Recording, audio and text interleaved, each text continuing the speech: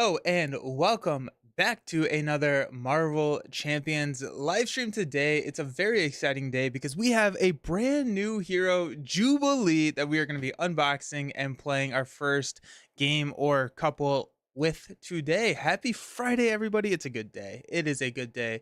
So whether you're here for Jubilee or because your company is not working because Microsoft destroyed every company overnight, welcome. Friday is a good day. Welcome. Hey, Trapit. So two-handed play. I do plan on doing some two-handed plays with Jubilee. Not today. I usually don't like doing those live. Those are hard. Uh, my brain doesn't have enough space for them. Hype. Let's go. Jubilee. Hope everyone is doing well. Hey, living for games. How's everybody? Yeah. Yes. Hey, Nelson. Excited to check out Jubes. Just finished work. Got a fresh glass of water. Eating a penguin. Eating a penguin. Good Friday. Interesting. Okay, I don't think I've ever ate a penguin because my computer deleted its operating system. Oh my goodness. Yeah. Infectious Zombie, thank you for the subscription. You are amazing. Oh my gosh. Insane. 18 months is crazy. That's awesome. Thank you so much. Wasteland's digging Jubilee. Good morning, Leroy. Carlo. Hey everyone. Let's get some Jubilee going. Absolutely. Absolutely. Yeah. My wife works for UPS and she woke up to a ton of like messages like, yeah, everything's kind of like not working. I'm like, that's not good. Oh my goodness. Excellent. Yeah, I'm pumped. I'm pumped. Jubilee looks interesting. She's one of those heroes that I definitely want to play a little bit more, or that I want to play before I cast my final judgment, because she looks kind of interesting. She looks like she has some pretty unique mechanics. So let's just dive in and open up. Definitely pouring one out for the folks in IT who are dealing with broken servers. Oh my gosh. If you are working in IT today, I am so sorry. Jeez, I can't imagine. Tainted Catalyst, I work in game development and yeah, everything is on fire today. Yeah, I bet. I can't imagine. Like, I hope that it gets resolved soon and that you all get whatever you all need to relax this weekend, because it's not going to be a good day. I don't think it. So, um, yeah. Jeez. Alrighty, let's break open Jubilee and see what is going on with this newest hero kit. I have done pretty well about or good staying away from spoilers for this pack. And so like I've seen a couple of the spoilers just here and there, but and then also like, everything that they show on like the article and stuff, but there's a good amount of cards that I have not even seen in this pack yet. So that's pretty exciting. I found her to be significantly more fun after a couple of plays. Look, lots of fun tools to pull from your collection to make her shine. That's cool. That's exciting. There you go. But I need a 9 a.m. beer. I feel that. What happened? I'm retired, so I haven't had to deal with any work computer shenanigans. Yeah, so I think it was there's some sort of Microsoft issue where they pushed a update which just like crashed all the computers in the world. It's not the best look for Microsoft. But yeah, so I think it was, I don't know, some sort of, yeah, it's not great. Not great. Ah. So there's just something exciting about a new pack of Marvel Champions, right? Yeah, yeah. Yeah. Let's start this out. Due to a compatibility issue between CrowdStrike, that's what it was, Falcon sensor, and a Windows update. Oh, okay. Yeah, have they tried turning it off and on again? Oh, glad I didn't update last night. New Yu-Gi-Oh pokes always smell the best. Oh yeah, nice. Jubilee is by far the most underrated hero in the game. CrowdStrike update killed Windows. Yeah, tough. Do you have any expectations or predictions for Gen Con and what the next wave will be after Magneto? I don't know if there's any. I wouldn't be surprised if we get some sort of announcement or teaser at Gen Con. And I am hoping that the next wave is Fantastic Four, but I have no idea. OP Kids at Gen. Oh, really? Are there? Or is that a prediction? Jubilee. Jubilee is a 112, which is not the best stat line I've ever seen. She has a like totally resource action or resource. Exhaust Jubilee, generate a wild resource. So she is just straight up a resource generator right there. So there you go. That's Jubilee. Big computer outage is just FFG marketing for Magneto Hero. I like that. Yeah.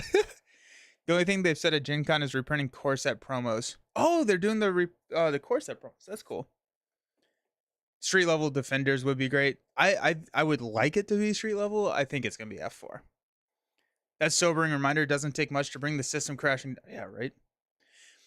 Her alter ego side, also over here, she is a 9 hit point, 5 hand size hero. And so the 5 hand size plus the resource generator is pretty nice. We'll have to see. I know that she has a lot of synergy with paying for things with different resource icons, and so that wild is going to come in handy. It is a little tough giving up a basic activation for one resource, especially since you have to like exhaust her to do so. So I'll be interested. I'll be interested. Jubilation Lee in her alter ego, which I think do we have an explanation on why Jubilee is just a combination of her name? Like you have like, you know, Logan is Wolverine, Scott Summers is Cyclops, and Jubilation Lee is just like, it's Jubilee. We're just gonna smash her name together. Is that like why is that? The alter ego art looks great on camera. Yeah, I like the alter ego art way more than I'm not the biggest fan of this hero art. Her basic is just a 1/1, so it's not a huge deal to trade for a resource. That's fair, Leroy. That is fair. It is a 1/1. However, um, you know, I think I was speaking more conceptually in the fact that like it's already a low stat line.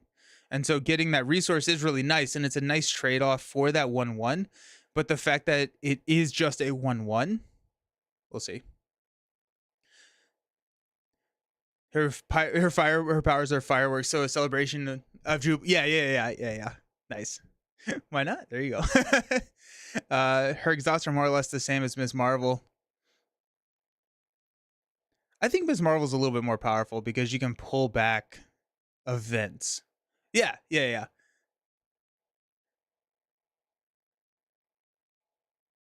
Okay, you make a lot of phrases shorter. I got you. Kennedy Hawk, that there are 3 playstars: Rush, Board Control, and Combo. I see how Board Control works, but Rush possible with any aspect that isn't aggression. Yeah, you can do it in leadership. It's the same. Oh yeah, it's the same discount. Yeah, and it's nice that it is a wild. So Jubilation Lee, 3 recovery. She has a Maw Rat. Search your deck for the shopping spree player side scheme and put it into play. Limit once per phase. She has a 6 hand size over here. So there you go. That is the identity card. The identity card right there. Some turns have the wild resource to fill her action is super handy, but if you don't need it, she's got a free regular activation. That's true. Let's go ahead and find that shopping spree because we've already referenced it. This is a player side scheme. So shopping spree right here. Threat cannot be removed by this scheme by heroes or allies. It's a 0 cost wild. As an alter ego action, we can exhaust our identity, remove 1 threat from here. Any player may trigger this ability. When defeated, the player who defeated this scheme searches their deck and discard for an item card and puts it into play. So that's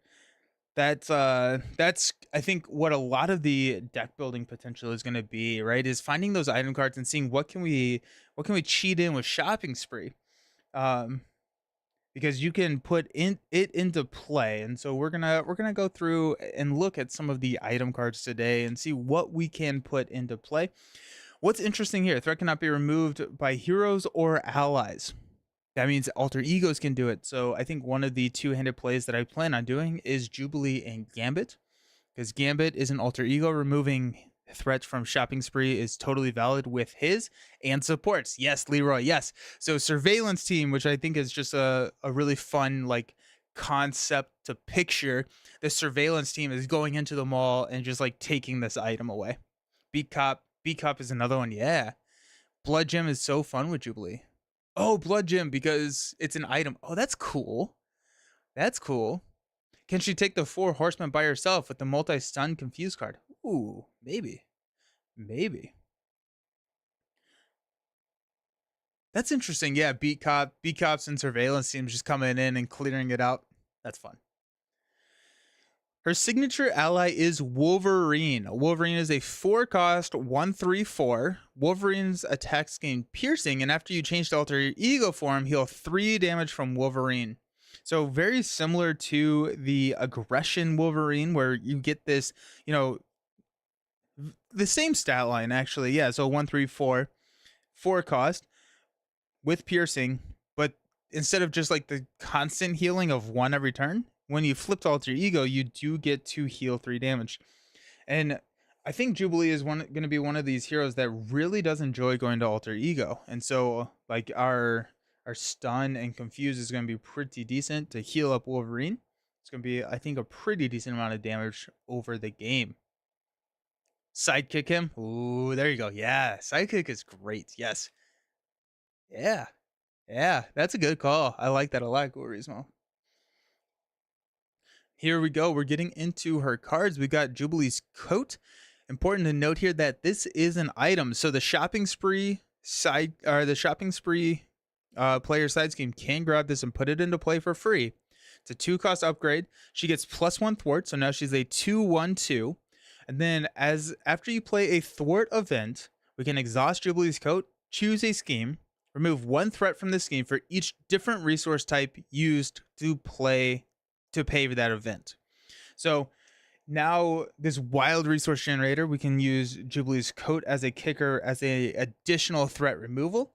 And that starts to, offset that basic activation because, now she's effectively thwarting minimum 1 with the ability there.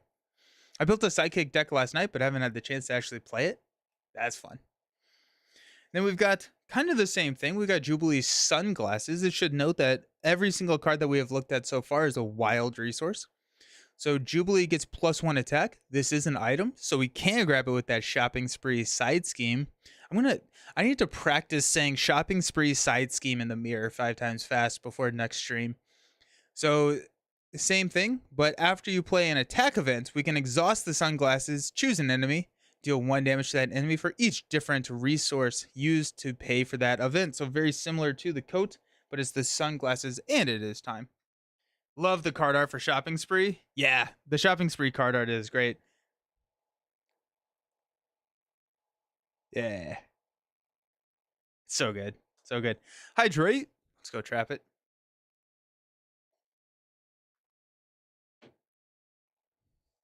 If you say it 3 times in a row, Jubilee appears. Yeah. Oh my gosh. Also I told myself I was going to be sleeving these as we went because then I don't have to take a long break and sleeve them before the first game.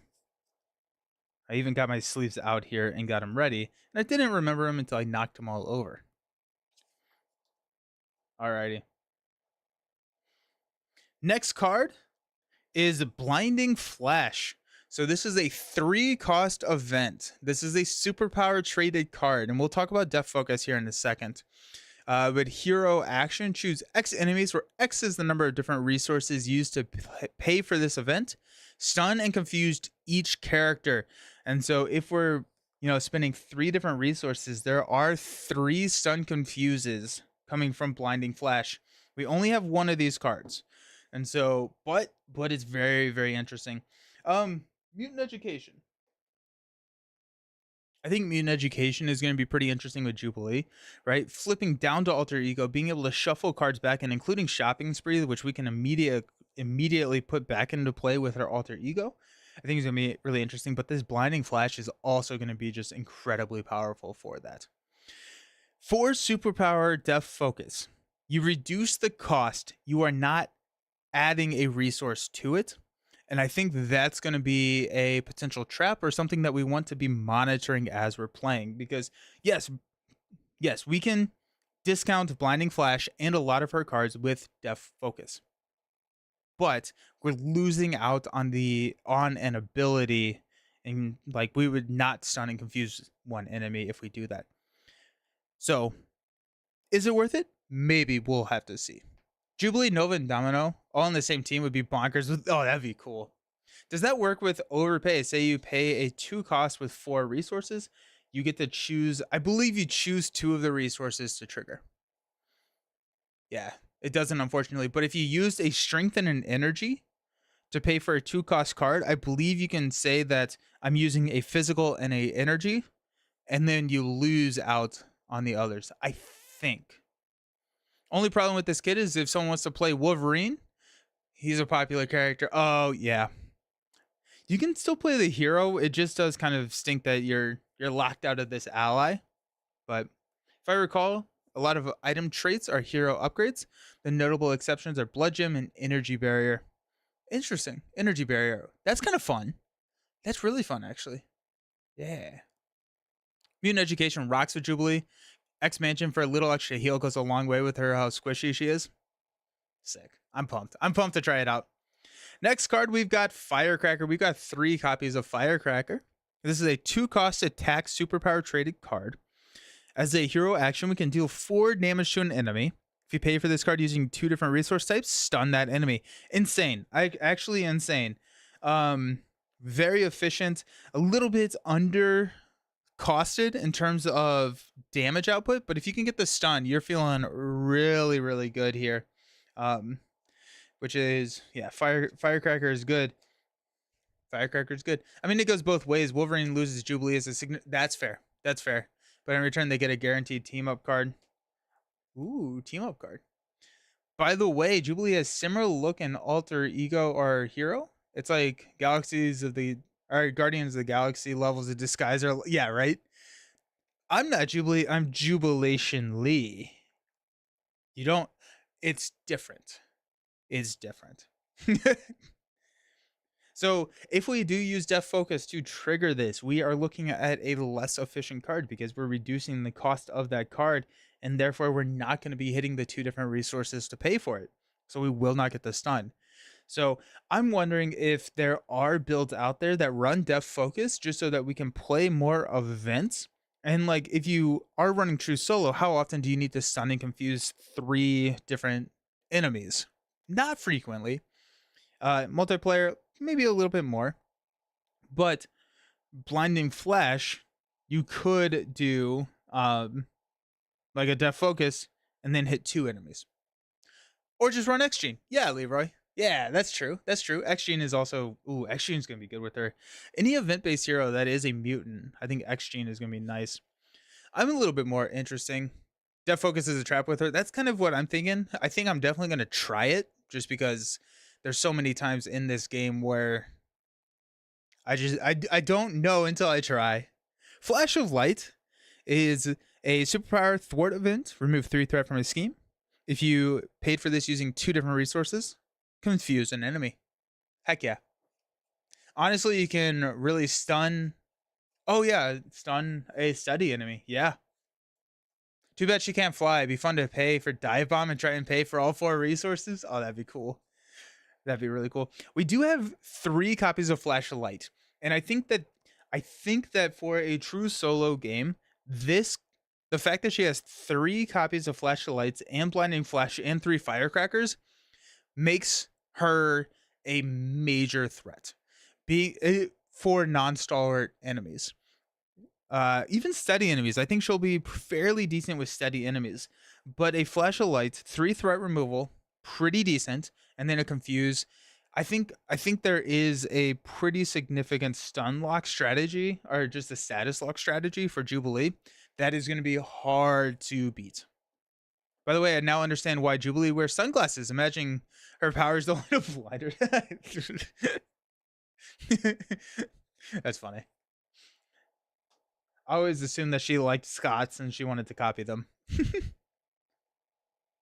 So these 2 cards, we have 7 out of the 15 signature cards apply statuses. It's getting real like Miles vibes here. Now they're more aggressively cost, or they're less aggressively costing the Miles cards, which Miles cards are like, hey, if you play this, we'll give you money. But it's kind of cool. For steady enemies and Blinding Flash, can I choose the same enemy twice? I don't believe so. Because you choose X number of enemies, where X is the number of different resource types. I believe when you have to choose different options. I think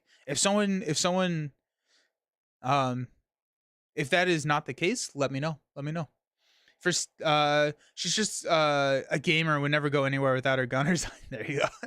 I'm excited for her. She was so cool in the new show. Really did her character justice. Nice. We do have grand finale. The grand finale here. This is a 3-cost attack superpower traded event. Hero action, deal 2 damage to an enemy. For each different resource type you use to pay for this card, choose an enemy and deal 2 damage to it. So if you use 3 different resources for this, then you're looking at 8 damage, which is pretty nice. It's also a wild resource, and so we're looking at everything but Firecracker and Flashlight being wild resources at this point. Well, Jubilee doesn't have tough, and her stats are lower than Miles. So some of her cards cost more than 2. Oh no, it's not all the same. It was giving me the vibes. It was giving me the vibes of Miles. I think there's gonna be very few things that come in and touch the stats of Miles. As an 80s, 90s kid myself, I love how 90s Jubilee's aesthetic is. Yeah. We do have 3 copies of Plasmoid Energy, which is our double resources here. So if you look at these, the resource icons are different. So it looks like we have a combination of each different type of resource on these Plasmoid Energies. And so if we're using these to pay for Firecracker, then we're going to get that kicker each time. Usual double resources don't do much for her also. So you have a generation or a resource generator with her basic activation. I will be interested to see how many builds run the doubles with her. I can see some, right? I think a very valid strategy, and one that we will probably try at some point this week, is at Shawarma. I won't tell FFG. Yeah, right. That's awesome. Is running a big Uncanny X-Men ally flood type situation in leadership, running the doubles and just pumping out allies, high cost allies. I think that's gonna be pretty good. I think that would be pretty good. T'Challa looks at Plasmoid Energy and thinks, someone stole my shtick. Yeah, right. I still run the standard doubles. Just because they don't work on 7 cards doesn't mean you shouldn't include them. Leroy. I think there will be builds that do and builds that don't. Because if you're looking at a lot of really cheap events to trigger, Jubilee's coat and sunglasses in the same turn every single round, right? If you're running like turn the tides and clear the areas and all of this so that you can get those triggers, I could see not running them. I think it's just kind of a how high are we pushing that cost curve? What are we looking at? Like, her cost curve is pretty high, right? I mean, we have 0-1 cost cards. Shopping Spree is kind of an outlier here because we're putting it into play with the 0, but everything is 2 or more costs. And so I could see the doubles being in play a lot of the times. I think, it's going to be one of those weeks where we try them with and try it without. Ways to get threat off her side scheme, like Beat Cop and Surveillance Team. Yeah. Yeah. I was like, oh, can the sunglass or can the coat? No, the coat can't. What aspect are you gonna play first? I'm probably gonna play a Justice. Usually, what I do is I modify the precon and play that. Husk is crazy with her and Domino because it's not printed. Oh, that's cool. Run the enhanced series of generators. Oh, that's interesting. Yeah. I think X-Jet is going to be a huge, she's going to want X-Jet, generate that wild resource. Blinding Flash is either rightly costed or pheromones or the next evolution of pheromones. Yeah, right. You probably hit on this already, but because of the jacket and glasses, she has a bit of a Gamora vibe when you want to play. Oh, yeah. I didn't draw that parallel. I did not draw that parallel, but that's a really good point. Yeah. She wants to be playing a lot of those events. And so also things like test the defense or maybe not fluid motion, because we're not really using her basic activation. But I think, like there are those cards out there that trigger off of playing multiple events. And I think that we'll see some builds like that. Secret agents and beat cops going on a secret spree. The joke wrote them. X-Jet and X-Gene. I think X-Jet and X-Gene are going to be huge for Jubilee. Card works for shopping spree since the card says move one threat.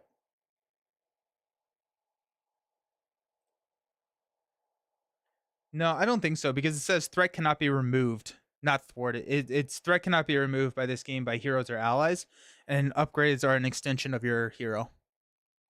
X-Gene is best as it's cheap, and you'll probably be in Alter Ego pretty frequently because of her shopping spree and all of her Alter Ego, and then just her being a mutant. We like that. Does the Deadpool card? Which Deadpool card? I'm sorry. Because you're a mutant, so it makes sense. Yeah, right. That's Jubilee's kit. I'm very interested in Jubilee. I think Jubilee is going to be one of those that the deck building is pretty exciting for this hero, mainly because of the sunglasses, the coat, being able to trigger off of the different events. So we just have so much flexibility when we're building the deck to try and trigger those two, as well as the shopping spree. We're going to be looking for items as we're playing, as we're building some decks throughout the week, and that is going to be kind of fun to see how we can mess with it. So, am I doing multiple plays today? I think so. That's the plan. That's the plan. We'll see. If the first play takes 3 hours, we may reassess, but I'm thinking that we will do multiple plays today. So, also Sonic Rifle is really good. I was gonna check. I didn't check before. I meant to check before. Is that an item traded? So what's the obligation? The mall is closed. My bad. The keyword not working today. I meant to say, does the Deadpool card move threat from the shopping spree? But you already answered it. Nice. EVA can. Yes, EVA can. That's cool, Trap It. That's really freaking cool. Okay. Yeah. No, that's fun. I really like that. Huh. That's cool. Captain American Super Soldier Serum is an item, so Jubilee can take Cap to the GNC. They just sell Super Soldier Serum at GNC now. Out of the Enhanced series, Resourceful is probably the best one-cost upgrade that generates a wild when discarded. Leave it on the table until you need a specific resource for a kicker. Curious how frequently you're going to need that in addition to an X-Jet and an X-Gene. I am not the biggest Resourceful fan. You're losing money when you play Resourceful. It's two effective resources generating a resource. Now, it can be nice for that kicker when you need it. Maybe a 1x Resourceful. I could see running that just to be, the bailout. It also could be a situation where we see with Quicksilver sometimes where we have leftover generators where that friction resistance, maybe that last time we don't actually get a huge benefit for that. And so I could see with Jubilation, with X-Gene, with X-Jet, with the doubles, I could see us with some extra resources left over. And so a Resourceful could be a nice play there. Who has the most items for two-handed, or the best ones? Gambit comes to mind. I think Gambit is going to be a really nice pair with Jubilee, mainly because Gambit can clear shopping spree. I haven't looked too much, but I think we will be playing some two-handed Jubilee plays. Resourceful is just there to be discarded from the deck with someone like Domino. There you go. Yeah. That's kind of what I'm thinking, Danielle. Yeah. I've played like 6 games of Jubilee so far, and I think 2 X's is enough. Yeah. There's some ground to discuss. Move versus remove threat. There's that's actually kind of, yeah, not actually. I don't like saying it like that. That is really cool. That is really interesting. Threat cannot be removed from this scheme by heroes or allies. Can you still thwart this scheme? So it can Storm still thwart shopping spree even though it does not remove? I don't think so, because I don't think shopping spree is a valid target, but it would be kind of interesting if you could thwart it, not remove, but then move the threat off of it to clear it. Gambit and Jubes are best friends. Oh, that's cool. Nice. Yeah. Gambit came to mind as he can clear and get his own stuff. I bet there are some good items deep in the binder. Yeah, yeah. That's what I like when they make a hero that revolves around a keyword. It's just so cool because we get to look and see some of the older, lesser loved cards. I thought about Storm. I wasn't sure if she could work. I'm leaning towards that she cannot because it says threat cannot be removed from this scheme, and so I'm thinking that it's not a valid target for an ally thwart. They do have a rule for moving in the reference. Nice. Hopefully the new rules guides will clarify. Yeah, we're looking at getting a new rules. Is that on Tuesday? Yeah, I think on Tuesday we're supposed to get a new rules thing. So that's kind of cool. I'm pumped about Jubilee. This is the kit. Let's take a look at the Justice Precon and see what some of the new exciting Justice cards are. Cyclops' Ruby Cord's Visor. Turn 1 Master Plan with... Yeah. What's nice there, and probably what we would be doing, is just running additional player side schemes. And so a turn 1 Master Plan would suck, but then you can just overplay the player side scheme and just clear it. Guys from the Thieves Guild deciding to turn over new leaf by just buying stuff. Vision Solar Gem. Oh, Bishop's Uniform, Iceman's Power Belt. Those are all really good ones. Ghost Spider's Wrist Gauntlets and Ticket. I didn't Ticket to the Multiverse as an item. That's kind of cool. That's really cool. Because all these things are totally available. There's a move roll, but not a remove threat one besides thwart.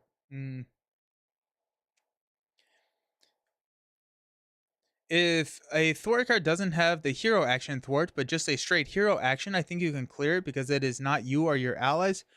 I think if it is a support, yes, but not an upgrade or an event. And I think they were pretty careful with the wording on Shopping Spree because it doesn't say you can't thwart it. It just says that threat cannot be removed from this scheme by heroes or allies. And so that to me says that anything that is an event that removes or anything like that, you're not thwarting it, but you're still removing threat. So I don't think it can trigger off a Shopping Spree. I think they were pretty careful when they worded it like that. Tell you right now, Cell Phone will be useless for true solo, but I'm really looking forward to trying it out in two-handed. Ooh. I like Cell Phone of the dirt facial expression. Nice. All right, let's take a look at the pre-con. We got Chamber, who is not having a good day. Vincent Upgrader can heroes. Yep. Yeah. So 4 cost, 2/2/3, takes -1 consequential damage after he attacks a confused enemy. Awesome. Float Like a Butterfly just got better. I mean, like, right, so we run Float Like a Butterfly. Now he's attacking for 3 and not taking consequential damage. 4 cost. He's also a 2 thwart. I mean, like, 4/2/3 is a decent stat line, a little overcosted, but the fact that he can just stay out indefinitely, and if we're running a confused build and we're running into that float and we're leaning into that already, we're feeling pretty good. Chamber new contender for worst art in the game. I don't know. Training room is pretty bad. Or athletic conditioning or whatever that card is pretty bad. It just looks like he's like, I assume that's that's like his power somehow. It just looks like he's getting absolutely bodied by that flame though. Thankfully CDB has the secret or search trait or never remember all the items. That's a good point. Yeah. The CDB, I may just do a video on that and put out a short video on how to use the search function, because I think that's something that a lot of people know, but maybe a lot of people don't. And so, well, there you go, little Yuki. Yeah, okay. So I need to learn how to search with syntax and CDB. Yeah, I'll make a short little video on how to utilize that, because I think that's going to be really beneficial. I use that all the time. Gotta use Astrogardar's guide. Ooh, okay, nice. Chamber looks like he doesn't have a jaw. But I Ticket to Multiverse is worse. On Alter Ego Chronicles. Love that blog. Check out Alter Ego Chronicles. Yeah, CDB search syntax is easy, yeah. Next up, we have Husk. This is a 4 cost, 2/2/3 ally. As an interrupt, when Husk uses a basic power, spend up to 3 resources. If you spent at least 1 lightning, we get +1. A mental, heal 1 damage. And then a physical, ready Husk after this use. What's kind of interesting here is that this interrupt does trigger before the consequential damage triggers. And so if we are going to be using this, we actually don't want to spend a mental on that first activation because she won't have any damage to heal. Also, how to share a deck. There's like an obscure option somewhere you have to check. Oh, yeah. True. Technically, yeah, he's getting bodied. It's the furnace from his chest. Oh, geez. When Chamber's power is manifested, it destroyed his chest and lower jaw. It's one of the things that prove that all mutant powers kicking in are good things. Yeah, that sounds tough. He doesn't have a jaw. His powers blew it off when they man it. That's not great. That's not good. Feels like someone will break Husk. Even if ever a Marvel Champions card could go infinite, it's her. Oh, ready her after this use. It's also kind of cool that it's not like spin from hand or anything. So you can she's gonna be real fun with Black Panther. I can see me revisiting and doing a Black Panther deck with Vibranium because you're not discarding printed resource, you are spending resources, so those wild resources can count, I think. So like Black Panther's Vibraniums, you can get +1 and ready. And so there's just a lot of really cool combos there with that Husk play with the Vibraniums. Husk feels more like a Bishop card. Yeah, the Bishop would be really fun with her. She's a resource sink, right? So any hero that we see having additional resources or wants things to put resources somewhere, I could see being worth it. Hulk kind of could be pretty good here, right? Um,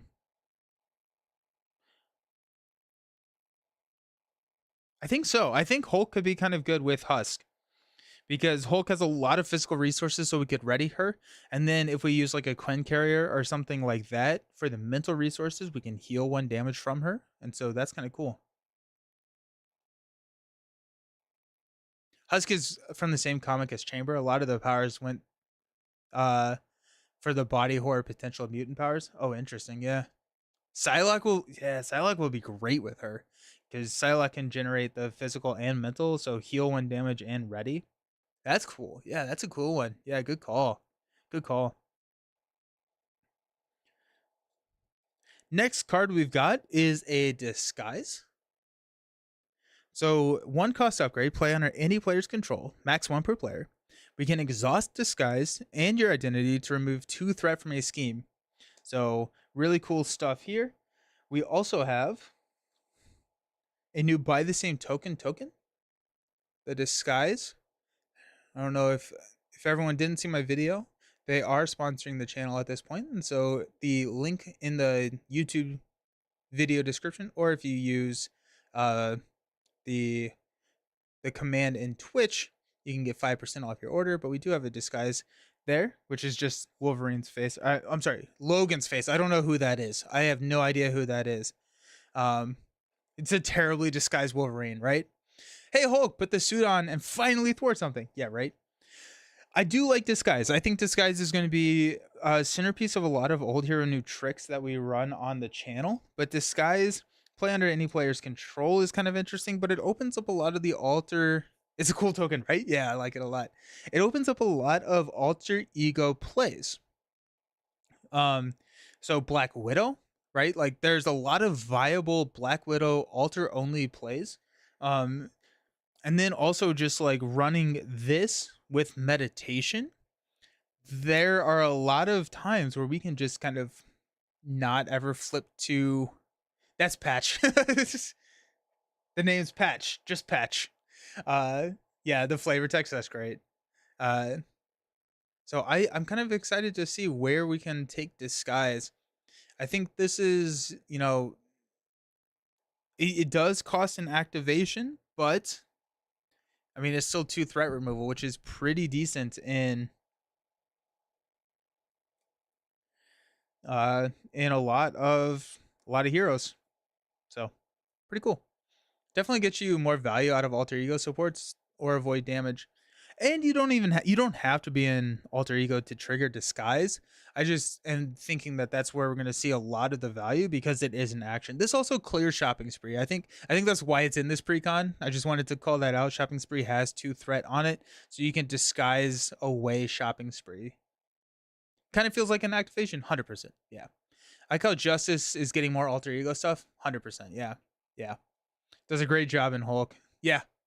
Where you're trading the damage, which is a little sad because that's the phantom cost of disguise or anything that exhausts, is that you then have to consider the cost of what your activation could do. It's the opportunity cost of playing disguise is you're not basic activating. So it's like, yes, you're removing 2 threat, but now you're also not dealing 3 damage. Um, which Hulk doesn't really lack for damage, and so that this doesn't lose you the game, which is nice. That's absolutely why it's in the game. 100%. Yeah. Next card, we got Waylay. I not the biggest fan of this art. 3 cost event. After your hero thwarts, deal 4 damage to an enemy, 7 damage instead, if the thwart removed the last threat from the scheme. I think that's pretty interesting. I think Waylay is an interesting card. 3 for 4, 4 for 4. We do not want to be paying that. That card is stinky. We do not want to be paying for that. The 7 damage for 4 is better. It's pretty decent ratio in yellow. With the condition, it's tough. Yeah. Waylay might be okay in solo, but it's so expensive. And that, yeah, I think that's the big thing, is it's very, very expensive. 7 damage. And a lot of times there's a lot of heroes where in true solo,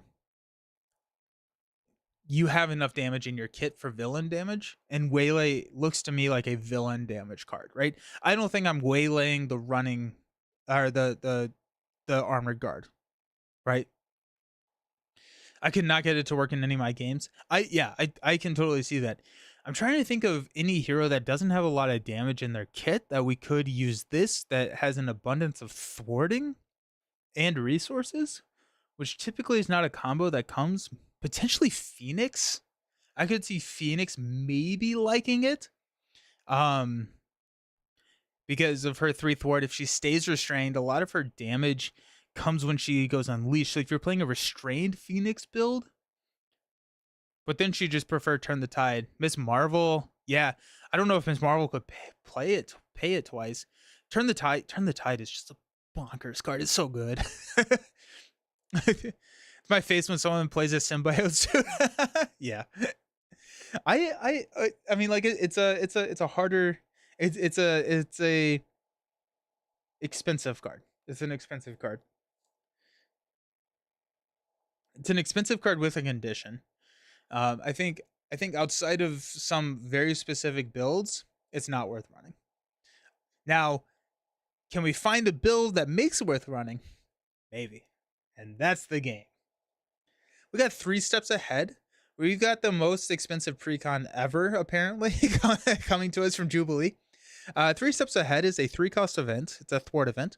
For each different resource type you spend, choose a scheme and remove 2 threat from it.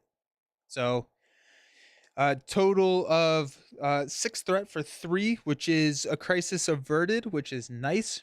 The nice thing about here is that we can choose different schemes and we can break up that thwarting, which can be really powerful.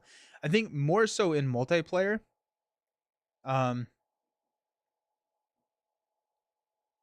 In true solo, I don't see myself running.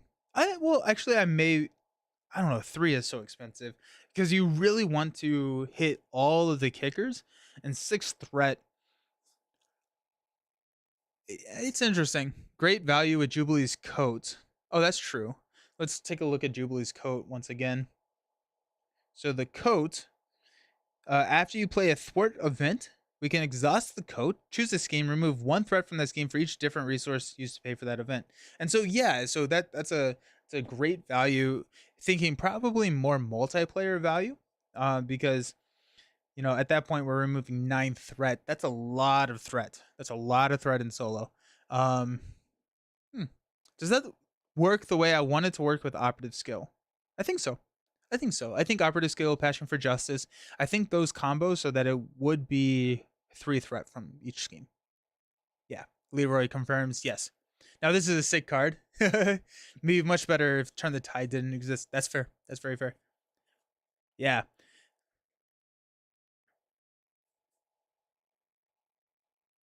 It's interesting. It's definitely interesting. I 3 is a lot. Um I think with player side schemes it gets a lot more interesting and a lot more runnable. It is nice that it's a mental resource. Um we haven't seen any major thwart events since Crisis Averted. That's true. That's true. Yeah, so I like this more than Waylay. I definitely like it more than Waylay. I like this definitely more in multiplayer. We'll definitely play it in True Soul, see how it goes, but we'll see. My solo games it was still very good. It does a great job at clearing a side scheme and then chipping. That is true. I think I haven't wrapped my head around the fact that it can trigger on multiple schemes. And so like yeah, you start dealing with a player's side scheme or a side scheme, and then you can also hit the main because at worst case, like I think this probably replaces Crisis Averted in a lot of true solo games. If you're running Crisis Averted, there may be an argument to just run 3 steps ahead. Now the different resources is kind of hard, but yeah.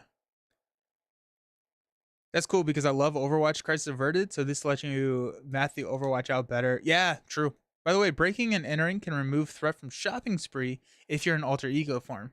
In other words, you're just stealing. Oh yeah, that's true. Breaking entering the thwart event. Yeah, that's funny. You have to have the thief trait, right, for that. This would work better with operative skill and passion for justice too. Very much true. Very very true. Right, because now it's hitting each instance of that damage. Actually does it? Yeah, I think so. I think so. I think it does. I think it does. I think it would hit each instance of that damage. Um, I think so. Someone fact check me on that, or an alter ego covert ops, covert shopping spree. We do have a new player side scheme. We got Generation X, Victory Zero. Each X-Men character gets +1 thwart while making a basic thwart against this scheme, and then it does come in with 3 threat per player. When defeated, each player may search their deck and discard pile for an identity-specific card and add it to their hand. That's pretty cool. That's really interesting. You don't have to have the X-Men trait to thwart this. It just gives you a bonus if you are an X-Men, so that's nice.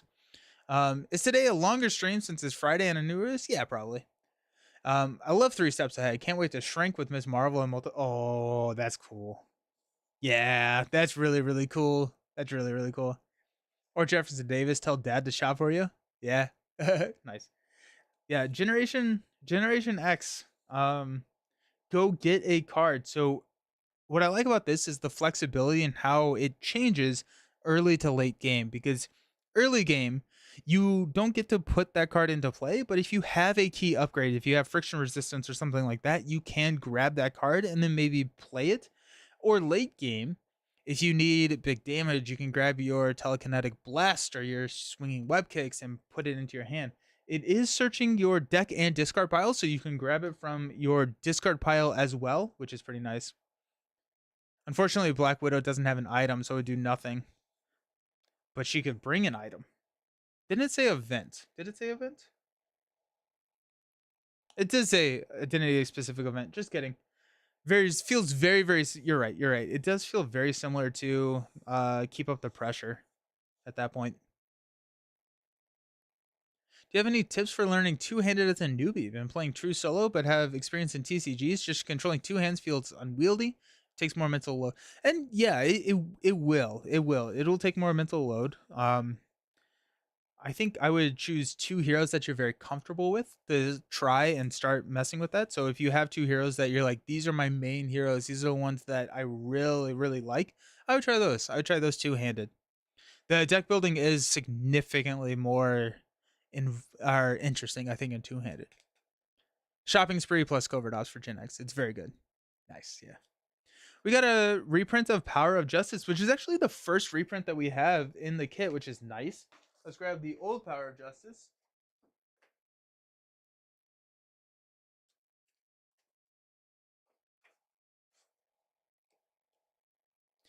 So this doubles the amount of resources by paying for a yellow card.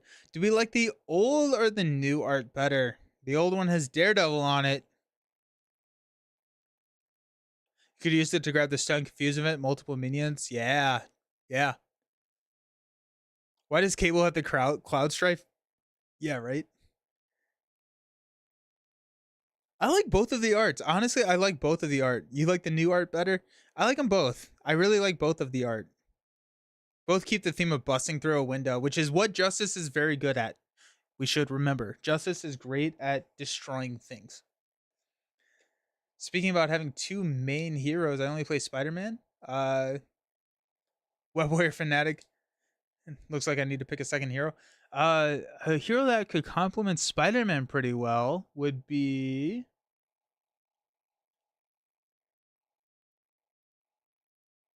Captain America. Would be pretty good.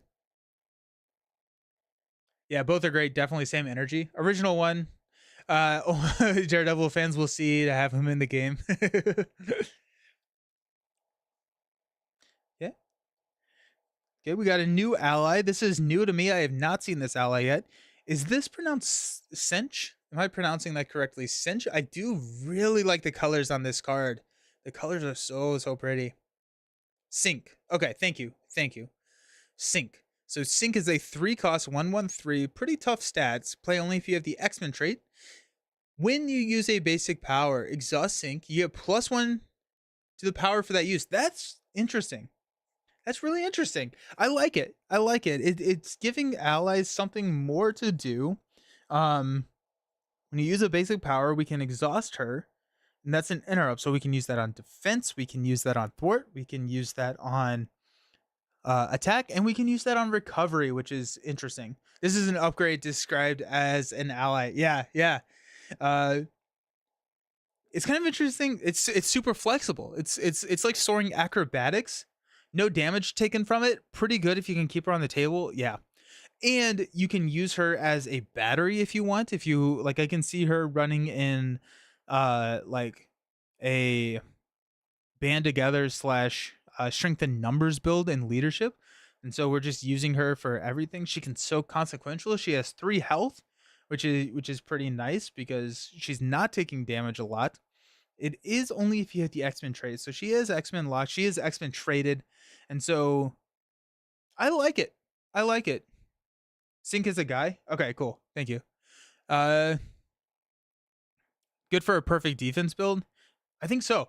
And I think it's really good for a perfect defense build because one, we can up the defense, but if we have already built and sync, we get sync onto the table early, and we're able to use sync to buff our defense until we can get all of our other upgrades up.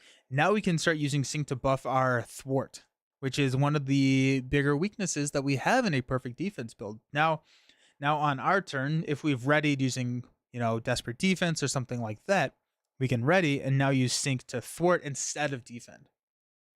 Imagine Gambit with him. Oh yeah, with defense, insane.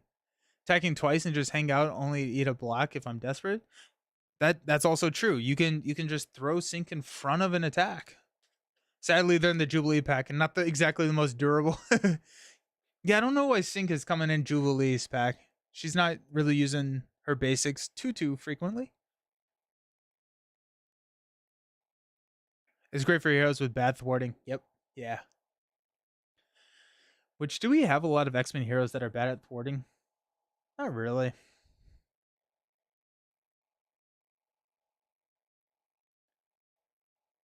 Interesting. I like sync. We've got cell phone. This is an item upgrade.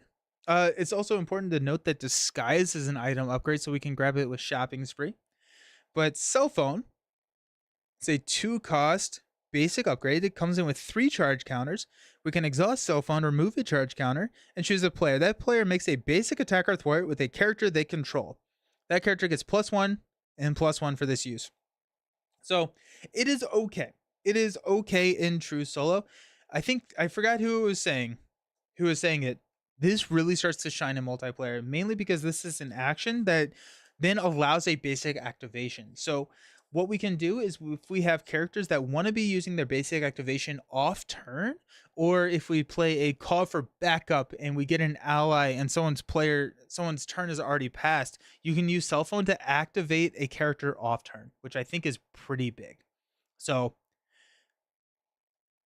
Sync was also in Generation X. That's why he's switching. Oh, okay. I see. Got it. Um, so I like I like how this works in multiplayer. I'm not the biggest fan of it in true solo, but it's interesting that it's not limit one per player. You can only do it once per activation, but it is kind of interesting to get those boosted stats there. I'm iffy on Sync for Jubilee. Yeah, I don't think I love him in Jubilee. She doesn't have better things to do than her basic thwarter attack. Yeah, totally agree with you there. Logan discovering those wonders of modern smartphone technology. There needs to be an obligation where you get a call from your cell phone in the middle of a fight. Yeah, I like this in multiplayer. We'll probably try and utilize this in a two-handed game at some point because that'll be a lot of fun. Oh, hey, look, we got a reprint of X Gene. There you go. Just like that. Definitely a fantastic card. We have, we have X Gene already, and I don't remember what X Gene came in. It came in something, but X Gene is we can exhaust X Gene to generate a wild resource for an identity specific event. You can only play it if you have the mutant trait. And so really awesome stuff. Also, fun thing. I didn't think about this, but if you're playing two-handed, you can actually use Rogue. This is not efficient at all. You can use Rogue to put touched on an alter ego. You don't get any benefits from that, but then you get the mutant trait in hero form. Then you can play this. I don't know. Rogue for X Gene.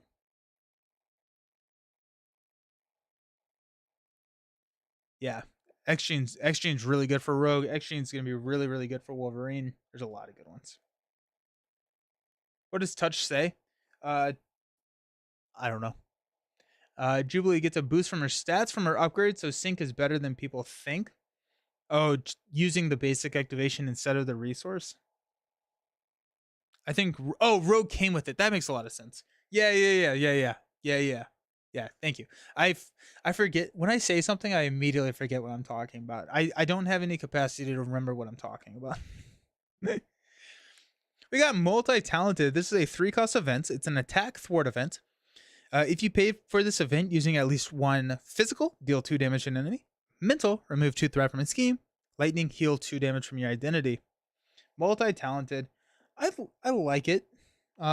It's flexible. It's not efficient necessarily, but it is flexible, and so it's okay. I don't think that I'm running this too frequently, but yeah. Multi-talented is fantastic with Jubilee. Oh yeah. She's already built for that card's cost, and it activates both of her items. Plus, the healing is very welcome for her. Oh yeah, that's true. I like Shield Rogue for single player. Only hero who can have the shield trait technically. That's fun. That could be super useful in Gamora. Yeah, Gamora would like it. Gamora would really like it. So you're saying you're Kelly from The Office? Yes, exactly. I honestly had already forgotten what you were referencing there. I was like, I don't know why she's saying it. Like what's happening? Nope. Yeah, because I've already forgotten. Yep. I've only just heard of this Marvel card game. What's it about? Hey, Big. It is a cooperative game where you take on the role of a hero and then you fight a villain. It is an incredible game. I absolutely love this game. We're actually unboxing a hero that was released today. And so it's similar to the vibe of like a TCG, trading card games like Yu-Gi-Oh, Pokemon, Star Wars Unlimited, but it is cooperative, and whenever you buy a pack, you know exactly what's coming in it. So there's not randomized boosters. So you buy a pack and you get the cards. It's a really good game. There's a lot of interactions. There's a lot of really cool stuff going on. Yeah, yeah. So I would highly recommend trying it out. It's one of my favorite games of all times, but I also would say that I am a biased opinion considering I have a channel dedicated to this game. But I like it. So far I've cleared 10 plus villains including Nebula with Spidey. Do you usually start with earlier and easier villains when learning a new hero? I tried first time Wolverine, Thanos, and I got humbled. Thanos is tough. Thanos is tough. All of us helped pay for 2 different resources for it. Oh yeah, Power in All of Us. Yeah. Yeah, awesome. Yeah. I hope you love it. It's great. It is so fantastic. The model is called Living Card Gamer LCG. Yeah, thanks, Maddie. Yep. Gotta go to work. You all have a great day. Enjoy your games. Catch you later. See ya living. You won't be disappointed. It's my favorite game since it dropped in 2019. It is so good. I have well over 1,000 games and waiting for LGS to email you to pick it up today and buy like 500 sleeves for Lord of the Rings. Power Novels picks 2 of the resource. Yep. Nice. Wolverine actually matches up okay with Thanos. I actually like piercing. Yeah, that's true. That's true. Thanos is still not easy, but I think, a new hero plus Thanos is always a tough ask. We've got Unlikely Duo. This is a 2-cost event. It's a team up. Here's that team up that was alluded to earlier in the stream. This is a team up for Jubilee and Wolverine. Confuse an enemy. Deal 4 damage to a confused enemy. Amazing. Amazing. Yeah, I like that a lot. I like that a lot. Yeah. Do you log your plays? I've been using the Champions Tracker. I use BG Stats to log most of my plays. I have not. I've gotten bad about logging my Champions plays, but I stopped. I would say that I've logged about half of my Champions plays. You got Jubilee on the 16th of July, which just happened to be my birthday. Happy birthday! That's awesome. That's nice. I like Unlikely Duo. Do we? Yeah, okay. We do get another copy of it. I was a little concerned we weren't going to get 2 copies of Unlikely Duo. I'm like, I want to run a Jubilee Wolverine deck or combo, 2-handed play, because that's really decent. That's really decent. Confuse an enemy and 4 damage. That's pretty nice. Thanos gave me a lot of trouble from Jubilee. I think you can definitely need more allies. Oh yeah, I think Jubilee's going to struggle against anyone with Stalwart. I think that's going to be a tough ask for Jubilee to deal with because so many of her cards revolve around being our status locking. Get a spreadsheet so I know which matchup I've beaten. Goal to beat every villain on expert with every hero. That's cool. That's fun. That's really fun. Going back to our obligation. So this is the pre-con. These are the cards that we got. I really like. I think 3 Steps Ahead is going to be interesting. I really like Husk and Chamber. I think Sync is going to be cool. Generation X. A lot of solid cards. A lot of solid cards. Some matchups are impossible with the current card pool, so I just marked red if I lose too much, and we'll revisit in the future. Nice. Our obligation is grounded. Jubilee is grounded. Give to the Jubilation Lee player as an additional cost to change to hero form during your turn. You must spend 2 resources of the same type. When revealed, change to hero form. After you play a Jubilee event, remove this card from the game. That's pretty brutal. That's really brutal. You have to spend. Ow. Ooh. Yeah, so spending 2 resources of the same type. You can get. Ouch. Yeah, that can be a tough. That can be a tough. Especially true solo. Like I can see that being game ending for some games. And then we got her nemesis. We got Nanny. Nanny is a 2 scheme, 1 attack, 4 health with toughness. After Nanny attacks you, if you control 1 or more allies, searching counter deck and discard pile, and the set aside copy of Lost Child and reveal it. That's cool. I like that. Love the X-Jet flying away in her obligation. Oh wait, really? Oh, that's fun. That's really funny. Out there in the window right there. I like Nanny. I think that it's really cool that you're playing off of game conditions, right? So if there is an ally in play, or if you control one or more ally, that's a cool way to add in a game effect that's off of a different triggering condition. Oh, I'm excited. We're getting close to yeah, right? Uh which is really cool. We got naughty children. When revealed, place one thread here for each different resource on cards in your hand. Brutal. Oh, you're getting, yeah, that's tough. Ouch. We got battle suit. Uh, what's Lost Child? Lost Child. Let's go ahead and read Lost Child because this is what Nanny is going to be pulling. We got 2 copies of Lost Child. Lost Child. Treat the attached ally as a regressed minion with a blank text box. Its minion scheme is equal to its printed thwart and does not take consequential damage. It also gives it -1 scheme. Attached to the ally with the highest cost without a Lost Child attached. Attached ally engages its controller. Otherwise, this card gains surge. So, no more minion stealing. Close. Nelson still has to go through that binder and deck field.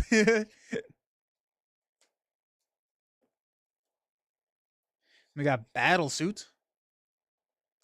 Attached to a minion with the fewest remaining hit points. Otherwise, this card gains surge, +3 hit points, and gains the aerial trait, +1 attack. That's pretty cool. I like the art. This is hilarious to me. Who is in there? Is that Magog in there? Who's in that Battletech suit? That's a I do like that. I do like this Nemesis set. That's fun. I have no idea who Nanny is. Absolutely no idea. Being beat up by the egg version of Kool-Aid Man? Yeah, right. Nice.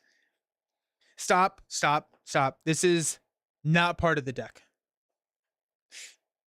So back of the pack cards, we actually have a, I did not realize that we were going to get both a modular set and aspect cards. Poor aggression, no aggression cards, but we do get some blue and green cards. So blue, Mutant Mayhem.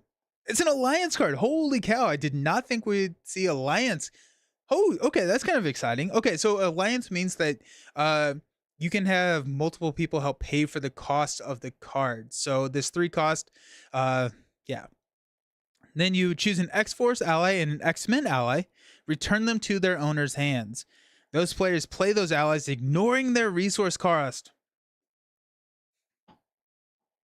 Okay, that's cool. This is a really cool multiplayer card. It's not a bad solo card either. I think that there are some interesting combos here, but we have a lot of when entering play abilities. Think Professor X, minimum you can like confuse and ready or something like that. But like think about like Beak, right? If you play Beak, remove all the threat, you can pop him back to your hand and play him again. Alliance, that's a MC Boomer keyword right there. That's funny. Caliban, Phantom X, Beast. Beast is really good here. Beast is fantastic. Caliban is really good. What's Phantom X is? I'm trying to see where Phantom X can combo here. Beast, can you get back to my hand? Yeah, right. Marrow, Triage. Yes. He gets another EVA activation. Got it. That's cool. That's really clever. That's really, really clever. I like that a lot. Yeah. That's cool. That's really, really cool. Interesting. There's going to be a two-handed play revolving around this card because this seems like we can break it. This seems not break it, but it seems like we can do really good. Polaris is a great target. Polaris is a fantastic target.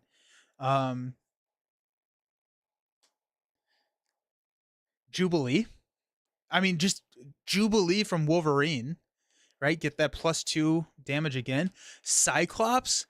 The new Cyclops card that just got revealed in Magneto's pack, right? Pull him back, play him again. Now you're getting +2 if you play it on the same. Colossus to get the tough back. Yes. Cyclops ally. Yep. Kevin. Amazing. Should be great with the new allies coming in Magneto's kit. Yes. Oh my gosh. Yes. Phoenix from Cyclops's kit. I really like it in Phoenix because you can grab another tactic card. Hey Brant, how's it going? Those new alliance cards are absolutely awesome.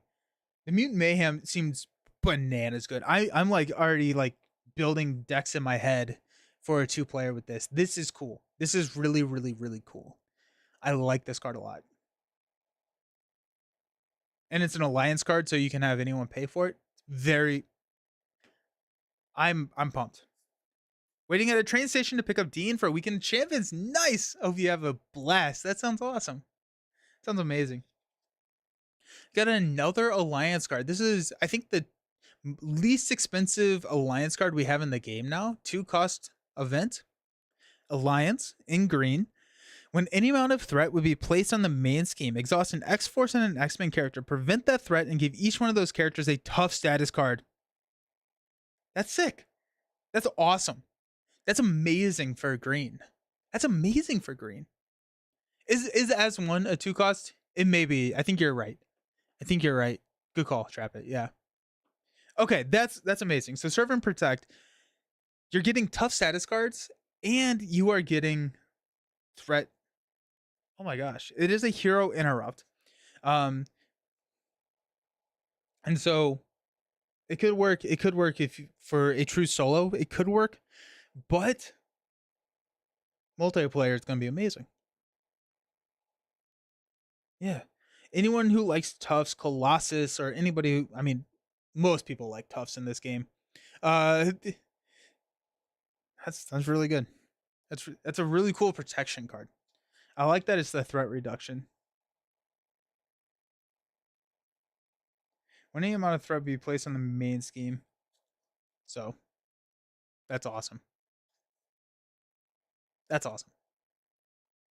Best part of the pack, the modular. We do have a modular. We'll probably play with this modular just to start the plays off. But we got Arcade. This is the Arcade modular set, 5 cards. Arcade, 2/2/3. Arcade cannot take damage while a trap side scheme is in play. When revealed, discard cards from the top of the encounter deck until a trap side scheme is discarded and reveal it. Arcade is awesome. Nice. So 2/2/3 is not great. Cannot take damage is also not great. And 3 of the cards are trap side schemes. So let's go ahead and read these.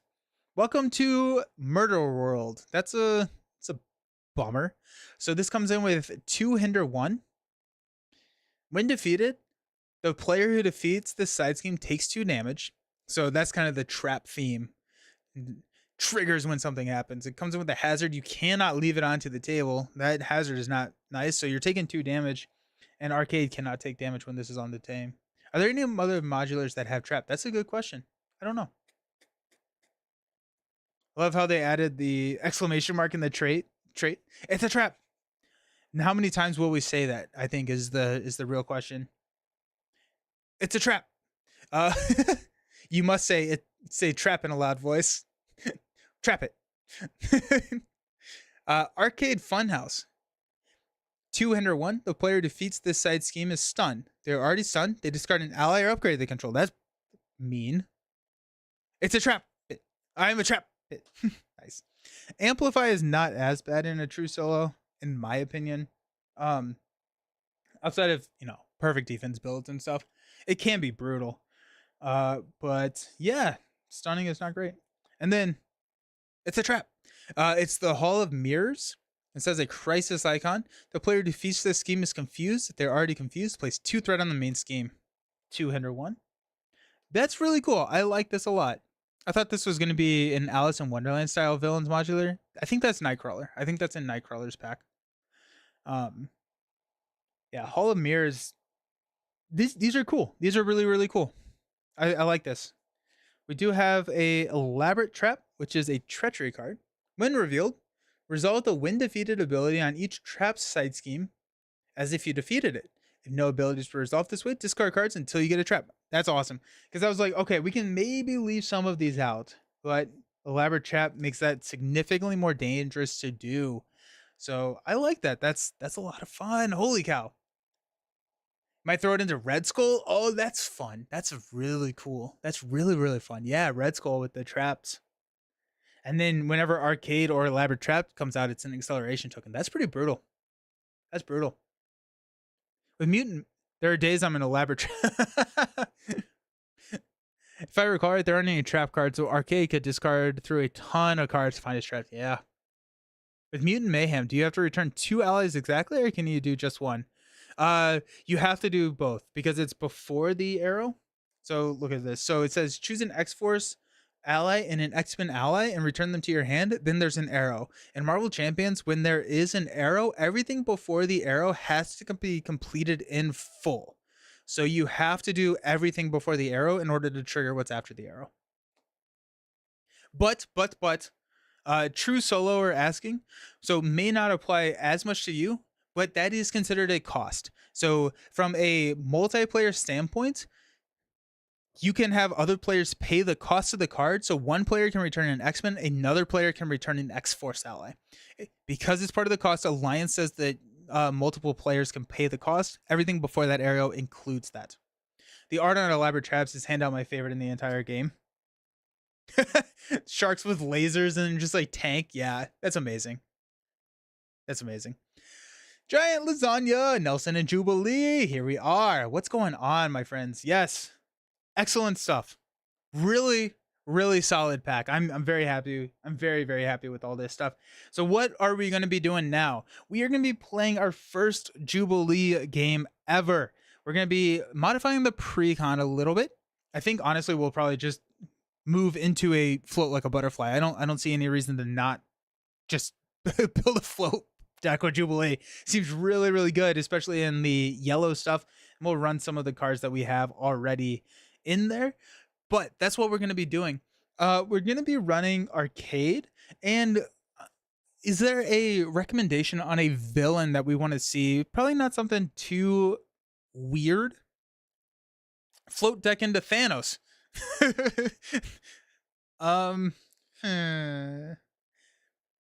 I got a $250 buy the same order token and got a ton of sleeves. Who needs money? Exactly, right? 4 horsemen. Sentinels would actually be very cool for a theme, but Sentinels has Stalwart. Are any of the Mysterio cards trapped? Keep it simple and lean into her strengths. That's kind of what I like to do for that first. Oh, Mojo would be mean. Only on stage 3. X-Men 97 Mojo matchup. Okay. Go Mojo. Does Mojo have?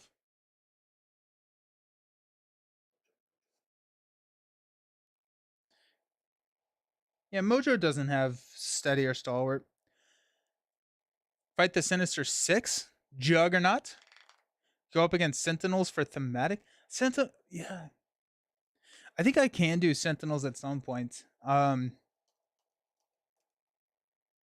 kind of like Sentinels for theme. It kind of very much hurts the float deck idea, though. No, Sentinels has it.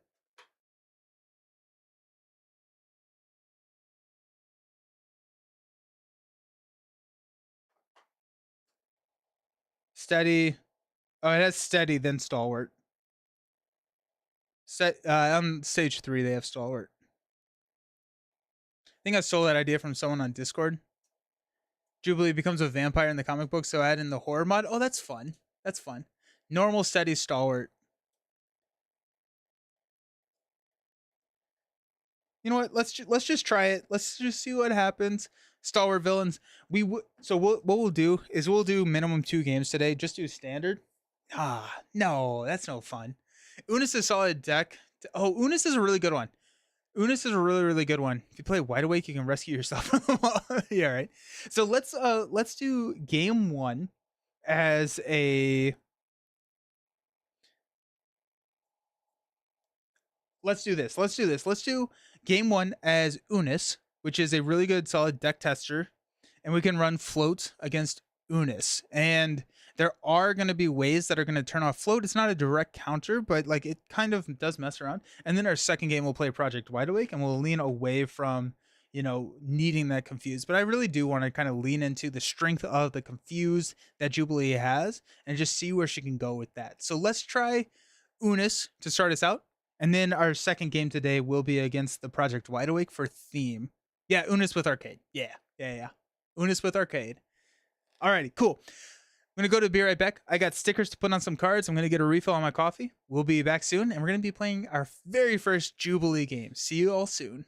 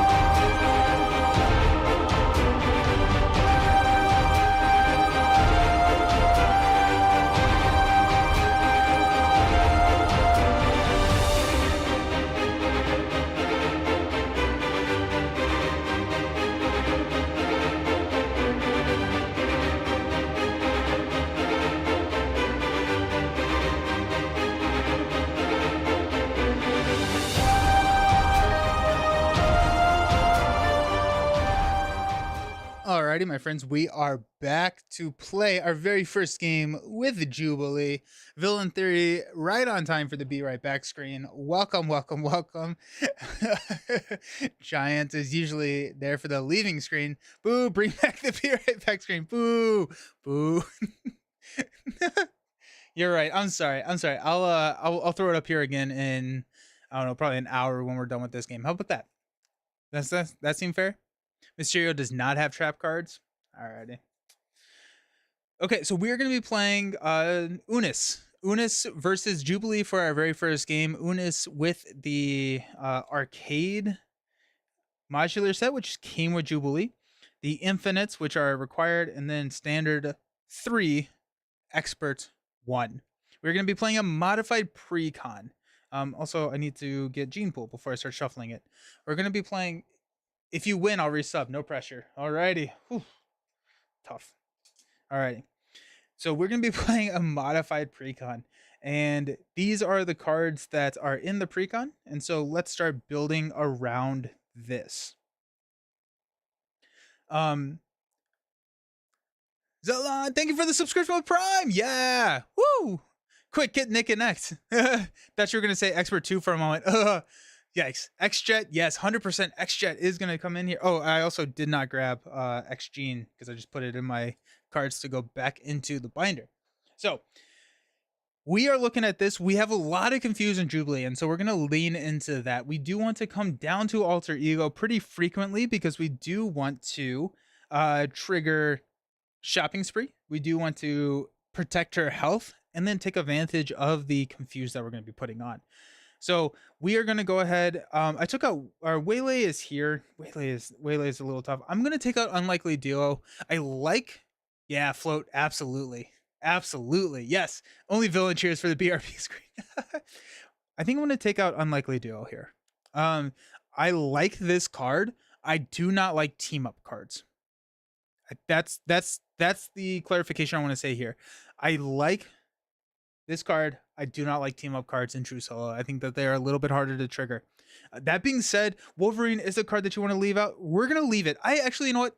Scratch that. We're gonna leave it because, yeah, Wolverine is a card that I want to leave onto the table forever. And so, Unlikely Duo will probably trigger more, especially with the healing. So I think we had the Wild is good for her. The Wild is really good for her. True. And then also, like, once we get Wolverine on the table, the idea is that he will not leave the table. Miss the unboxing. What's the cell phone card? The cell phone says that we can exhaust this, choose a player. They get to make a basic attack or thwart with a character, and they get +1 to their stat when they're doing it. Mutant Education, X Mansion, Sonic Rifle. Blood Gem is so good. She can cheat it in. Being a resource generator helps her. Yeah. I love that. I love that. I love that. Yes. Okay. So we're just going to run all of these. 1 copy of Disguise. Let's go 2 copies of 3 Steps Ahead. Let's run Generation X. I don't love cell phone in solo play, but let's try it, especially since it's an item, so that we can grab it. Multi-talented. We're gonna go ahead and run 3x of multi-talented just to see how we're feeling with that. Unlikely Duo. I don't love Waylay. I don't love Waylay here, but we at least have Gene Pool. We'll run 2 copies of Waylay to give it a fair shake. Imagine Quicksilver taking photos of himself while he's doing superhero stuff. That's great. That's great. So that leaves us 2, 4, 6, 8, 10, 14. X-Gene is 15. So we have 10 cards to play with. So that's cool. That's cool. Let's do X-Jet, Mutant Education, Weapon X. Weapon X, I think so. Weapon X is a little tough. Is Jubilee? Dude, Jubilee is not limited to once per round. So if we ready Jubilee, we just have a constant resource generator. I don't think I realized that. Quicksilver and Scarlet Witch are mutants. I'm happy to die on that hill. I usually put it right away. I like to try and give them a fair shake. So Jubilee being able to ready and generate another resource is pretty cool. So let's grab move the cards closer so I can actually grab them. X-Jet, really good card, I think, for Jubilee. Let's go X-Mansion. Mutant Education. Mutant Education is a zero-cost alter ego event that states that we can shuffle up to 2 identity-specific cards back into our deck, and then if X-Mansion is in play, we get to draw a card. Great for shopping spree, great for almost anything Jubilee. So, I like that. We're actually going to grab another copy of Mutant Education, run 3 of those, because of how frequently we will be an alter ego. I just love Recursion. Recursion's good. Professor X is a great card. Yeah, let's grab X as well. Mutant Education. Okay. We're gonna grab X Mansion. Nope, we already have X Mansion. Just kidding. Utopia. So we can ready Jubes and do another resource generator. That's 2, 4, 6, 8, 10. We're not going to run the doubles in this one. I think we're going to try it without running doubles because we do have the 3 double resources in her kit. So we'll see how that goes, but I think just to kind of give that deck space, we're going to do that. We also need Float Like a Butterfly. That's the entire strategy, right? So let's go ahead and grab Float. Professor X. I like Cypher. Sup, Nelson? Sorry, late as always. What's your favorite X-Men so far in Champions? Just ignore me if this has already been asked. No worries. My favorite X-Men in Champions. I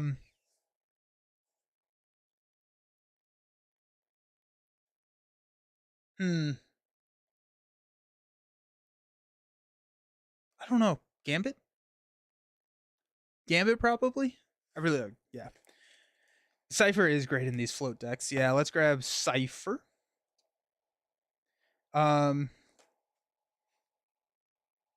After Cypher attacks a confused enemy, draw a card. So we're at 3, 4, 5, 6, 7, 8. So not necessarily in Power of Justice territory. High cost cards still likes doubles. I was about to say maybe we don't do that. Maybe we do bring back the doubles. Because it's an expensive deck so far. I think it'll be fine. I think I'm gonna go blindfold here. Will you run power on all of us? Probably not in this deck. We got 1, 2, 3, 4, 5, 6, 7, 8, 9, 10. We do have we have a really expensive goods. You have like 25 plus 2 cards. Yeah, that's kind of, yeah, true. Hope Summers with Mutant Education could be good. Hope Summers with Mutant Education.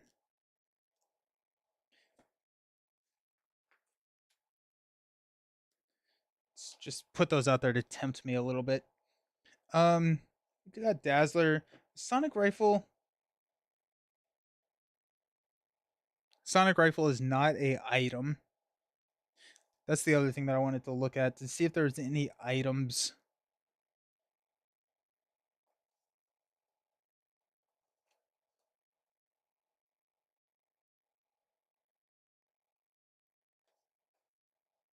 Not really. There aren't any items in. I think a Jubilee Shield deck would be kind of really interesting. B Cop for Spree. I'm kind of thinking B Cop for Spree. Disguise is also. I kind of like B Cop. I like B Cop. Villain Theory played her versus 4 Horsemen. I'll catch up with that after this. Oh, yeah? Nice. Glad I could sneak an entire gameplay video from Villain Theory waiting for Nelson to get Jubilees to the table. Nice. Yeah, so I think.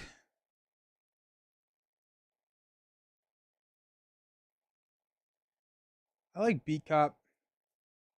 Are we just running a higher cost curve? I only mentioned the power in all of us because it's so good with multi-talented. That's true.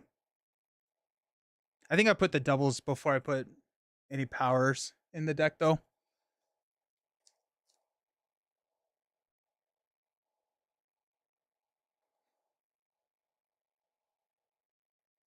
I think we probably have enough confused, especially with their cycling with Mutant Education. Villain Theory has Jubilee. I thought UK had to wait years for new packs. 50 cards. Let's go. Alrighty, so let's try a B Cop. I think B Cop is worth running.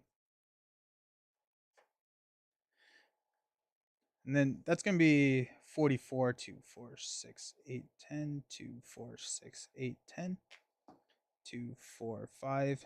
Yeah, 44. Nightcrawler teleported it over. I love B Cops. B Cops are great. Let's try that. We're running the doubles. We're running a lot of expensive cards. It'll be fine. Jubilee. Jubilation Lee. Is Cypher X-Men or is he X-Factor? He's X-Force. Yeah. That's fine.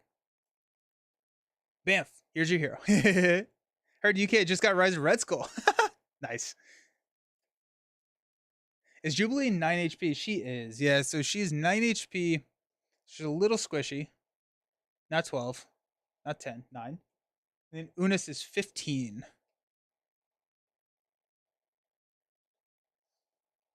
Down to 15. There you go. Hunting Gene Traders. Reveal the Gene Pool side scheme. In expert mode, deal each player a face down and counter card. The Gene Pool side scheme says that it's permanent setup after an ally is defeated by anything other than consequential damage. Place 3 threat here. She needs more training from Wolverine. Yeah, right? Right? Then Unis has toughness. If the amount of Gene Pool is at least 3, Unis gets retaliate 1. Boom. If it's at least 6, he gains stalwart. And then if it's at least 9, he gains an amplify token. Or an amplify icon. He's a 2/2, 15 hit points. So there you go. We're going to deal ourselves a face down encounter card because we're playing expert mode. Hunting Gene Traders. After resolving step 1 of the villain phase, place 1 threat on Gene Pool. So 11 threat, we lose the game. Jubilation Lee starts with 9 hit points and no setup ability. We're going to shuffle our 44 cards together. She does have the Mallrat actions. A search our deck for the shopping spree player side scheme and put it into play. Limit once per phase. So it's kind of interesting. It's a little bit of a feel bad if you draw the card in your opening hand. I think I lost this first time as I let Gene Pool build up with the minions. Yeah, the minions also will trigger off of having threat on Gene Pool. So we will want to manage threat on Gene Pool. Especially we don't want it to get to 6 for the stalwart. Couldn't you use it as a resource then fetch? No, because it's only search your deck. It's not search your deck and discard pile. Alrighty, so we've got a genius, a grand finale, multi-talented, 3 steps ahead, energy, and a firecracker. Alrighty, we're starting to see the doubles not loving dealing with all of this. Can't confirm I've got shopping spree from the mulligan in some of my test games already. No.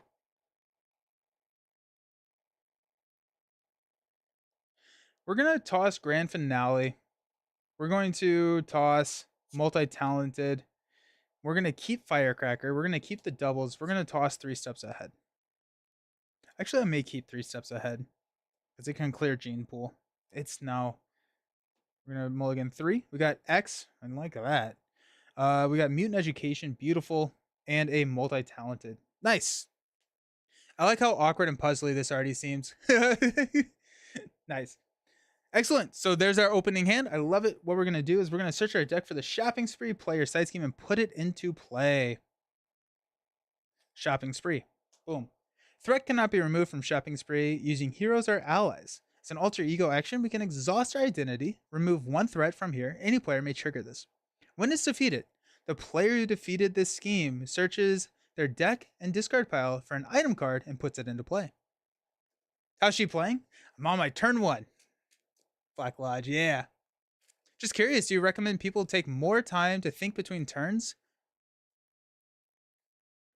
I assume people play faster. Yeah, people play faster. They're experienced. Yeah. I think it's not too awkward. Spending 2 different resources is much easier than spending 2 of the same resource. Let's wait 20 more minutes before my LGS opens. No! No, you're good. I did the unboxing. I did an unboxing. Alrighty.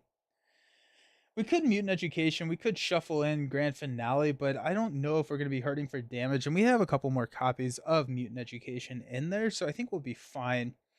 I'm curious if we plan this out, if we go Genius, and actually we'll probably go Genius and Energy for a Professor X, then we can go Multi-Talented and her ability for a Firecracker, but then we don't clear anything off a shopping spree. The tough thing here is I don't want to exhaust my identity. Uh, see, um, and I do want to play Firecracker. We could also just go Firecracker here, and then get Stun and Confuse off of Unis. But then he does have Tough, so Firecracker's just running into 4 damage, which is really sad. Just wait on Shopping Spree. That's kind of what I'm thinking. Once we have Beat Cop, it'll be a little bit easier to just clear Shopping Spree. And then we can either we can hang on to Genius, or we can use our basic activation to knock the Tough off of Unis, so that we actually throw some damage into Unis rather than the Tough. I fat finger the send button so much on Twitch. Do it. Alrighty. Let's do this. So we are going to flip up to hero form to Jubilee. We are going to use a energy and a mutant education to play Professor X. We're going to choose to confuse Unis. Unis is now confused. X is going to thwart 3 off of Gene Pool, which gets rid of the Retaliate. Jubilee is... yeah, we're just going to knock the Tough here.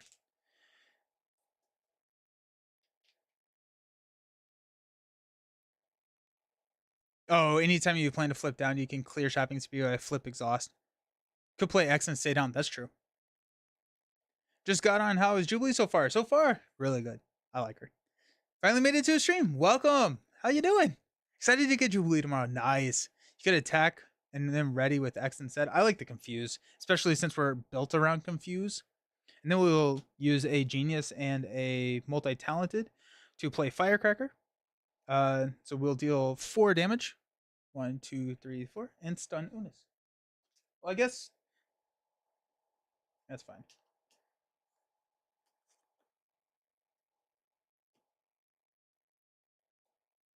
Stand up.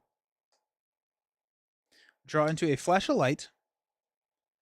Float like a butterfly. There we go. Yes, a shopping spree in the middle of the apocalypse. A strength. Man, we're drawing their doubles real soon. 3 steps ahead. And a Wolverine. Ooh. I think we play float over Wolverine here, mainly because we do have mutant educations. We can recur Wolverine. He no longer has retaliate. Right, yeah. Did I hit myself? I don't think I did. Right?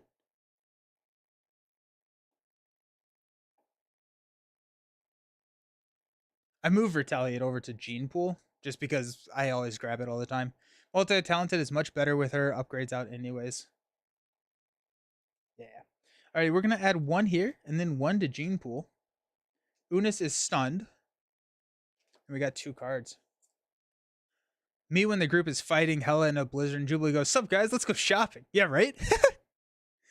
We've got a Endless Ranks. When defeated, place 3 threat on Gene Pool. Comes in with 4 and an acceleration icon.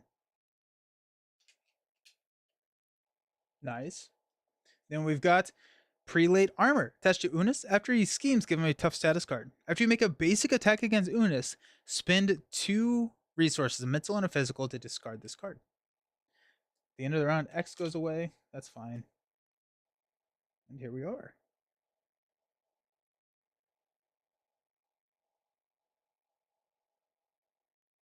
Nelson and Hootie Hope, they go for next wave. I think I want them to do street level defenders. Professor X just gets to leave? Yeah, right. Yeah. Honestly, if we have Wolverine out, I don't hate leaving just the prelate armor out there. I don't know how frequently Unis is going to scheme, but if we have a piercing ally on the table, it doesn't really matter. Okay, so we do have, I think we 3 steps ahead here. So we're going to exhaust Jubilee. We're going to go Wolverine, Flash of Light to play 3 steps ahead, and we use 3 different resources. So we're going to pick 3 schemes and remove threat from them. So we're going to go 2 from here, from Endless Ranks. When that is defeated, we'll place 3 here, and we'll remove 2. So this goes back up to 3.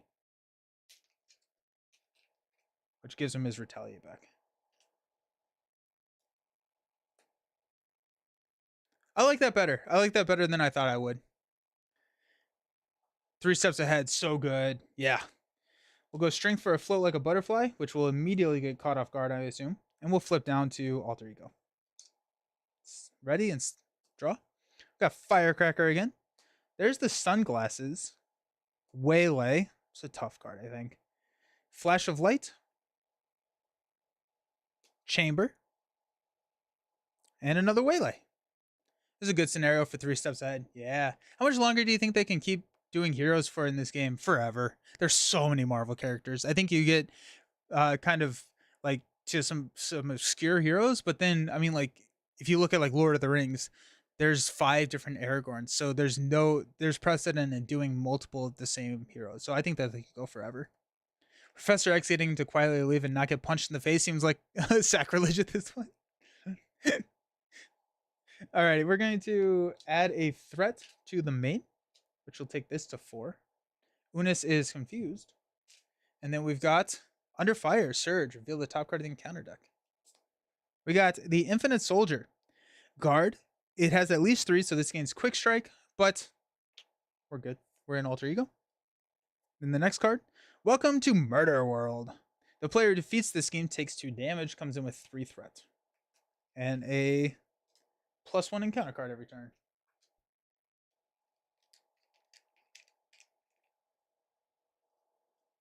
Yeah, Unis is not chilling right now.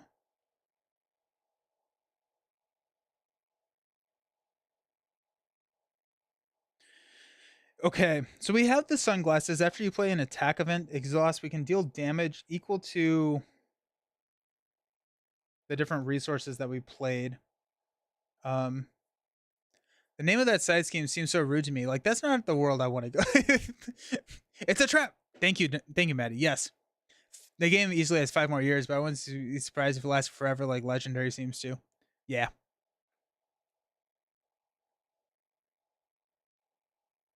I think I want to play Firecracker.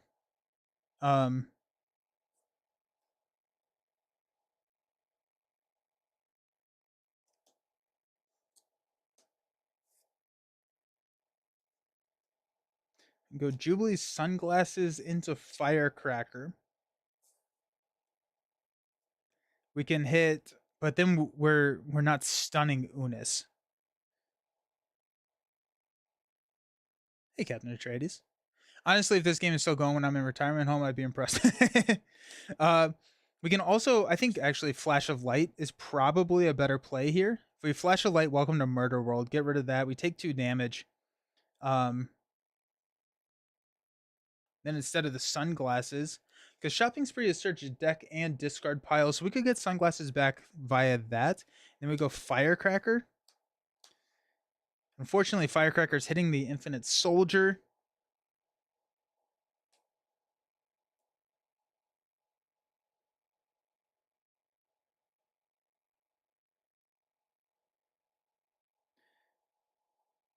Yeah. Okay, let's do that. Let's go ahead and remove 1 from Shopping Spree, just so they kind of get ready for that. Because I don't need my basic activation for anything. We are going to flip up. We're going to use a Waylay and Chamber to play Flash of Light to remove 3 threat from a scheme. It's going to be Welcome to Murder World. Then, when defeated, the player defeated the scheme takes 2 damage. We're down to 8. Nope, we're down to 7.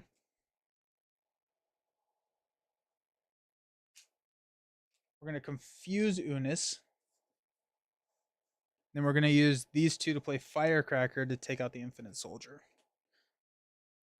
And then we're going to get hit pretty hard, which is going to be tough. How's Jubilee thus far? So far, good. In terms of hero gimmicks, I feel like they could run out of unique ways to do heroes. I maybe. I think maybe. I'd be surprised. By the way, if we play Jubilee against Sentinels, if we defeat the side scheme, what happens to the Jubilee ally? I assume she just gets discarded. There's Mutant Education. Unlikely duo. Plasmoid Energy. Blindfold. And a Jubilee's Coat. We're going to go up to 3 threats here and 5 threat on Gene Pool. Unis is going to hit us for 2 plus a boost card. We will take it. Place 2 threat on Gene Pool, which is going to give him Stalwart, which is very sad. And we take 2. Hey, Luther, how's it going? We have 1 encounter card. Dark Designs, place 1 pursuit card. That was a brutal combo. Boo! Gets Stalwart from the boost card, then he schemes. So it's going to be, oh, geez, we're getting dunked on. 3, 4? That goes up to 7 here. And then he gets a tough status card from our armor. Jubilee is really bad. Yikes. Okay. Hang in there. I think we'll be fine. We're gonna use a Plasmoid Energy and an Unlikely Duo to play Blindfold.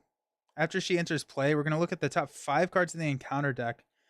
Discard 1 of those cards and put the rest back on in any order. 1, 2, 3, 4, 5. So we got Culling the Weak. This will be a boost card. Place 2 threat on Gene Pool. I'll take it to 9. That would be sad. In the same, it is in the same order, yeah, but we get to discard 1. Got Master Plan. I don't think I want Master Plan. Then Sinister Strike, you would hit us. I think I'd rather have Master Plan than Sinister Strike, though. Yikes. So I think we go 2 threat on Gene Pool, then 4 threat on Gene Pool. And Shopping Spree. Not good. Not good.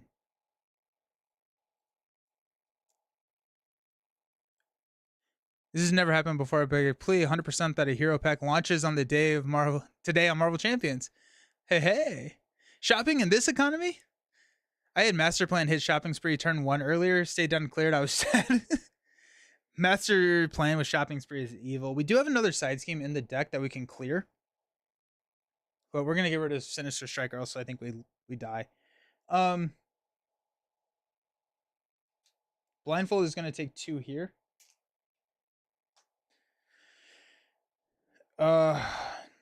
We will use Jubilee and Mutant Education to play a Coat.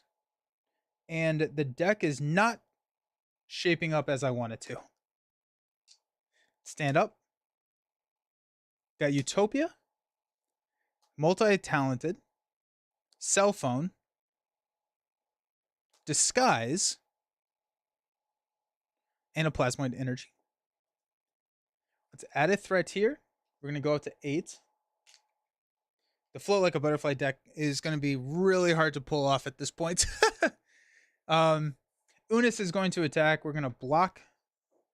I'm going to place 2 threat here, taking it up to 10.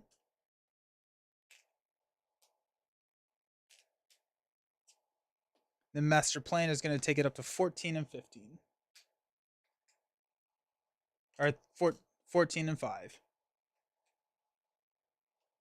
I think the deck is okay. It's just learning the play patterns of Jubilee. She feels like one that needs multiple plays to get the lines. Yeah, not getting her coat early makes flipping hard. Yeah. I'm wondering if... Yeah. It'll be fine. It'll be fine. We're okay. I'm okay.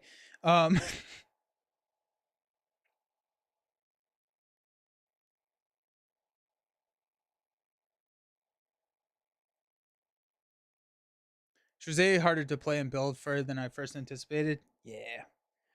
Okay, let's use...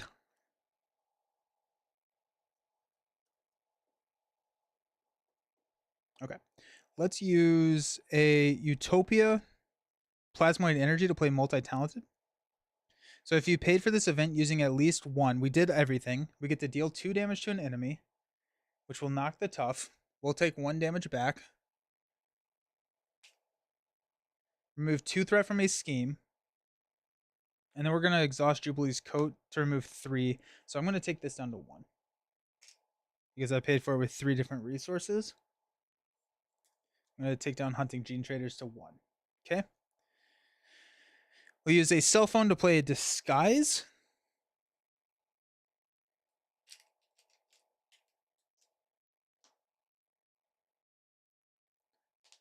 Is this the first Jubilee game? Yeah, it is. Also, how's it going? Haven't been on many streams. Yeah, it's going well. Glad to be here. And heal for 2. And heal for 2. Thank you. Thank you. Thank you. Thank you. Good call. Important to note.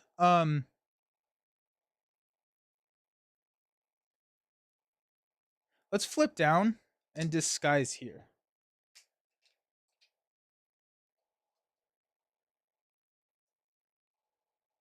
Okay. Let's stand up. Got Cypher, Mutant Education. That's a nice pull. Generation X. The X-Jet. Firecracker. Husk. All right. We're going to go 2. Unis is scheming for 4. Attached to this card to an infinite minion. There are none. So 4 total. Takes this to 6.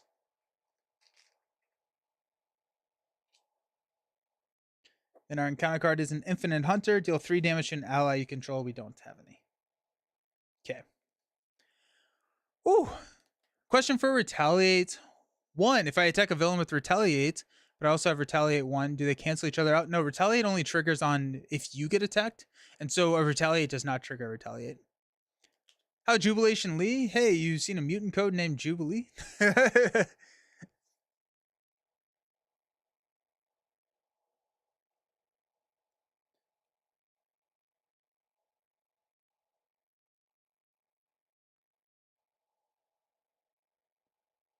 Okay.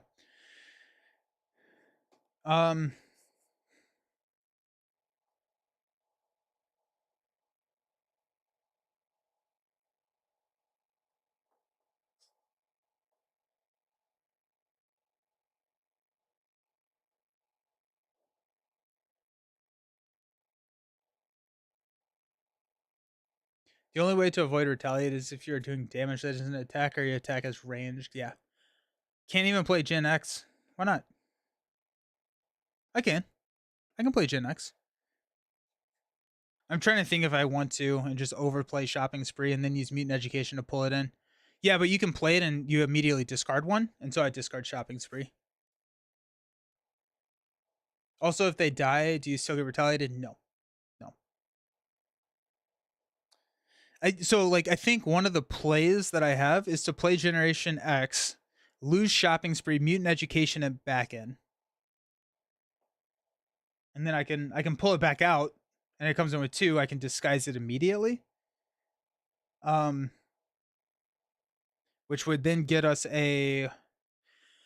our sunglasses, which we could use to Firecracker.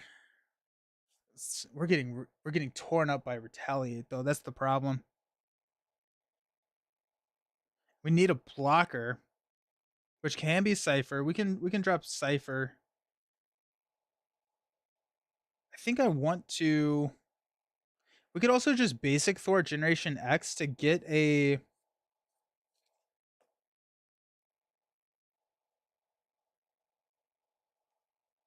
What is it? Flash of Light. No. Now that you have your coat, you will shred that light and a turn it to. I'm sure of it.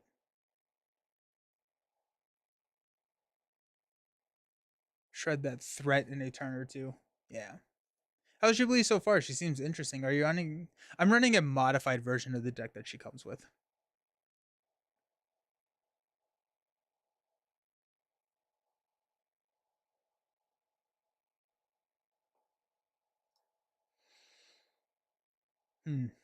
Um. Oof. The other option that I could do is play a Cypher and a Firecracker to take out the Infinite Hunter. Because I mean that's just gonna kill us. Cypher then can thwart for us.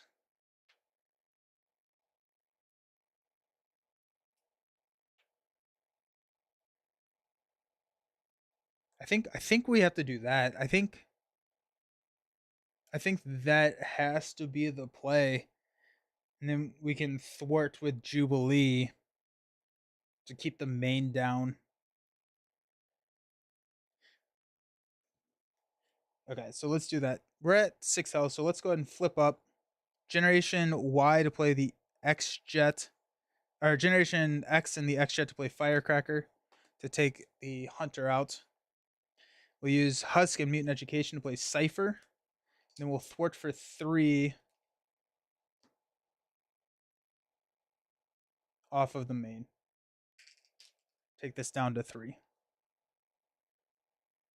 Okay, let's stand up. We've got X Mansion, Blinding Flash, X Gene, Plasmoid Energy, and a Flash of Light. Cool. Okay. Yoink. Okay. We're going to go to 4 and 15. I'm going to get attacked for a lot. We're going to block. I don't think I ever added his tough from last time. A lot of damage. Then our encounter card is Arcade's Funhouse. Play to defeat this side scheme and stunned. If they're already stunned, they discard an ally and upgrade they control. It comes in with an Amplify token. Now he's cooking. No, I'm doing something. I don't know if it's cooking.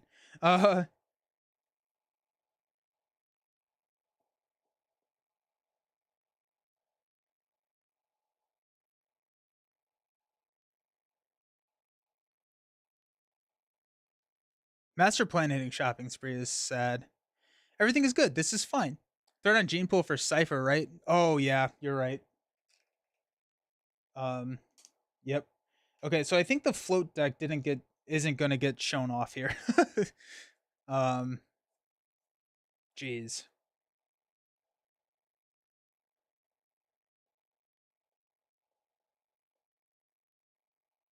Unis's master plan is really coming together. Yeah, right. Let's use Plasmoid Energy to play Flash of Light to remove 3 threat here. That will stun us. Then we're going to exhaust Jubilee's coat to remove 2 threat from the main.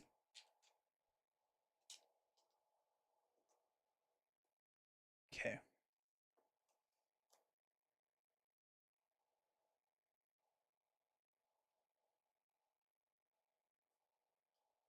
I'm going to thwart the main down to 0. I'm going to flip down to Alter Ego. I'm going to use Blinding Flash to play X-Gene. And we'll stand up. Hey, chicken. It's a trap. Yeah. Stand up. We've got Beat Cop. There it is. Sync. Encounter card. Your gene pool is quite impressive. Yeah, it's tough. It's a tough look right there. I don't think float is going to get shown off here. And the whole deck that's built around Confuse is not doing super great. So it'll probably be fine. Whose side are you on, Nelson? Nice. We got Grand Finale, Multi-Talented, and a Mutant Education. Think happy thoughts. We're going to go 1. Go up to 19. Okay. Unis is going to scheme for 4, 5, 6. It's going to take us to 7.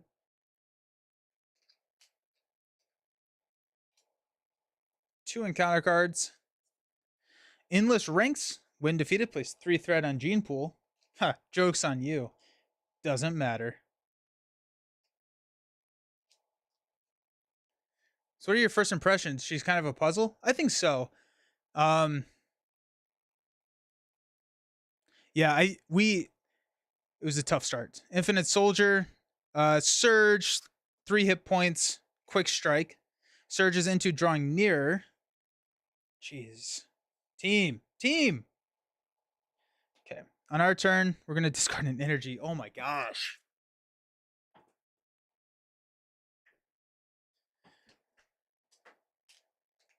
This is brutal, team. Holy cow. I swear you're getting a side scheme every turn. It feels like it. We're about to get oh my god. Ugh. Okay.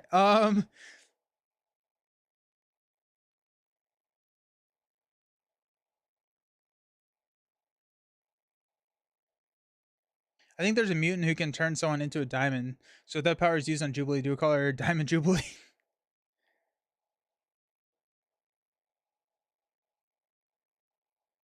I think we lose. I think this is I think it's a loss. Um we have sync, but I think we're just getting overrun. Hey Nines. He's proving why he's here. Unis the untouchable.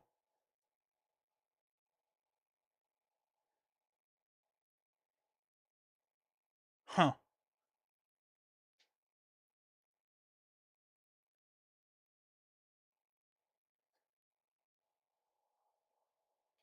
I think we lose. Um we could play sync. We can use Jubilee to play Grand Finale and X Gene and take out the Infinite Soldier. But then we probably are going to lose to threat. Sync is just going to block Unis's attack. Hmm.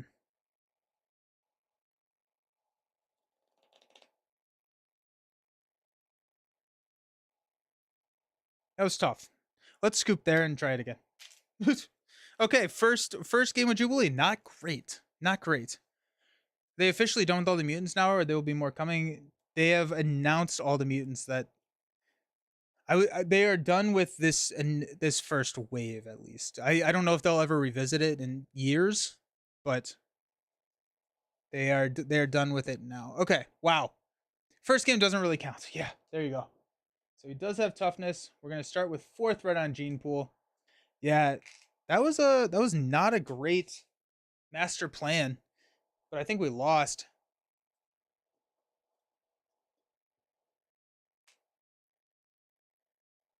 Take my energy. Thank you for the subscription, villain. Yeah. That was so much threat.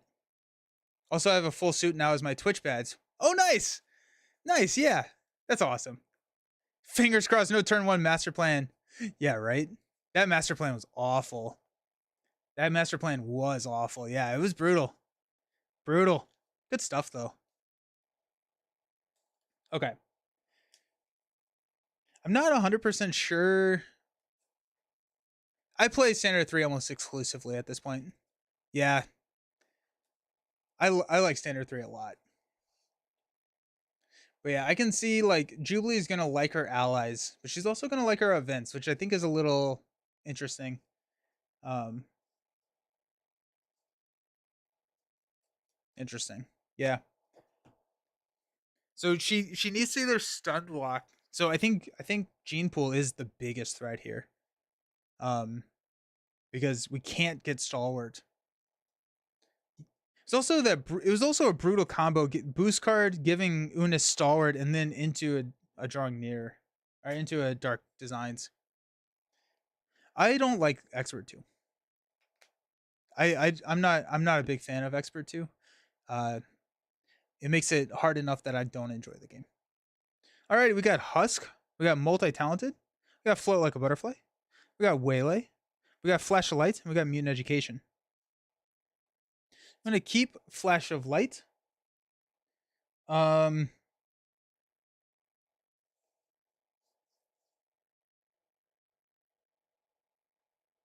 I may mulligan everything else.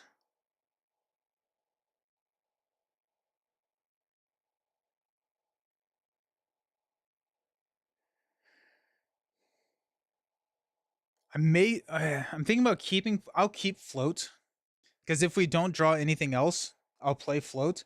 I don't need float immediately. There's another flash of light. Don't need that.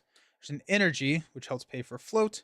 Oh, I didn't realize that they had different resources down here. That's kind of cool. That's kind of cool. Like the flash of lights have different. Got cell phone and an X mansion on turn 1. That's nice. All right, let's go find our shopping spree. I also, yeah, I think if we get hit with the shopping spree master plan, we just don't touch it. I think we just never touch it again. With her mechanics, Jubilee makes the enhanced upgrades relevant. Do you have them in your deck? I don't. I don't have them in my deck.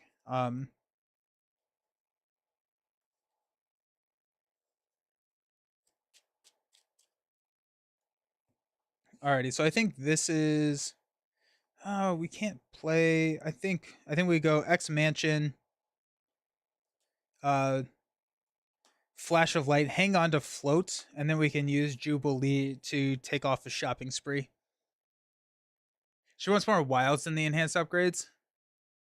I like your playing second side scheme to remove shopping spree idea. I think I should have done that, but like I don't. Yeah, I went with the disguise route, and I don't think that was the right call. So we'll hang on to floats. Um, get X Mansion onto the table. Flash of Light can remove 3 threats here, and confuse Unis. So we'll go ahead and start by exhausting to remove 1 threat here. We're going to use an energy to play a X Mansion. We'll flip up 2 hero form. Oh, wait, hold on. No! Why do I only have energy resources? It doesn't... Okay, we're not going to remove here. Just kidding. It's only energy resources. Oh, wait, no, just kidding. I'll just play this one. Ignore me. Yeah. That was... Thank you, Leroy. It's... Thank you. Gotta run, Nelson. Wishing you luck. Hoping for the big win. See ya. Alright, so Flash of Light. We'll take this down to 1. And confuse Unis. We'll hang on to float. We'll stand up. We're about to get hit. We got Plasmoid Energy, Disguise, Firecracker, Firecracker. Doesn't she want different printed resources? Wild, no, I don't think any of her cards deal with printed resources. I think wilds count. So we'll go with 1 here, 1 here. Unis is going to punch us for 2 plus a boost card, which we will take. 3. 1, 2, 3. 2 encounter cards. Prelate Sidearm. After he attacks and defeats an ally, place 1 threat on Gene Pool. Then after you make a basic attack, spend 2 resources to discard the card. And Genetic Experiments. This card gains Surge. There are no infinites out. And Culling the Weak. Place 4 threat on Gene Pool. No! It gives him Stalwart again. Oof. So loses the Confuse. That's not good. It's not good at all.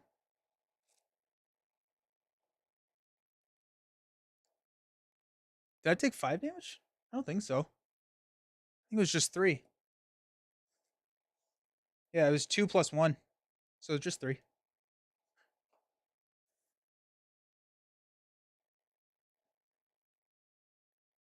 Unis did bring his A game. Yeah, right? Oof. Okay.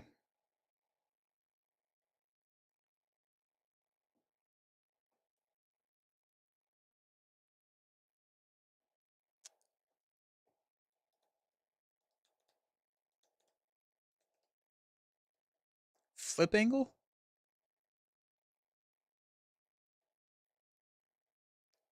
I don't think I understand. I don't think I understand.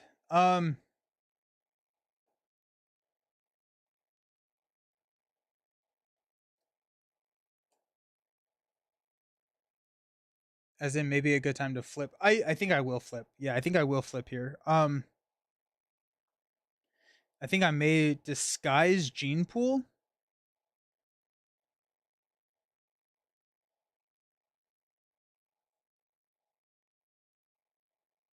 To take it down to 4.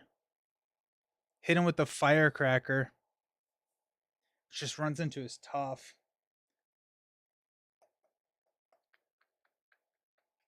We can also go on a shopping spree, but then we're just losing a ton of resources. Like we're not actually doing anything. I guess we could play float.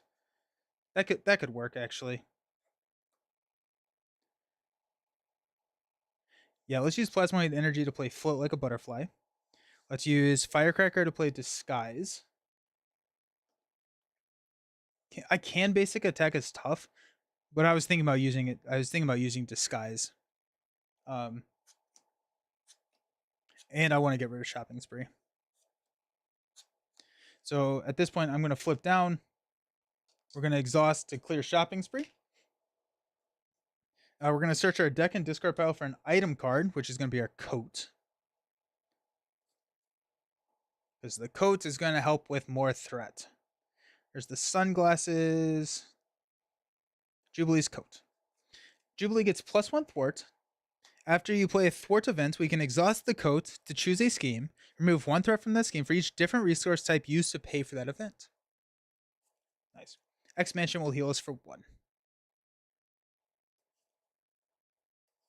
Alrighty. We are going to hang on to Firecracker. I'm going to stand up. Unlikely Duo. Plasmoid Energy. There's the Sunglasses. Generation X. And a Firecracker. We'll go 1. Unis is going to scheme for 2. +3 is 5. That hurts.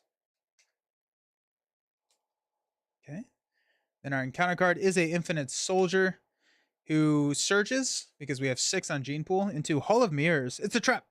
The player defeated this side scheme is confused. And it has a crisis icon. That's actually really bad for us. Ugh.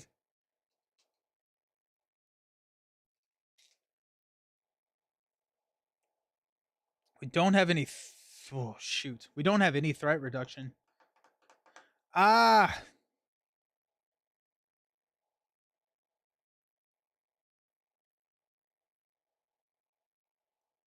Ah!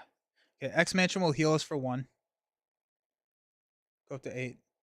Shopping Spree puts it into play. Much nicer. I can't wait to get my hand... oh, yeah. Since I'm here, I have a question. Yesterday, I played Justice Gambit versus 4 Horsemen. Once he was confused, I was wondering when he would activate.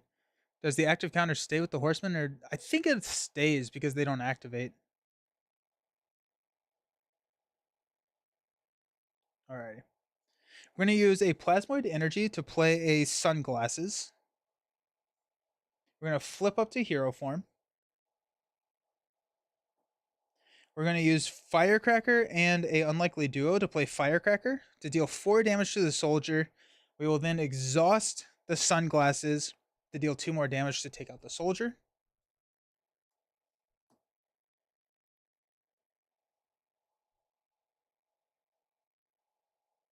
We're going to put Generation X into play. That's going to help us with a thwart event here soon. And then we're going to thwart 2 off of Hall of Mirrors.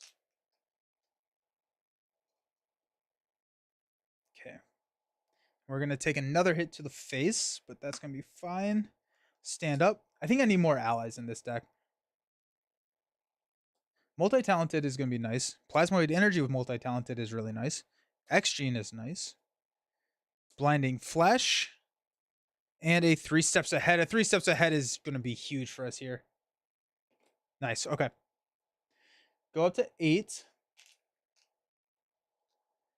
Unis is going to attack us for 3. We'll take it. Choose to either place 2 threat on Gene Pool or give him +2. We'll give him +2, so it's going to be 5. 1, 2, 3, 4, 5. Oh, and we're going to get confused by Hall of Mirrors. Ah. Okay. Counter card is Arcade's Funhouse. Comes in with 3. It's a trap. The player defeated this side scheme is stunned. If they're already stunned, they discard an ally or an upgrade they control. Getting bodied by Unis. Oof. Alrighty.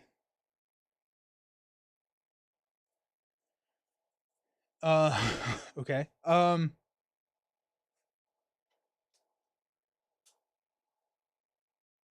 Where's Jessica Jones? Right? Right?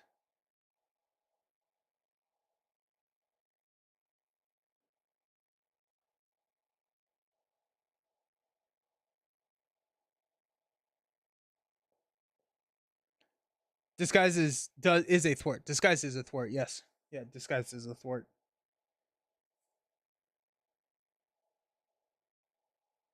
Okay.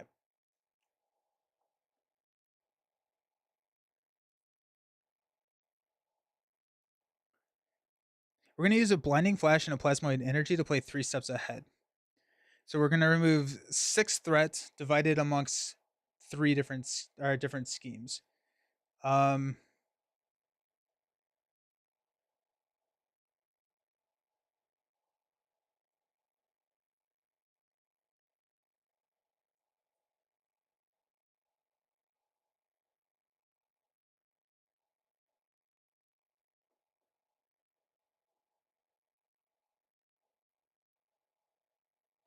What's my confused card?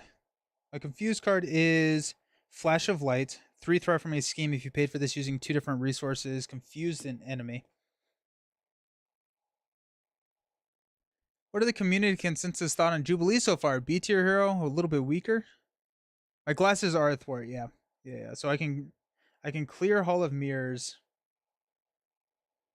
I'm thinking about just hitting Gene Pool like a ton, using my sunglasses to clear out like the arcade funhouse to stun myself. I have 3 health, so I have to flip down. Or actually, Jubilee sunglasses can clear Generation X, which can grab Flash of Light, which we can then play. Well, actually, I think then we thwart. No, we can't thwart there. I think we thwart here. No, we can't do that either. I think we go 3 steps ahead. We go 2-2 sunglasses here.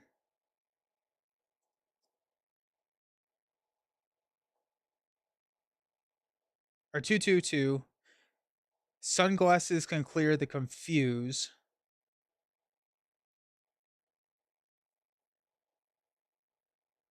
Then we can basic thwart Generation X to clear that. Then grab Flash of Light. I think that's the play.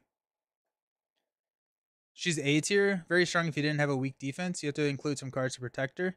Crazy interesting turn. Maybe not be the strongest, but I'm loving the puzzle. I think this is what we're gonna do. We're gonna go 3 steps ahead. We're gonna remove 4 threat from here, taking this down to 3. Removing the stalwart from Unis. 4, and then we're gonna clear here. When defeated, we are confused. Jubilee sunglasses will clear the confuse. Okay.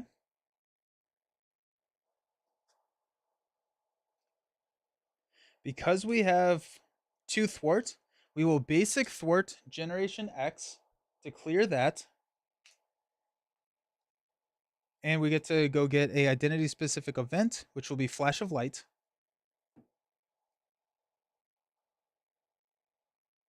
We will use multi-talented and X Gene to play Flash of Light to remove 3 threat from a scheme, which will be the main, and confuse Unis. We'll flip down. X Mansion will heal us 1. Okay. Okay. What's the most recent C tier or lower that we got? I'm glad Nelson is so calm about it. I may have flipped the table by them. Okay, let's stand up. We've got Blindfold. That's nice. Waylay. Waylays. I don't need Waylays in this deck. Sync. There's my allies. I found the Jeez. What is that hand? What is this hand? All of the allies? Are you kidding me? Come on. Hilarious. All right, we're going to go to 6 here. We're going to go to 4 here. Unis is confused. Our encounter card is a Dark Design, so he will scheme. Bummer. So it's going to be 2, 3, 4, 5. That's a loss.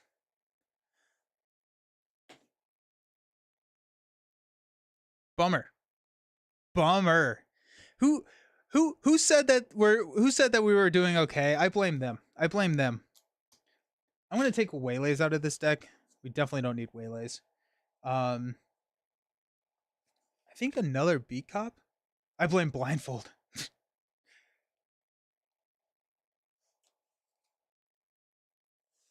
X-Men showing up to watch you lose. Yeah, right. Probably leadership because she gets defense to pay for allies with her ability. I think. Yeah, that's. We need more allies. I think. Well, I don't know. I like 3 steps ahead here. I think I'm taking out unlikely duo. Um, taking out cell phone. I don't need cell phone. That puts us at 40. Go grab a beak. I think beak is really good here. Yeah. I think I remove Cipher because I want more X-Men. Quasar is good because the amount of side schemes. That is true. I'm wondering if I want to keep it into the X-Men family. Beak, endurance, triage, and call it a day. Ooh, I do like triage and endurance. Shadowcat is cool too. Hmm, yeah. My cards are so far away. There we go. Okay.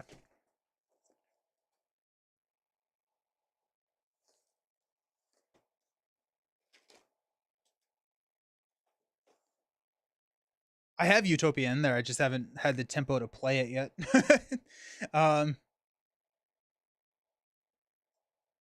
we need lower cost cards because her kit is expensive. Um, Jessica Jones is not a bad option. No, you're good. You're good. You're good. I think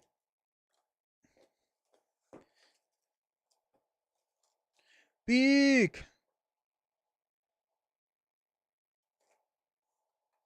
Definitely grabbing Beak.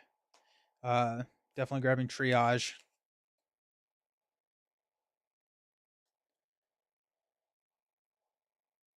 Build support in there. Grab the expensive Beak cop. I kind of like that. Yeah. Then it also can overplay. Got to fully start removing card sets to make a better precon for expert. Well, never mind on Jubilee. Your LGS didn't get it delivered. No, I'm sorry. That stinks. Forge isn't a bad play. Legion can have 2 bonuses sometimes.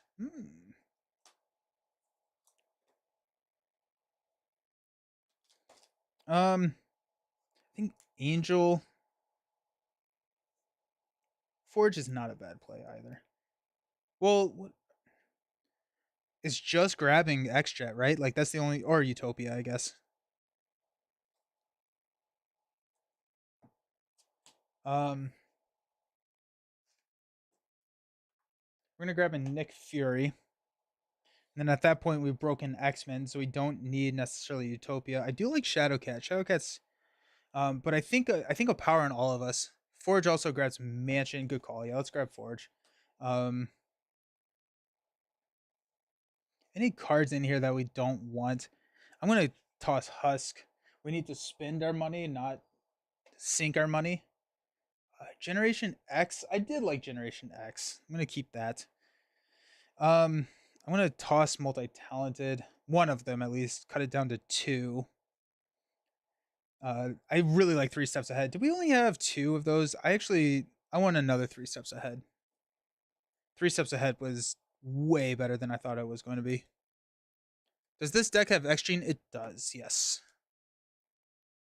Moira. I do like Moira here. Yes, Moira's good. I think um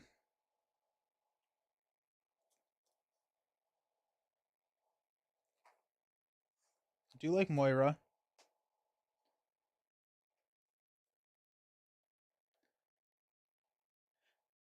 What am I pulling out for all these cards? I'm not 100. I've pulled out these, as well as, so these are the cards I've pulled out so far. But I will have to cut more cards. Classic case of being better than expansion. Yeah, 3 steps is overperforming. I really like that card. I think it's great. Weapon X is interesting. I think damage is not a resource that I really want to play with too much. Cerebro could be kind of interesting. We just was one of these allies a psionic. X is psionic. Oh, Chamber Psionic. I'm gonna toss Chamber. I think he's too expensive for what the deck is trying to do, and I need him. I need allies to block, not to stay on the table. I'm gonna toss Sync. Don't need Sync. Multitasking. Multitasking is interesting. Blindfold is. Oh, Blindfold Psionic. Yeah. Good call. Um,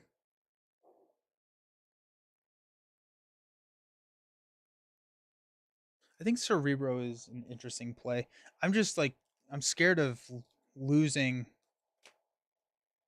the oh wait, we were talking about Blood Gym. Yeah, Blood Gym. Take 2 damage to generate a wild. I like that. Sense of Justice helps with the cost curve a little bit. Endurance is pretty good too. I like Endurance is good. Let's just pulling out a lot of cards that I like right now. I think I go one more Beat Cop, and I honestly think I cut Disguise.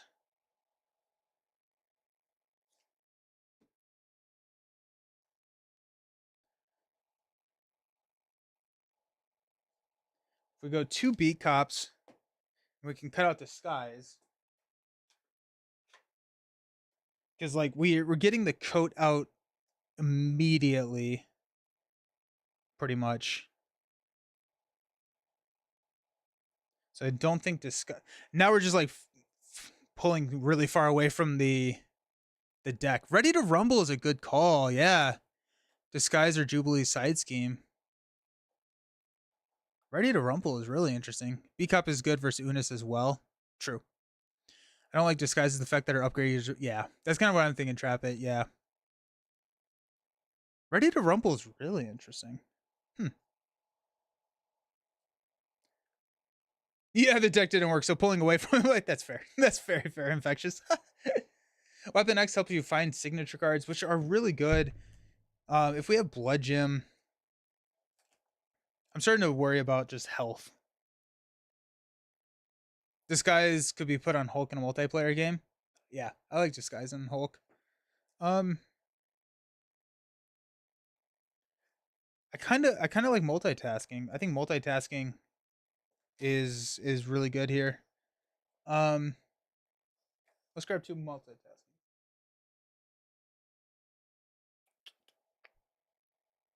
because we can always hit that wild or the mental.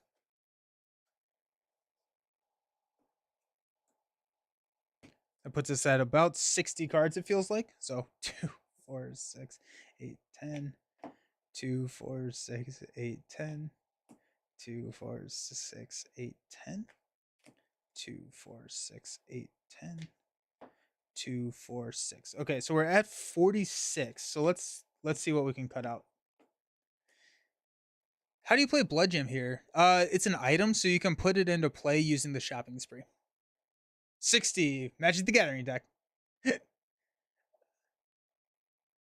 Yeah, I'm gonna shopping spree Blood Gym. Yeah, I do have endurance in here. I think we're going to. I think let's go with a. What are we cutting? I guess like Mutant Education kind of cycles itself and is okay. 3 steps ahead is really good. Multi-talented. We could cut out the beat cop. Just have 1 beat cop. I like 2 beat cops though. Endurance is nice. Multitasking, really nice. Jubilee in multiplayer. She's one of the least favorite X-Men, but her kit. I like her kit. Yeah. It also cycles her doubles, so that's a big econ thing. That's true. Yeah. Yeah. We cut out float. Actually, honestly, we straight actually made it just not do a float deck. So we don't have a ton of multiple instances of damage. I think we cut out a float. I think we still lean into the confuse and just do more flipping and do more build rather than like a big push with float like a butterfly. Um, I guess. Yeah, I think I like that. That puts us at 45. which 45 is a little bit more easy for me to stomach for someone who wants to be flipping every turn, because in a deck pass, it's about the same as a 40 if you're staying in hero form the entire time.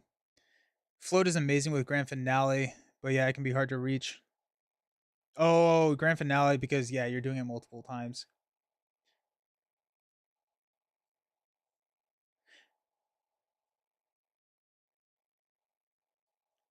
I think at 45 we're feeling pretty good. We have a Nick that cycles. We have a lot of cards that draw cards. I think multi-talented triggers both sunglasses and coat.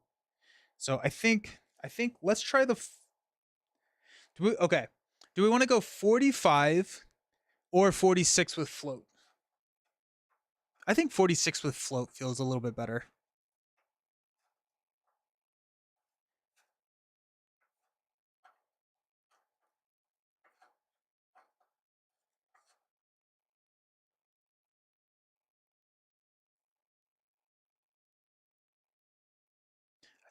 I think we'll run float. We'll run 46. I think we'll be okay. We have a lot of tutoring, which is nice, right? Like we have Forge, we have card draw with Moira, we have um time to wipe that smug look off Unis's face. Yeah, right. Alrighty, so he's at 15. We're gonna start with 0 here. We get an encounter card. These side schemes have also been brutal. There's a lot of side schemes in this deck. And so multitasking is gonna be really good. I feel like an operative skill would be really good with Jubilee.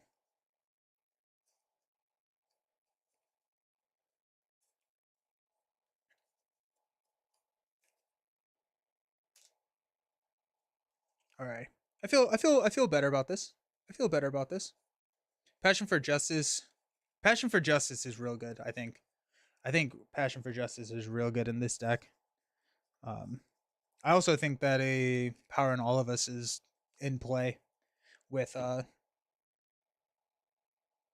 the wild can help with any of her signature cards, but also we just have a lot of basic cards in here. I really like the encounters set she came with. It seems small, but has really thrown a wrench into your game. Yeah. All right, here we go. We got this. 2, 4, 6. Ready? We got Blood Gym, Professor X, X Gene, 3 Steps Ahead, Flash of Light, and a Strength. Very solid opening here. We'll toss the Blood Gym. We'll toss the 3 Steps Ahead. We'll probably toss a Flash of Light. We got Strength for X and a X Gene. So let's go ahead and mulligan those 3. Got Plasmoid Energy, and Flash of Light. Okay, so we'll probably ready using X. Maybe, I don't know. All right, we'll ready an X-Men character, so we cannot ready our alter ego. Let's put in Shopping Spree.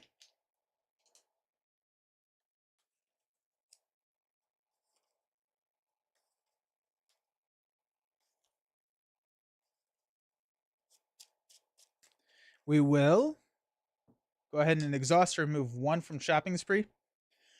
We may stay down, actually. That's probably the play here, is not flipping up. Just rejoin the stream. How do you plan on playing Blood Gym? Shopping Spree. Or yeah, so it's an item. Imagine Husk with Spider. I don't remember what Husk does already. I've already forgotten what Husk does. So let's do this. Let's do Flash of Light to play X Gene. I guess Plasmoid Energy and a Strength will play Professor X, which will confuse Unis. And X will take 3 off of here.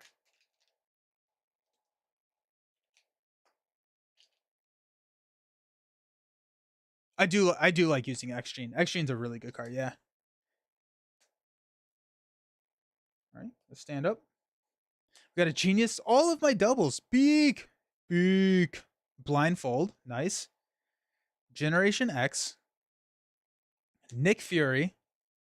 And there's my coat. Alrighty.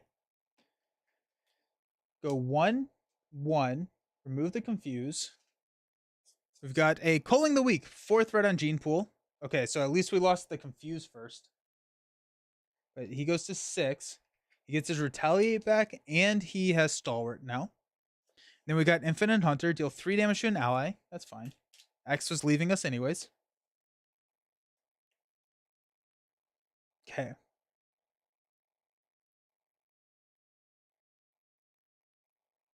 After you play Beak from your hand, remove 1 threat from a scheme for each X-Men ally you control.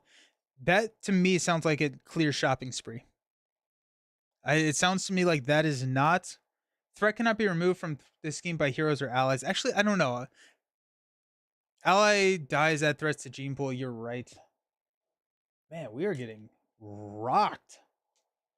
Yikes, team. Oof. Alrighty.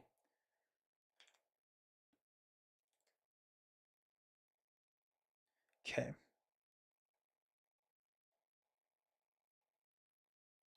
Let's go Generation X, Jubilee's Coat, and a Genius to play Nick Fury.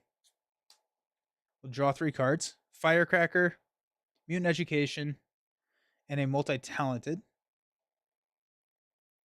I think I agree, Leroy. I think I agree with that. We do have a Firecracker which can take out the Hunter.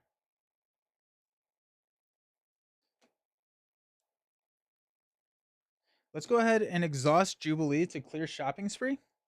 We're gonna go get our... Ooh.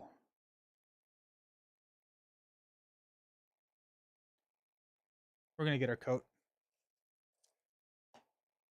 Put our coat into play.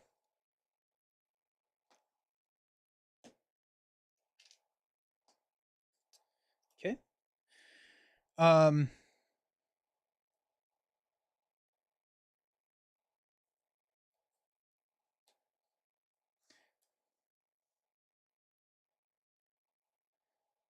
Trying to figure out if I can play Mutant Education to put shopping spree back into play. I don't think I can, because I need Mutant Education to play Firecracker. Because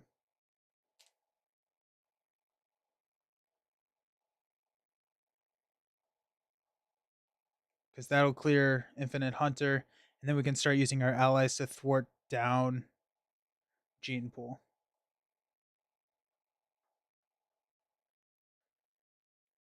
What's the Plasmoid Energy over on the right? I think I use that to pay for something. Oh, I use that to pay for Nick.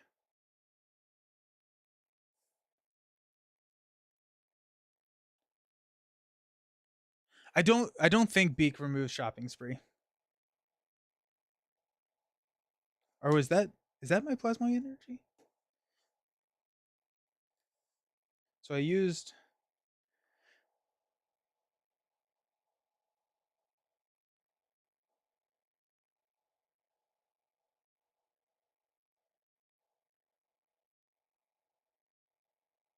What did I use to pay for Nick? What has happened? What is going on with my life? Oh, I used Jubilee's Coat to pay for Nick. So 3, 9. So yeah, the Plasmoid Energy is in my hand. That changes a lot of things. That changes a ton. Okay. Well, that's real nice then. So I think I can actually play Blindfold. I play Beak then? No, because I need to take out the Hunter. I think it was from your first... I think it was, yeah. Oops. Shh. Or we could go Multi-Talented. 2 damage here, 2 threat here, and the coat can then remove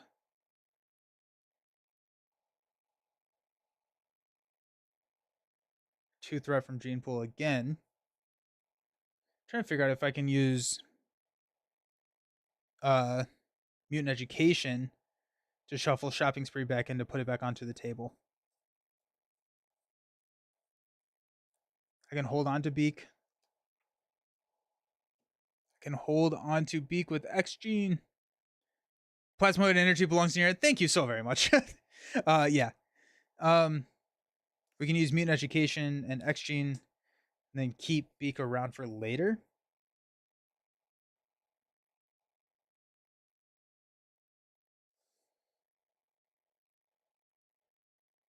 I think this is not a bad play there. We lose. We don't kill the hunter though.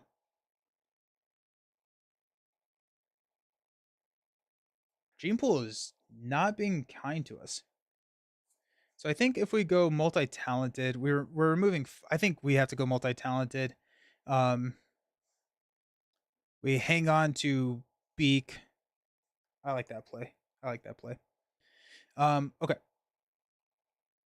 Well, Nick and multi-talented can take out Infinite Hunter.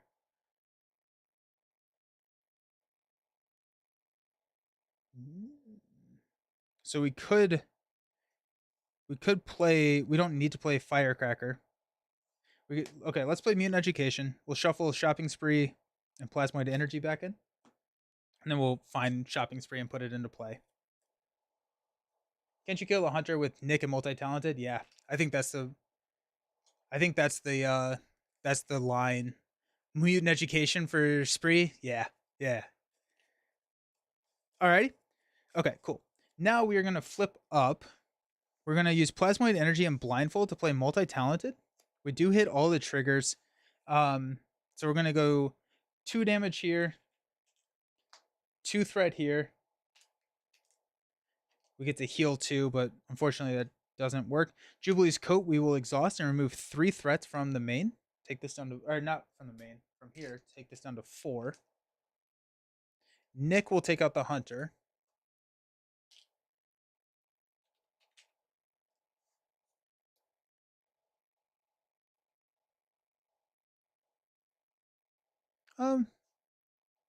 No, we'll leave the hunter out. We're gonna hit multi-talented here on Unis. We will take a damage. We will heal it then, and then we will X Gene Beak for Firecracker to hit the Infinite Soldier to take it out. And Nick is gonna thwart 2 here. I think I like that better. I think Beak can get rid of Shopping Spree because it doesn't say Beak removes it or any player happens after playing him from your hand response. But he is an ally, right? I think that's threat cannot be removed from the scheme by allies. The way that I read that is that Beak is an ally and therefore cannot remove the threat. 3 steps ahead is going to be nice for us. Utopia is going to be real nice for us.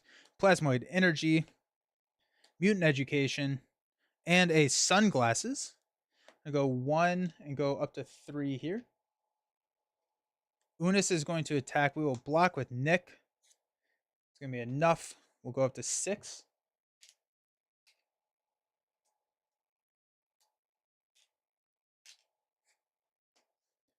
It's definitely the effect of an ally. I think FFG would rule that it would count, or else Nick could do it too. Yeah, that's true. Nick could clear it as well in that case. Encounter card Surge. Reveal the top card of the encounter deck. We've got Dark Designs. We're going to place a Pursuit counter. And then he's going to scheme. So it's going to be 2, 3. So we're going to go up to 5 here on the main.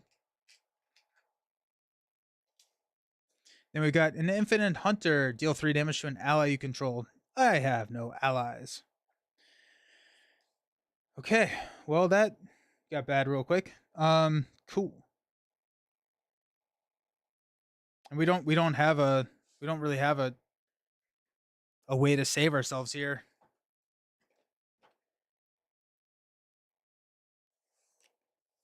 I'm really struggling with Jubilee here. I think I'm just not understanding how to play her. But we're getting absolutely rolled over by this scenario. We're at 9 health.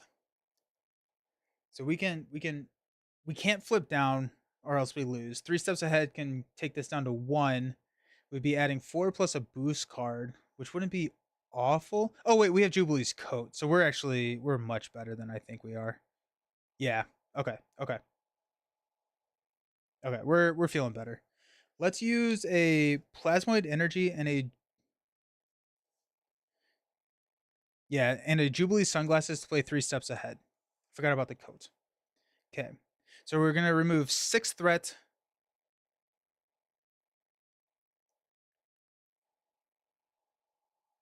We're gonna clear Gene Pool. We're gonna exhaust Jubilee's coat to take this down to 2. We're gonna thwart 2 here. Okay. Don't blame the kid. Yeah, I forgot about the coat. We're gonna flip down. We'll use Mutant Education. Just shuffle Plasmoid and Flash of Light. I need that confuse. No, I didn't. I played the sun. I used the sunglasses to pay for it. Yeah, I have not put sunglasses into play yet. Okay. We're gonna hang on to Utopia. We're gonna draw into Flash of Light. That's real nice to see. Multi-talented is good. Mutant Education. There's an Endurance. That's nice. And a Float. We'll pass on the Float probably here. Got 1 and 1. Unis is going to scheme. I guess we got 4, 5, 6. So we're gonna go to 7 here. And our encounter card is Exhaustion. Surge, exhaust our identity. We were already exhausted. And Arcade. Cannot take damage when traps are in play. Discard cards until we get a trap.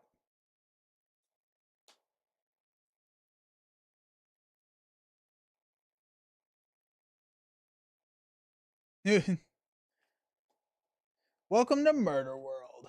Comes in with 3. Do I count as being in play? Yes, you do. Ah. Okay. So we're gonna take 2 damage when we clear that.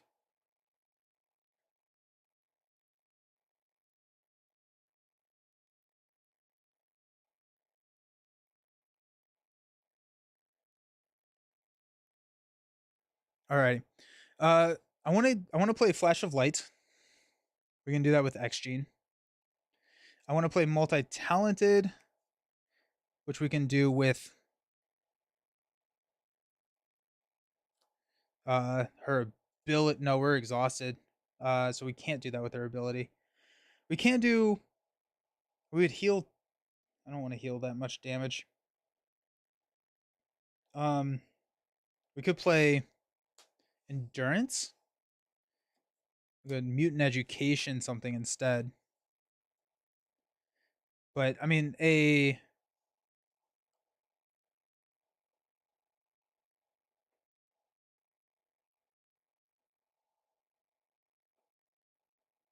Flash of Light can remove threat here. We would heal ourselves or deal damage to ourselves, but then we can remove 2 threat from the main. But if we flip up, I think we just get absolutely rolled on by the 7 damage coming at us.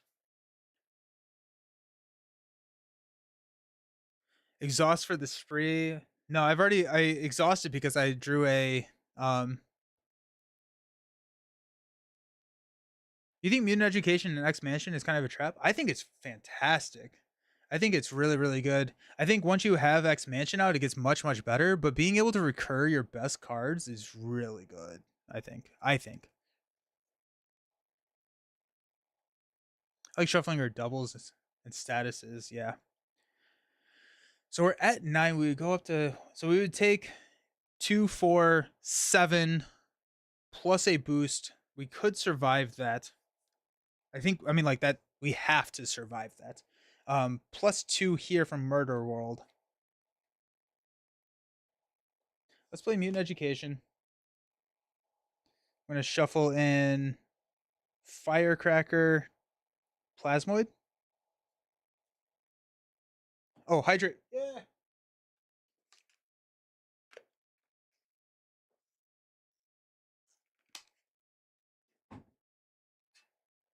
Shuffle those back in.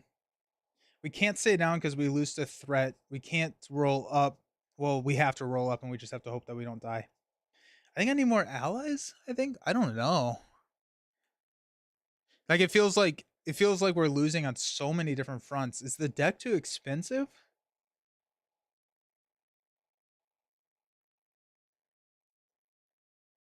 I don't actually know. I don't actually know. You're not drawing enough cards? That's fair. I guess that's always fair.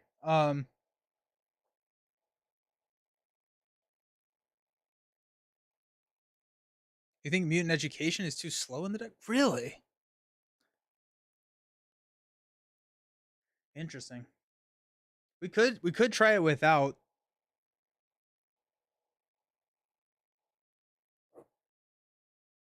I think like X Mansion would be really nice to have. I mean, we'll continue to play it out. I hmm. I really like Mutant Education with her though. I really like Mutant Education with Jubilee. Um, especially in a confused deck. It just feels so good.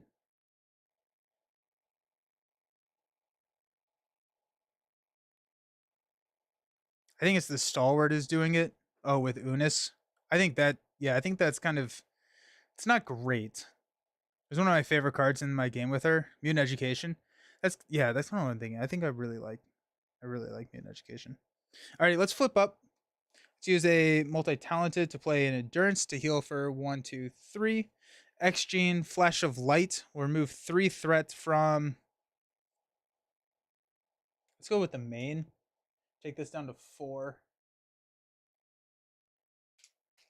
And then the coat will actually take it down to 2. We'll confuse Unis.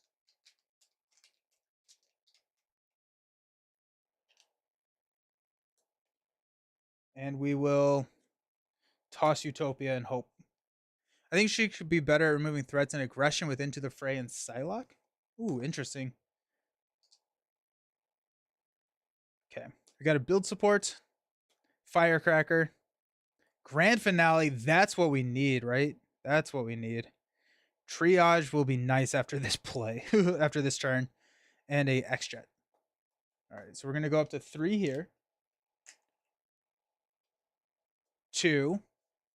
We will take 2, 4, 7. 7 damage. 1, 2, 3, 4, 5, 6, 7. 2 cards. First one is an Infinite Soldier. Then we got a Drawing Near. Okay. Discard Flash of Light to place a third one here.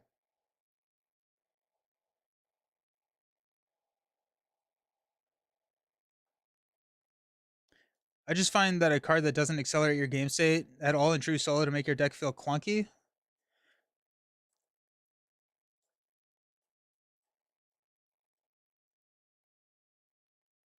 I look at it, yeah, maybe. I think with X Mansion it gets much better, right? Because it doesn't slow down your game state.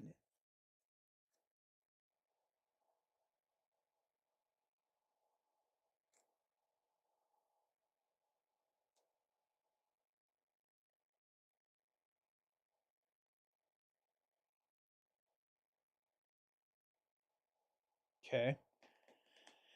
Um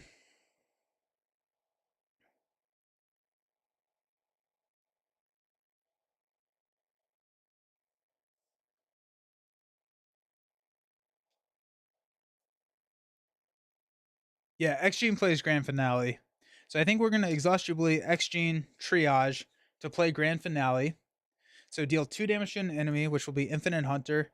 And then we're going to choose we have 6 more. Yeah, 6 more damage. So we'll go 2, 3 or that's and then 2 damage to Unis. Oh, wrong deck. Okay.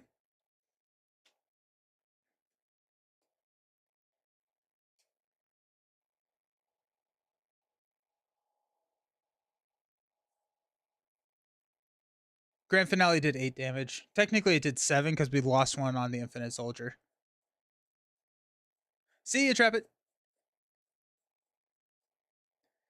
We'll use build support and extra to play Firecracker to deal 4 damage to Unis. 1, 2, 3, 4, and stun.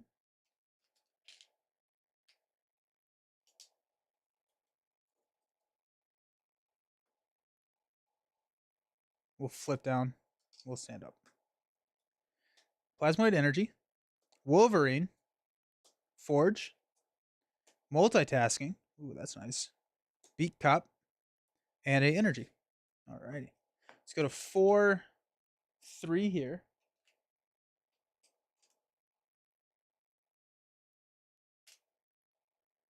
Gets Retaliate. Confuse, add 2 to the main. 2 encounter cards. Yeah, I'm getting Shadows. I think Shadows is next turn though, right? It's not.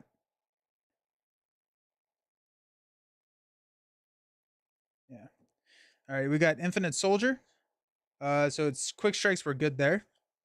Got Hall of Mirrors. It's a trap. Arcade looks like he is staying out on the table forever. Okay, top. We're gonna discard.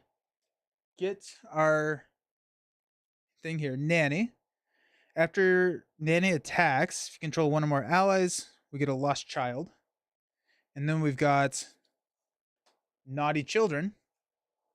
When revealed, place 1 threat here for each resource in our hand. So that's going to be, oh, that's a crisis. That's going to be 6. It's so much threat and so many minions.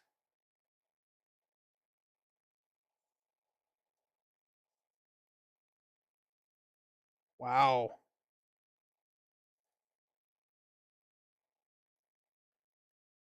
Yeah, and then is her nemesis, yeah. We're getting bodied. Okay.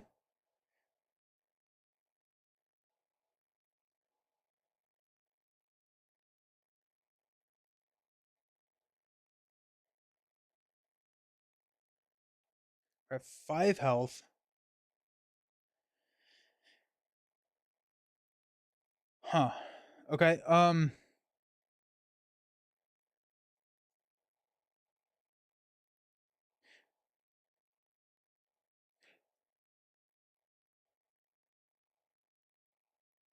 Got 2 crises on the table. So we have 9 threat to push through before we can even touch the main. We're at 6 on the main. We have guards. We're losing allies, so we can't really play Wolverine unless we're gonna take out Nanny. Oof.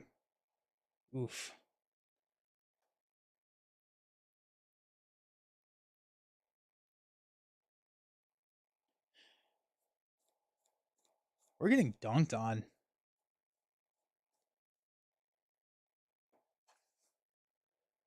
I don't really see a way out of this. I guess Unis is stunned, but we're still taking 5 damage. So we probably need to heal. We could play Forge. We could play Forge, which could get X Mansion. Let's try that. Let's go here to play Forge. We'll grab X Mansion.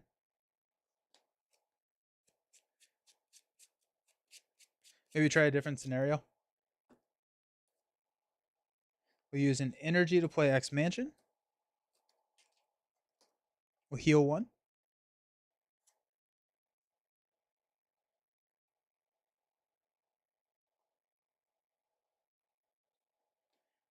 I think we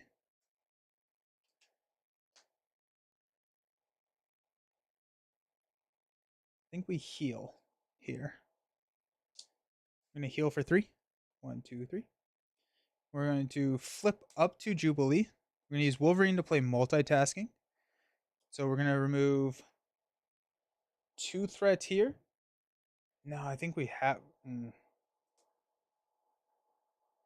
2 threat here and 2 threat here.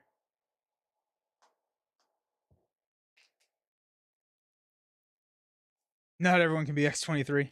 Then Jubilee's coat will clear the Actually, what we're going to do is we're going to have Forge, Thwart, Hall of Mirrors first. And then on the multitasking, we'll hit here and here. And then the coat will clear the confuse that Hall of Mirrors adds. Okay. Got a Beat Cop, which I think is a little too slow right now. I'm going to stand up. We got a Firecracker, Plasmoid Energy, Blinding Flash. Now we're talking. And 3 steps ahead. This is a good hand. Let's go up to 8.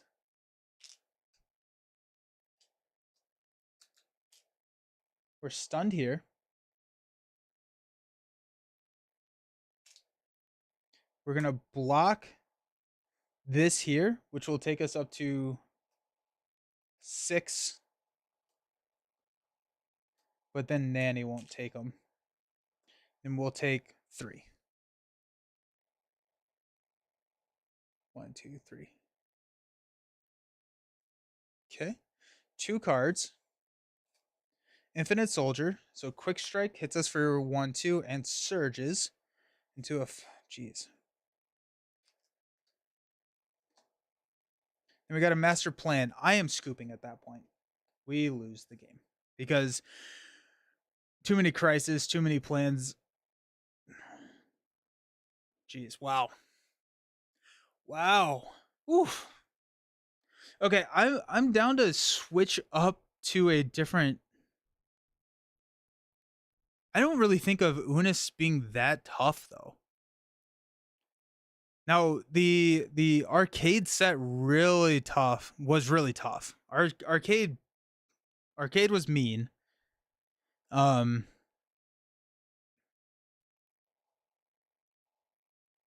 was just too much. Yeah, it was just too much. I want to try the Project Wide Awake for something for a different aspect. Because there's a ton of extra threat coming out compared to just Unis. Yeah. Okay, so what I want to just play the deck again. Because I think I like the deck idea. So what minion or what villain if we run with arcade again?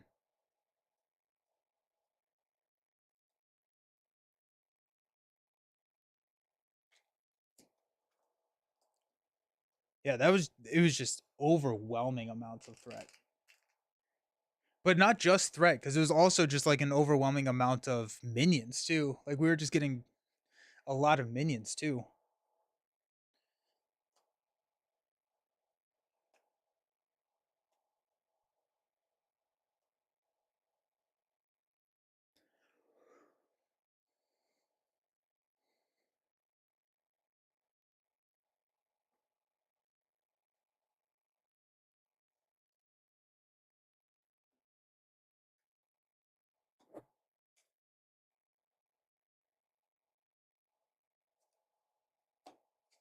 There we go. There's Nanny.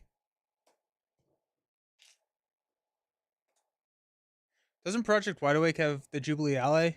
It does. Yeah, it does. We're gonna try that for a different aspect though. That'll be the... This is... I'm still considering this the first game. Because I still want to play this deck. And so I said we would play the Project Wide Awake next.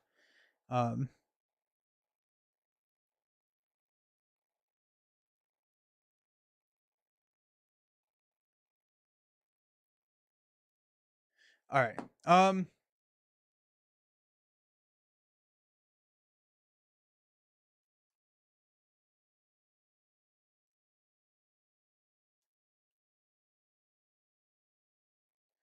Keep arcade. You probably want something like Juggernaut.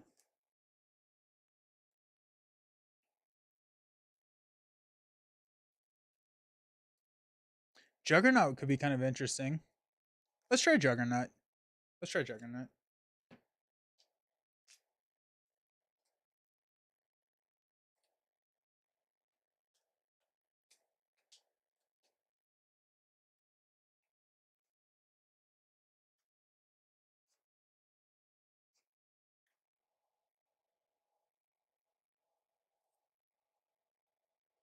Starts with 21 health. Also let you get rid of that awful Tom Cassidy modular. Okay.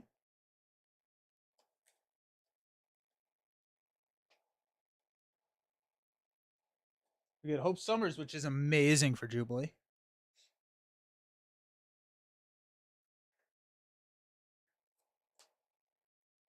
Uh, and Arcade. Cool. So Juggernaut starts with 21 health. When revealed, place one momentum counter here. If Juggernaut exposed is in play, flip it. Otherwise, give Juggernaut a tough status card. We got a momentum counter.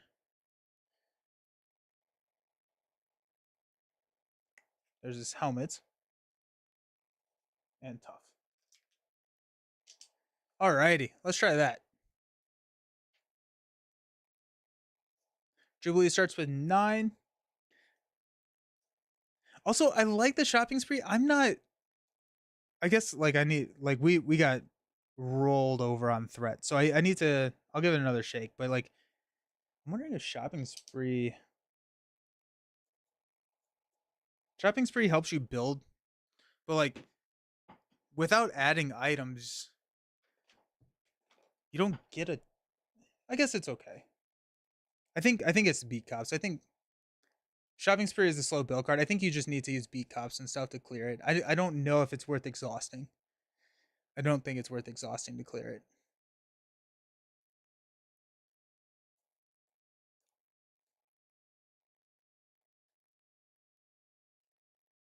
Without some way to cheese it or a ton of time for tempo, it just ends up being bait. I think so.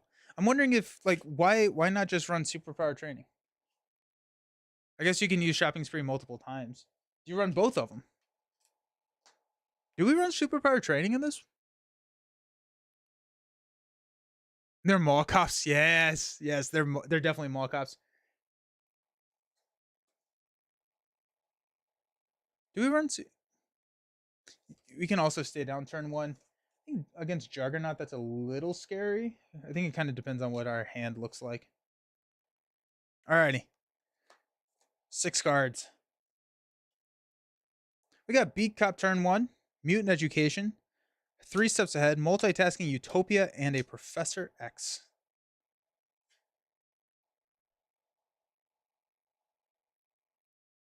Okay. 3 resources of the same type to remove the helmets. Okay. So I think I want to keep Beat Cop. I want to try the Beat Cop strategy. I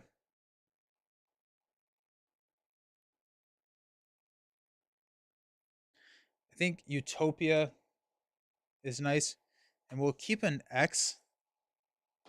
Just see what we draw into. We got a Forge, X Gene, and a X Mansion. Alrighty. And get something that way? Yeah. Let's go ahead and grab it. Put it into play.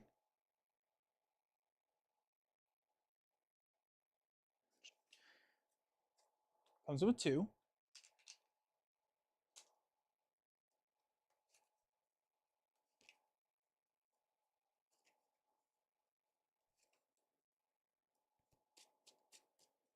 Okay.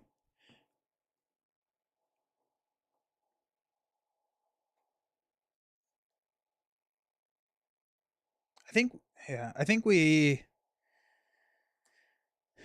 go X Mansion and X Gene. We potentially hang on to either Beat Cop. Gotta get my Jubilee. Good luck. Awesome. See ya.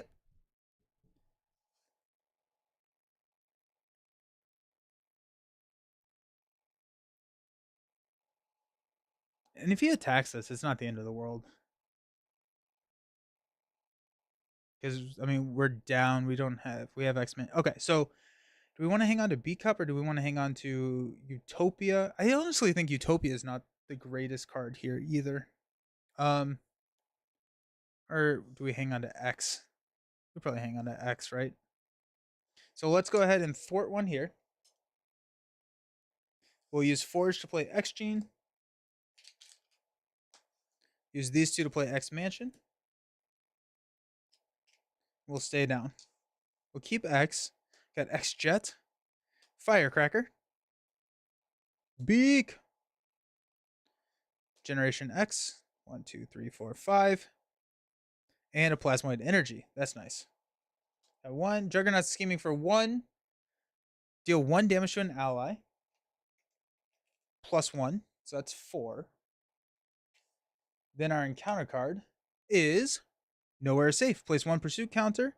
Then discard an upgrade or support. It's going to be X Gene. Okay.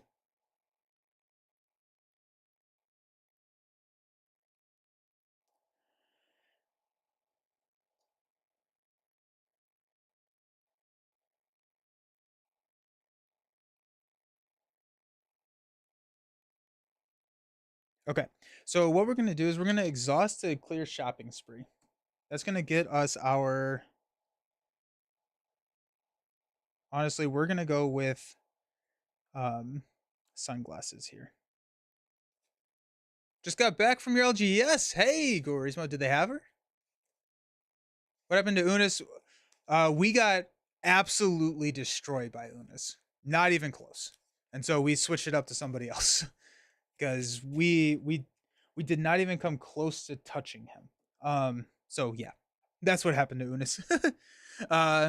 Jubilee won't arrive until Monday. Oh no.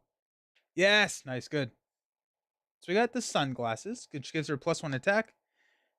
Never mind. I'm changing that too. The code is so good. Also, it buffs Hope Summers thwart. Yeah. Last time we had it was 5 side schemes on the table, 3 minions in front of us, and then we pulled a master plan and we scooped at that point. Okay. We will flip up to Jubilee. We are going to spend 3 lightning resources to get rid of or to flip Juggernaut's helmet. Hope Summers is going to poke the tough. We're going to use Plasmoid Energy to play Firecracker to deal 4 damage. 1, 2, 3, 4. And stun Juggernaut. We're going to hang on to X. And we'll stand up. I think I'm going to try Leadership next. I think Leadership is the next one. We got Nick and X. Mutant Education. Mutant Education. And a Beat Cop. We're going to go to 5 here. We are stunned. And our encounter card. None of the nearby LGS carried champions. Really? That's sad. We got grounded as an additional cost to change to hero form. Spend 2 resources of the same type. After you play a Jubilee event, remove this card from the game. It's actually not awful for us. Okay? Because we have Mutant Educations. We're going to play Mutant Education to shuffle in a Plasmoid Energy, a Firecracker. No, and a Shopping Spree. Into the deck. Huge Mutant Education. Yeah.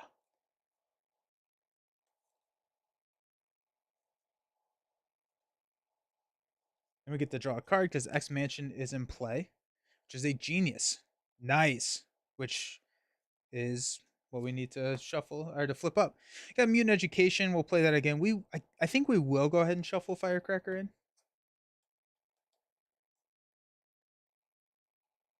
Before we do that, let's go ahead and use our alter ego action to pull out Shopping Spree, just so we don't draw it.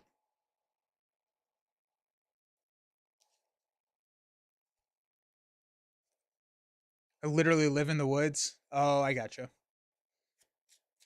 Okay. And then we're going to draw into an Endurance.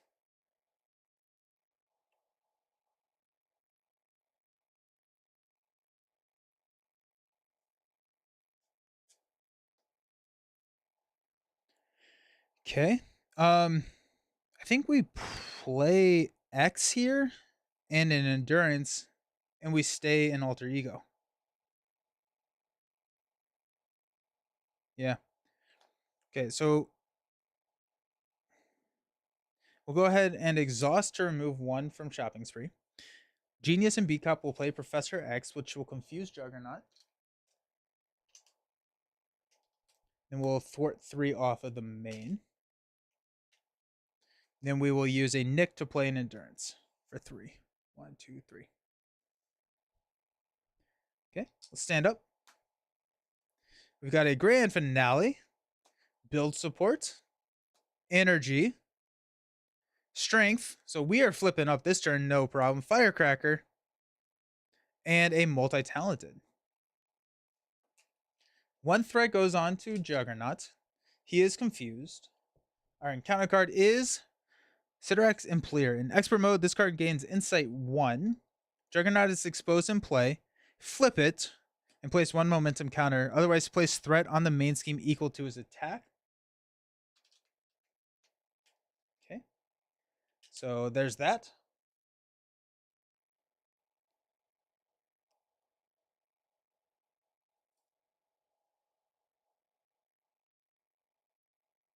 Okay. X is gone.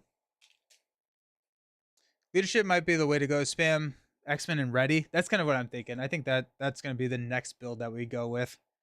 Let's use an energy. Oh,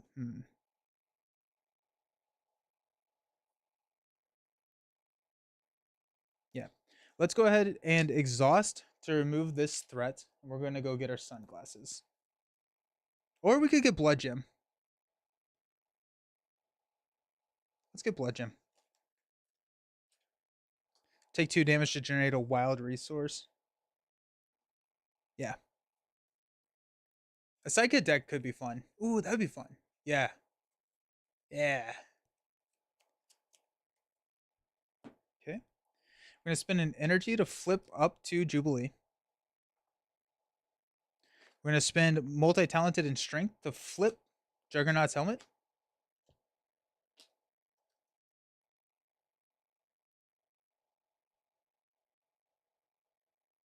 Build Support and a Grand Finale will play Firecracker to deal 5 damage because this Firecracker has a mental. So 1, 2, 3, 4, 5. Stun here. Hope will thwart for 2 here. Then we get to get rid of Grounded because we just played a Jubilee event. Okay. Yeah, this feels much better. We're going to draw into a Triage. Float like a butterfly. Wolverine. Ooh. Flash of Light. 3 steps ahead. 1 stun. Sinister Strike. Place a pursuit counter. And then he's going to attack us. He's going to attack us for 3. We will take it to the face. 4. 1, 2, 3, 4. Down to 8.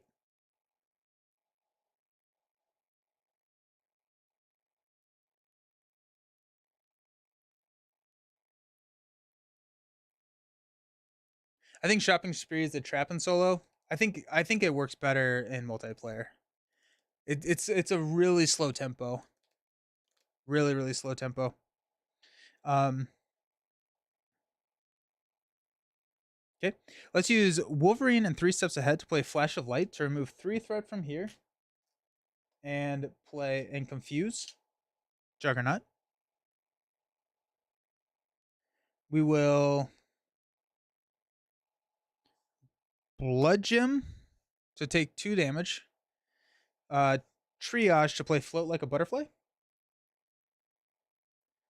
Hope will attack for 1, 2, 3. I'm gonna flip down. Heal for 3, 4. 1, 2, 3, 4. All right, stand up. Moira, multitasking.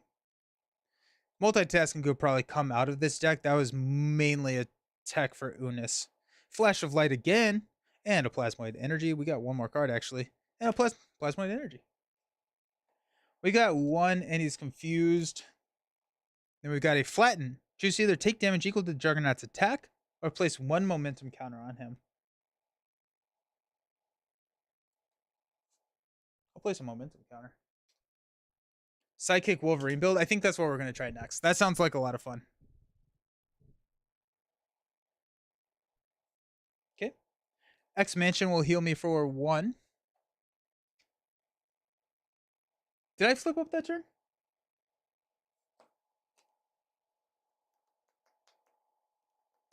I don't think so, because he was stunned, then I confused him.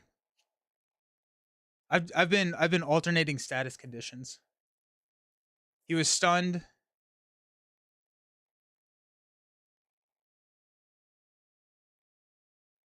Oh no, I did.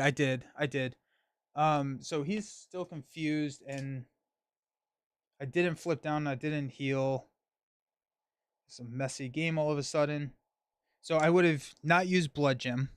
So I would have used Jubilee's ability. And so I would be 1 health lower, and then he would still be confused. I would have taken 3, 4, and he gets a tough. 1, 2, 3, 4. He has a tough. Cool. Thank you.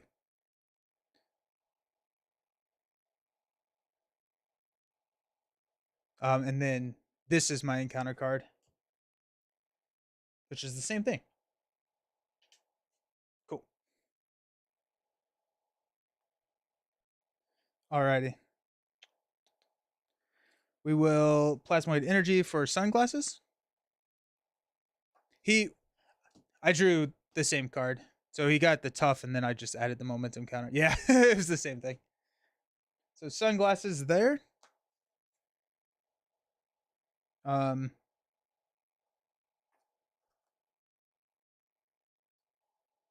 will be ready. Hope will go ahead and attack for 2, 3, 4. 1, 2, 3, 4. You're right.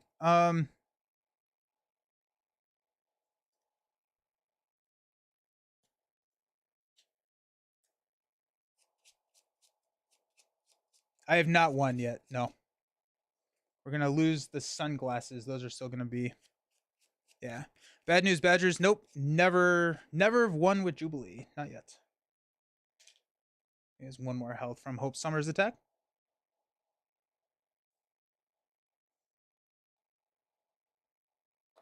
Okay.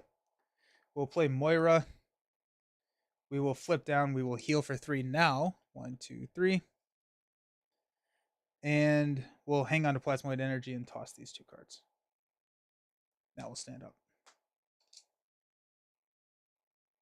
Firecracker. Sunglasses. 3 steps ahead. Multi-talented. And a firecracker. We got 1 here. Juggernaut is confused. He did not take 1, 2, 3. He has a tough. Welcome to the murder world.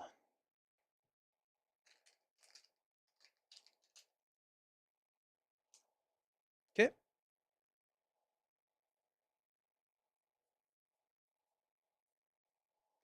X-Mansion will heal 1. Which actually, I think I did X-Mansion too many times. This is a very dirty game. I apologize. I probably won't post this one, because that was. We're all over the place. I'm all over the place. Sorry about that. Okay. Okay.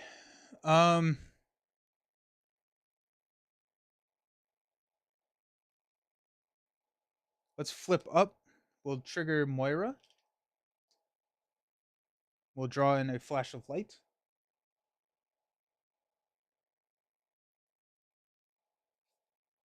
We'll use a plasmoid energy. No. Yeah, we'll use plasmoid energy to play sunglasses.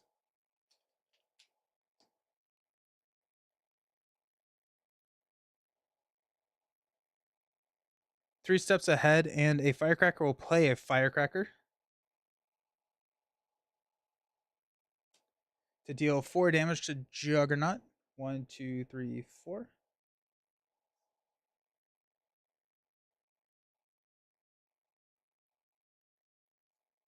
And stun.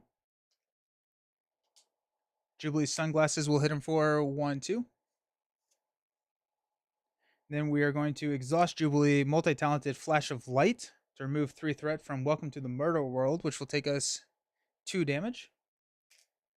And confuse Juggernaut. Probably should have done that in different order of operations for the float damage. Okay. He's at 3. I don't think I want to push him quite yet with Hope, so we're just going to thwart with Hope. I guess Coat could have done that, but here we are. Stand up. Got 3 and an encounter card.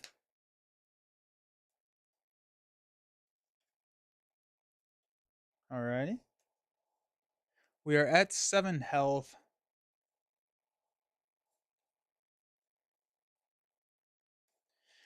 Hopefully we can get a win. Be nice. We got strength. And a grand finale. Well, there you go. Alrighty. We've got 1. He is stunned. We got 2 encounter cards. First one is a building momentum. After you defend against an attack from Juggernaut, remove 1 threat here. Remove 1 threat from this scheme. That's 2 acceleration icons. Ground pound. The players take indirect damage equal to his attack, which is 4. 1, 2, 3, 4. Ouch.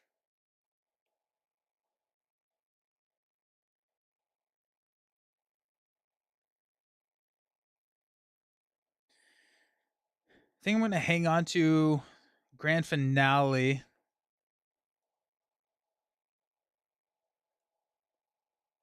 So we'll use blinding flash and strength to play blindfold.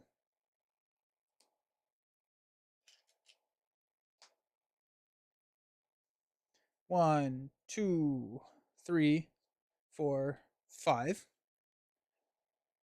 This will be our encounter card. Custom deck already. Yeah.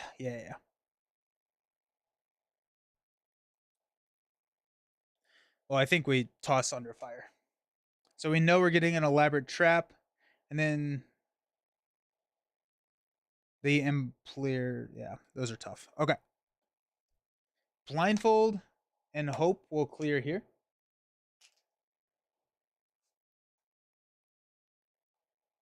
We will flip down, X Mansion, and heal for 4. 1, 2, 3, 4. We'll stand up. We're going to hang on to these cards. We have Forge, Shopping Spree, and a Flash of Light, and Plasmoid Energy. All right. 1 there. Confused? Yeah, I did. It's right there. It may have been hidden. Elaborate Trap.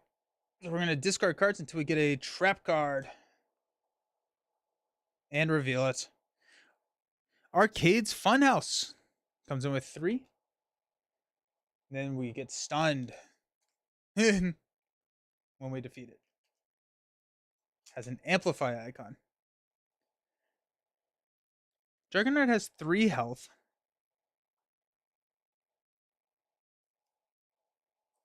So let's go ahead and Mansion to heal 1.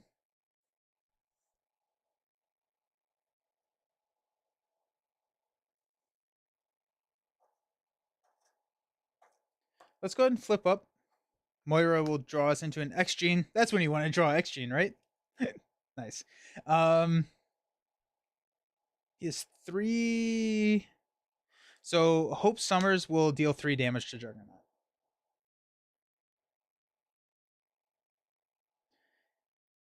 Search the deck for Head of Steam and reveal it. If Juggernaut is exposed in play, otherwise give him a tough status card. So we'll flip this and we'll get Head of Steam. He didn't retaliate X. Wait, did they rule that he now has? Does he have retaliate at this point, or what was that ruling? Did they change it, or did I just lose the game because of my bad play?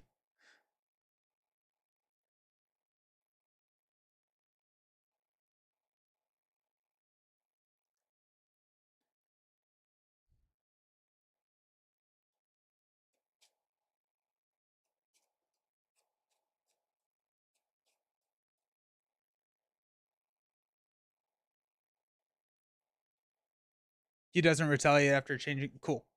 So Hope Summers is still alive. Thank goodness. Oops. Okay. After Juggernaut attacks, spend 1 resource for each damage dealt by that attack. Discard this card. Okay. Okay. No retaliate when defeated. Sweet. Thank you.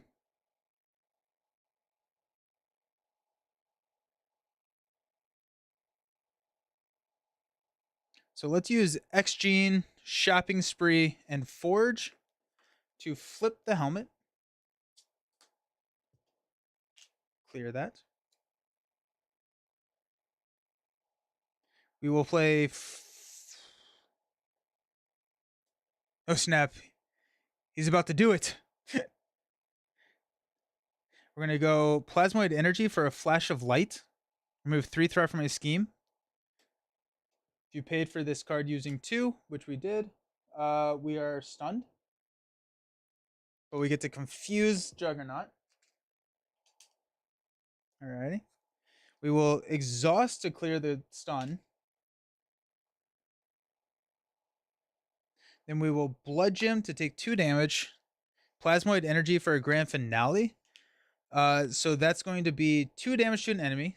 Because it is an attack, Float Like a Butterfly takes it to 3. Which he's at 25. I forgot to reset his health. Yeah, thank you. So 1, 2, 3. And then we're going to choose him. We did 3 different resources. So it's going to be 9 more damage. 1, 2, 3, 4, 5, 6, 7, 8, 9. So that's down to 13. But a grand finale doing 12 damage was pretty sweet. That was pretty fun. We'll hang out. We'll have blindfold, chump block. Sunglasses for 4, thank you. Sunglasses for 4, yeah. 1, 2, 3, 4. Yeah, that was a really fun play. That was sick. That was cool. Cool. Maybe I will post this game. It was a little messy there with that, but I think that was cool enough to... Yeah.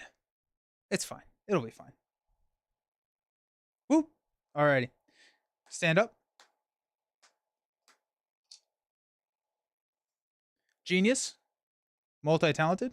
Multitasking. Mutant Education. All the M cards. And 3 steps ahead. We'll go to 3. Juggernaut's going to attack us for 4. We'll block with blindfold. +2. By blindfold. Then our encounter card is Dark Designs. Place an encounter card. But he is confused, so he does not scheme, meaning that we keep Juggernaut exposed here. Nice.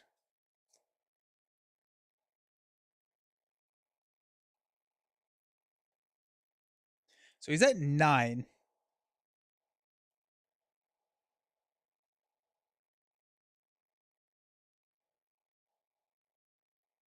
You think there's lethal here?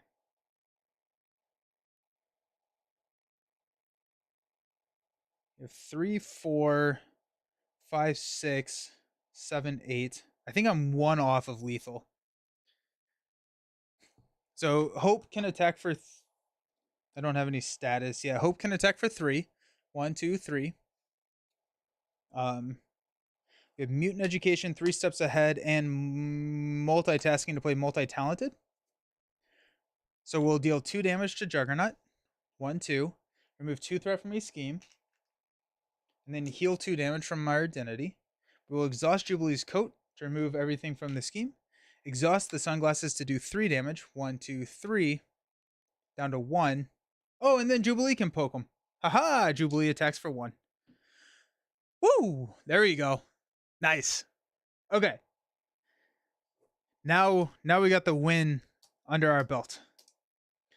It's like the 4-minute mile, right? Like everyone thought running a sub 4-minute mile was impossible until someone did it, and then like a dozen people did it that same year. So now that we've won with Jubilee, I've convinced myself that it's possible. And for 2 with glasses, let's go. Yeah. So now we know we can win. And so now that mental barrier is gone, we can win with Jubilee.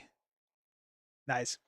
Alrighty, let's do. We're at 3:45, or we're at 1:45 time. I'm gonna go to be right back. I'm gonna get a little bit of something to eat because I am very hungry. But we'll come back in maybe like 5 minutes or so, and we'll play a leadership build against Project Wide Awake. Alrighty, see y'all soon.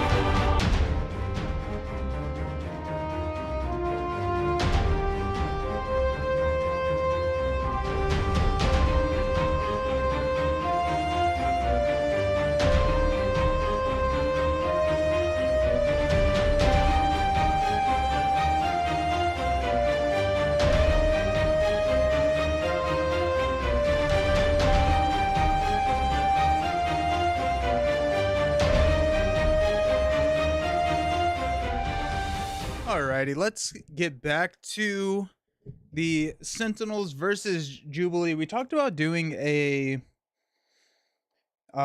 Psychic Wolverine deck, which I think works pretty well. The problem is that this scenario directly counters what Jubilee's weakness is, which is going to be survivability. And so running leadership, I think we're going to have a hard time. I think this is going to be a very, very challenging scenario for us. Because of Operation Zero Tolerance. Starting with Operation Zero Tolerance means that we cannot chump block. And if we cannot chump block, then we're just going to be in a lot of trouble, especially with leadership. So I'm trying to figure out if this is a good time to run the Psychic, or if we want to try a protection build that we can lean into Tufts here. Priceless, so hear me out. After you save Jubilee, don't discard her and play it like it came back to the future to save yourself. Nice. I like it.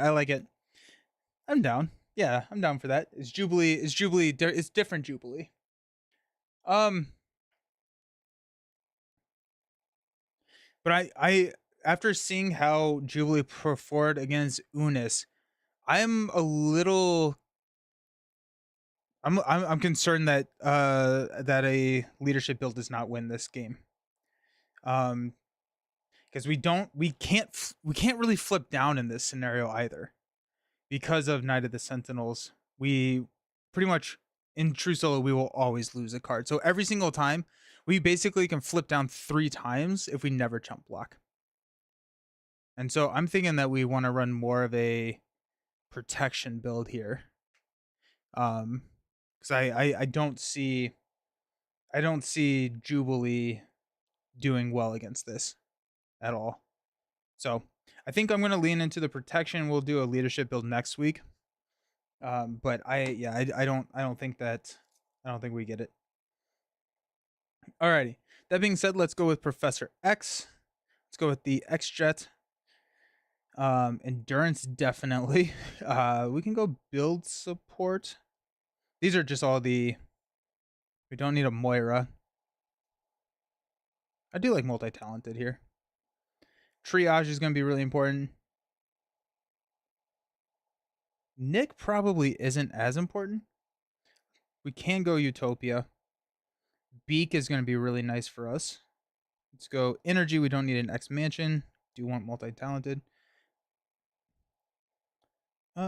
Strength. Do we only have 2 multi-talenteds in the deck? I think we did. I want to put a third one in there. I really liked multi-talented for what it was doing with our upgrades.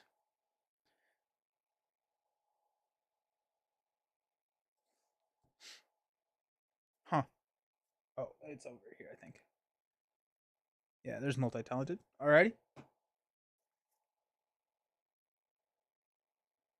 So I think that the build looks a little bit more like closer to an all basic build.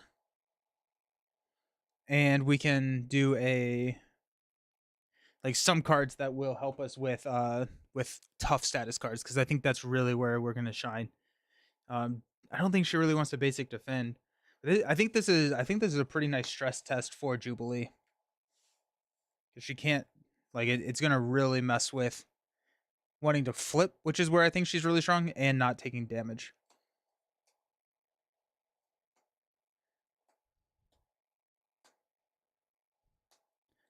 Let's see what we're looking with at build support, endurance.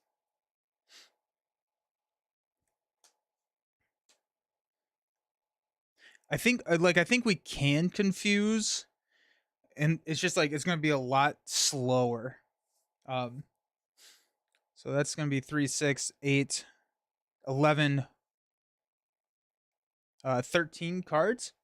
And we'll probably run power in all of us. So let's go ahead and find some more gray cards that we would like. We can also look at some green cards. But I think Colossus is going to be really nice because he has that tough. Storm is just great in this scenario. So let's go ahead and grab Storm.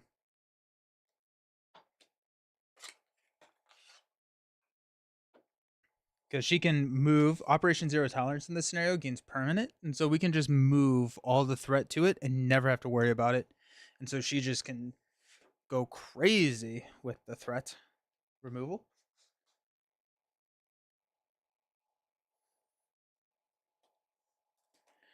Um. Okay.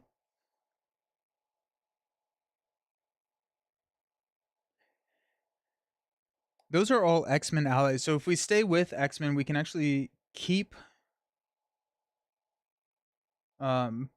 we can keep the bonus for Utopias. Let's grab Shadowcat. Are there any other I think superpower training I think is more in play here because I don't think we're going to be using our mall or the shopping spree.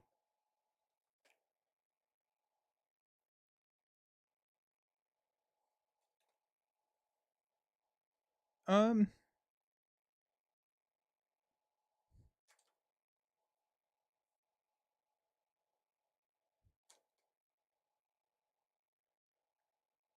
okay. Let's look at our green cards. Let's count how much we got. We got 2, 4, 6, 8, 10. 2, 4, 6, 7. So we have 8 cards left. Let's grab armor.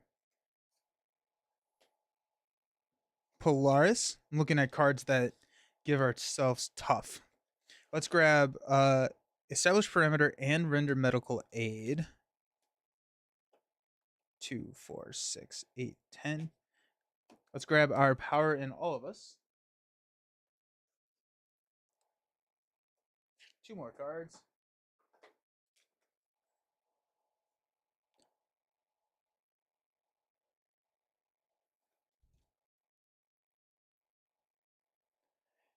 Um, hmm.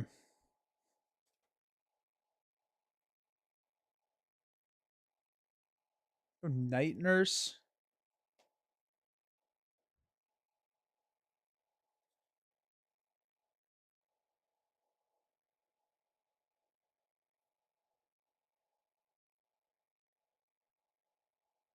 Ooh, what doesn't kill me is kind of interesting. What if we go 3 what doesn't kill me?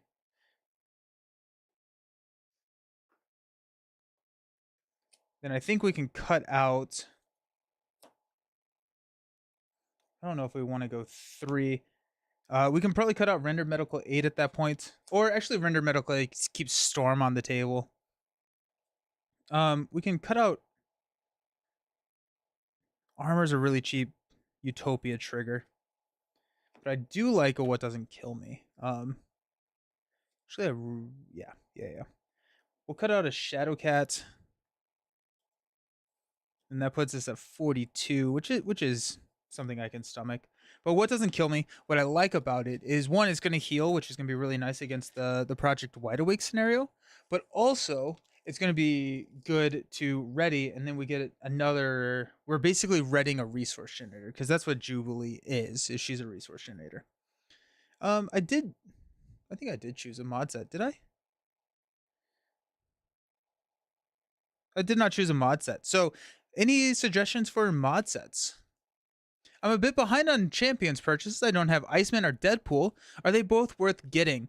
I think that Iceman, yes, I really enjoy Iceman. Deadpool is kind of interesting because Deadpool comes with a new aspect. He comes with the pool aspect, and it's a kind of a push your luck type play style. Um, and so I don't personally enjoy pool, but I really like pool. But I know people who do really like pool, and so it's kind of up to you. Um, Mojo. I don't think Mojo's a mod set from Mojo. Because this is scary. It is. It is going to be really scary. Yeah. We start with 18.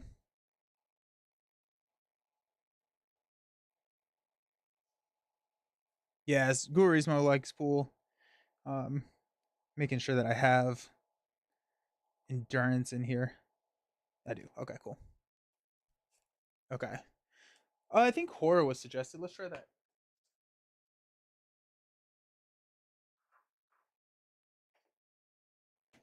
Let's try horror.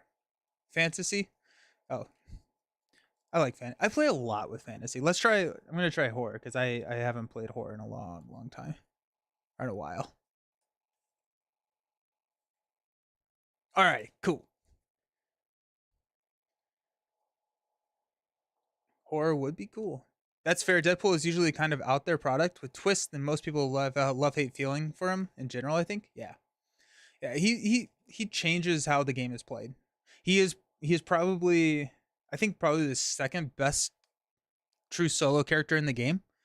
I could see him being argued as the best character in the game. I think Strange still holds that, but he just has some, especially in true solo, just some broken play lines where he can against 60 to 70% of the villains in the game win consistently on turn 2 or 3 with just a basic deck. And so that's a little like, but alrighty, so we set each captive ally outside out of play, reveal the Operation Zero Tolerance and the Mutant at the Mall side scheme. Operation Zero Tolerance gains permanent. After threat is placed here, if there's at least 5 threat here, the first player places the top card of their deck face down under Operation Zero Tolerance and then removes 5 threat. Mutants at the Mall states that the first player searches the encounter deck and discard pile for a Sentinel minion and reveals it. We flip this card and put Jubilee into play, discarding any other version of Jubilee from play. We're going to ignore that. Deadpool can do that. Yeah. Yeah, so it's the with Mutant Education, you can always shuffle back in, and then his alter ego, you can go get the what's the he has the 0 cost card that he can take so much damage and deal that much damage. And so he can take down to 1 damage, deal that much damage, flip next turn and just like rinse, wash, and repeat. And then you get like maximum effort. Yeah, maximum effort. And then this card is fire, can trigger off of it. It's bananas. After an enemy attacks and defeats an ally, place that ally face down underneath, and then if there are 4 allies, we lose. Then Abduction Protocols. When defeated, the player defeats this scheme, takes 1 random set-aside captive ally, and puts it into play under their control. That comes in with 4. So a lot of threat. We're looking for Storm. We got Multi-Talented, Armor, Shopping Spree, that's sad, Endurance, Flash of Light, and a Plasmoid Energy.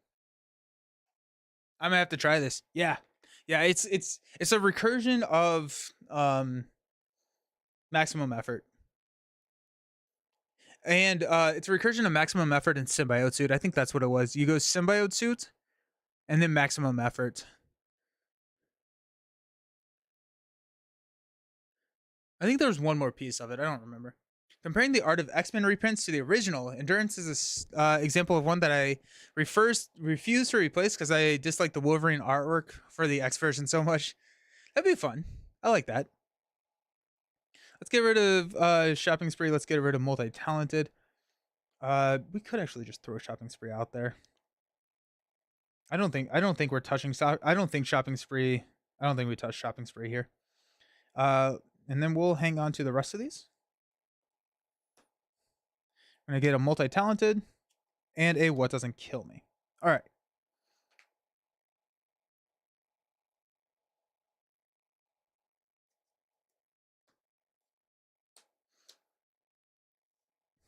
I think that's our play.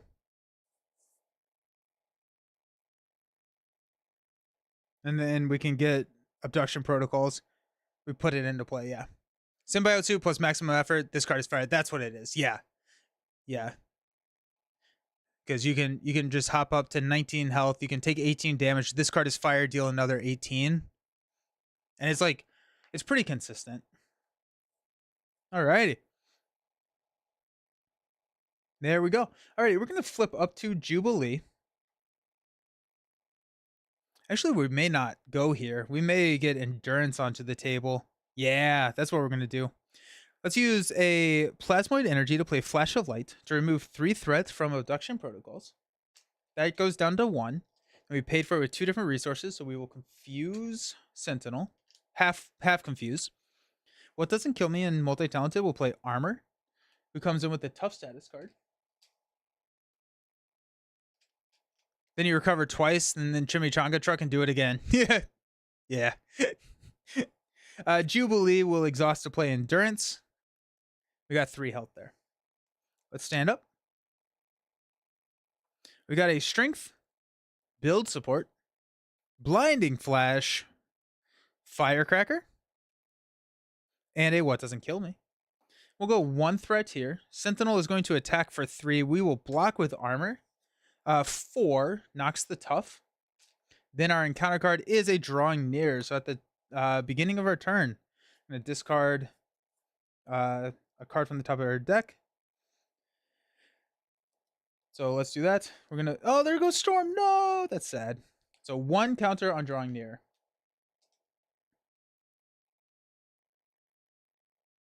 Okay. So we could go Firecracker in half stun Sentinel.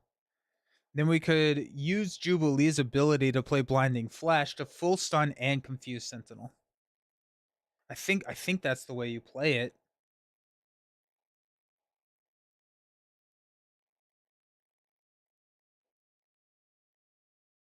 Yeah. Yeah. Oh wait, he has toughness, which I did not put on there. So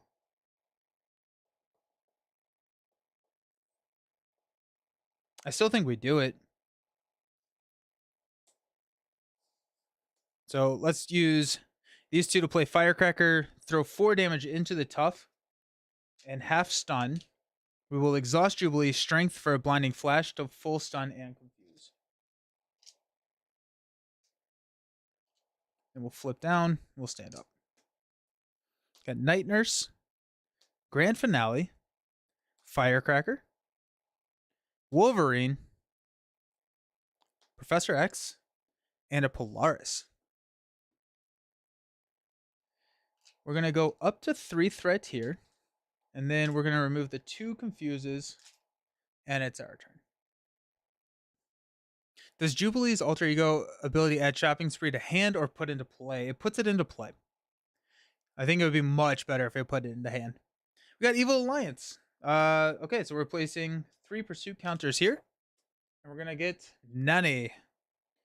So after Nani attacks you, if you have 1 or more allies, search your encounter deck and discard pile set aside area for 1 copy of Lush Child and reveal it. Then we've got Naughty Children. When revealed, place 1 threat here for each different resource on cards in our hand. So we got 3 different resources.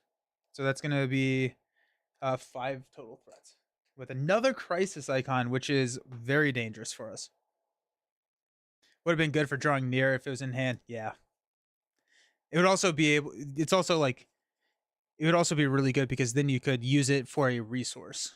It'd be... She would have an additional resource. Okay. Start of the turn, we're going to discard 1. Place a counter there. Okay. We are going to discard Grand Finale to get rid of Drawing Near.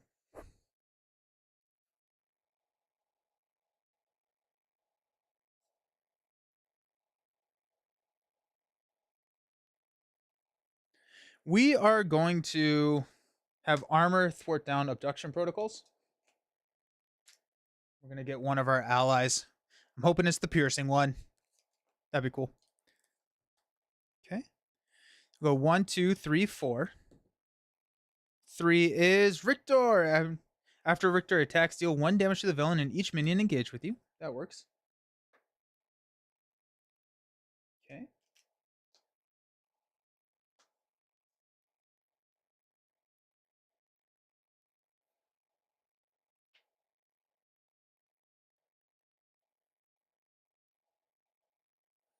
We could play Professor X and half Confused Sentinel. And start thwarting down Naughty Children. We could play Wolverine. We could play Firecracker and the Night Nurse. We have to kill Nanny. So we have to play Firecracker. Yeah, I think we have to play Firecracker because we'll deal with the 4 damage to Nanny, and then we can play Night Nurse. Yeah. Okay, so let's do that. Let's go ahead and flip up to hero form.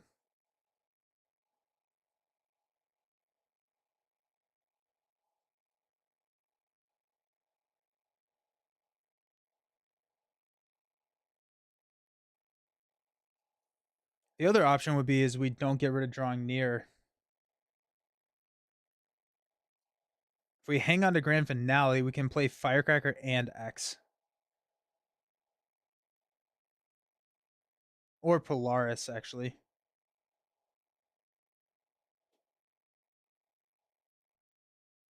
Woo, cheap viewers. Um, let's go with the Firecracker and Night Nurse.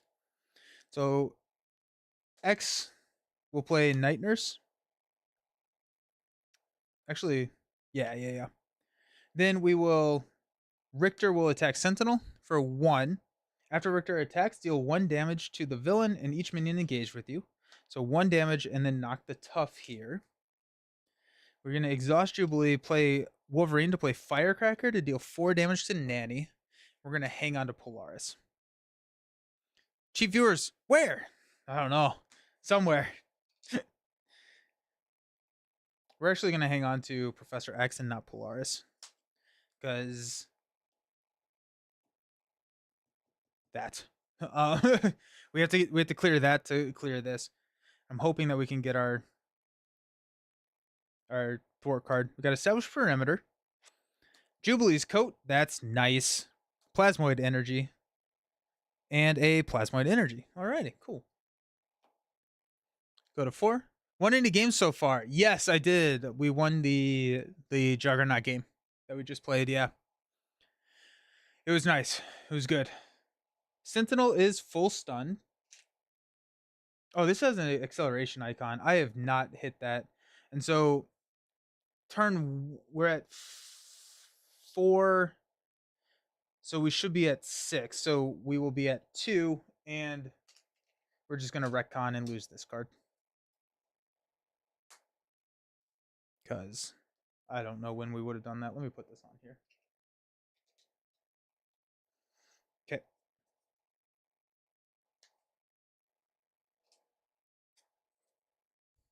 Okay. Our encounter card is Bandolier Stake Surge. Uses 3 stake counters. When revealed, you may spend 1 resource of any type to attach this to your identity, otherwise discard this card. When you make a basic attack, remove 1 stake counter from here. You have +1 attack, and that attack gains piercing.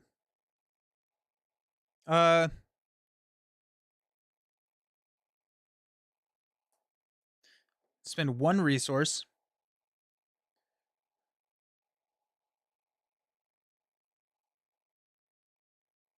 I don't think I'm gonna do that. I don't see myself using basic attacks. So we'll let that surge into Nowhere is Safe. Place 1 pursuit counter. Then we discard an upgrade. We'll discard Night Nurse. We are interacting with the standard 3 set heavily this game. Okay.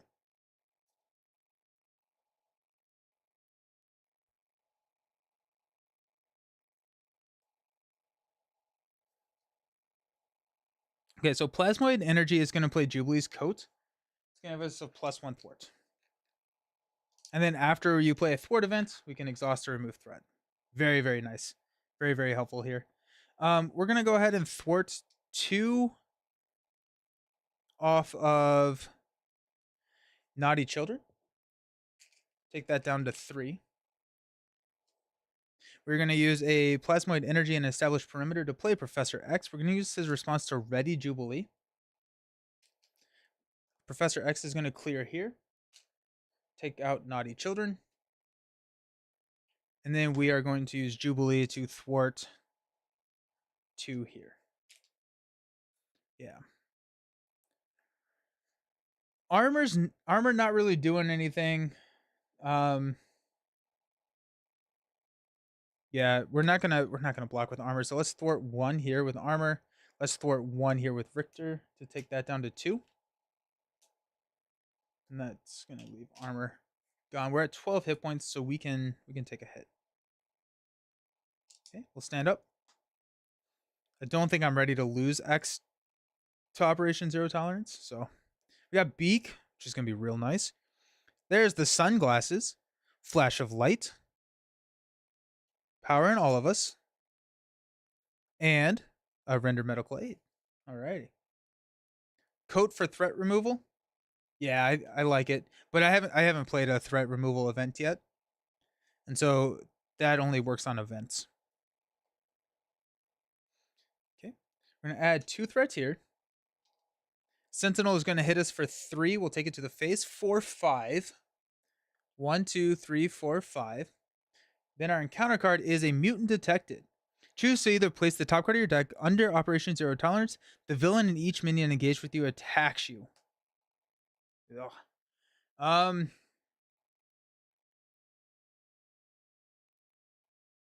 No, you're fine. You're totally fine.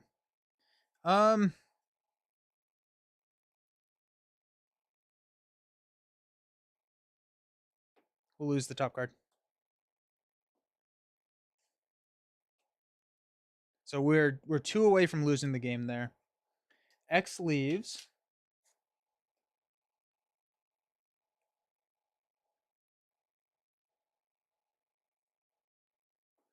Okay.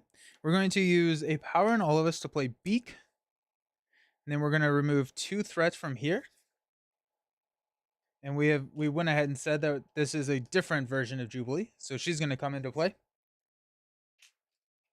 And I think we have to get a minion. Yeah, we have to find a Sentinel minion.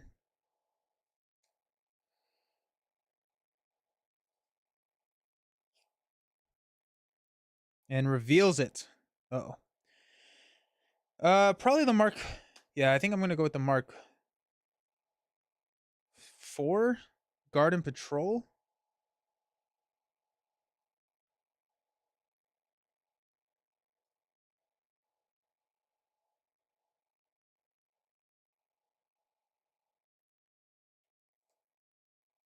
Even every good story needs a time paradox. Exactly. Yes. That's nice.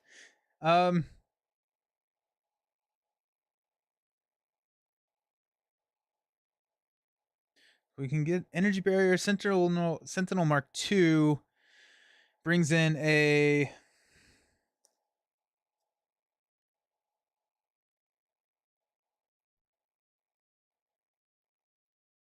Oh, it would surge. I don't think I want to do that. But we could immediately take care of it, which would be nice. Yeah, we're gonna go with the Mark II, and so that's gonna surge. It's gonna be a little tough, but we're gonna be fine. Do you prefer true solo than double handed? I think so. Yeah, it's faster. Okay, so that'll surge. We will attack here with Richter, and then we'll deal 1 damage. So that's going to knock Richter out and the Sentinel Mark II.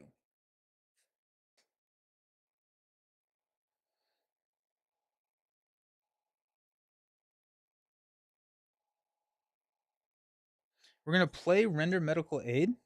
It's going to come in with 3. We're going to exhaust Jubilee, use Jubilee Sunglasses to play Flash of Light to remove 3 threat from Render Medical Aid, which will heal 5 damage from me. 1, 2, 3, 4, 5. Jubilee's Coat will exhaust to remove 2 here.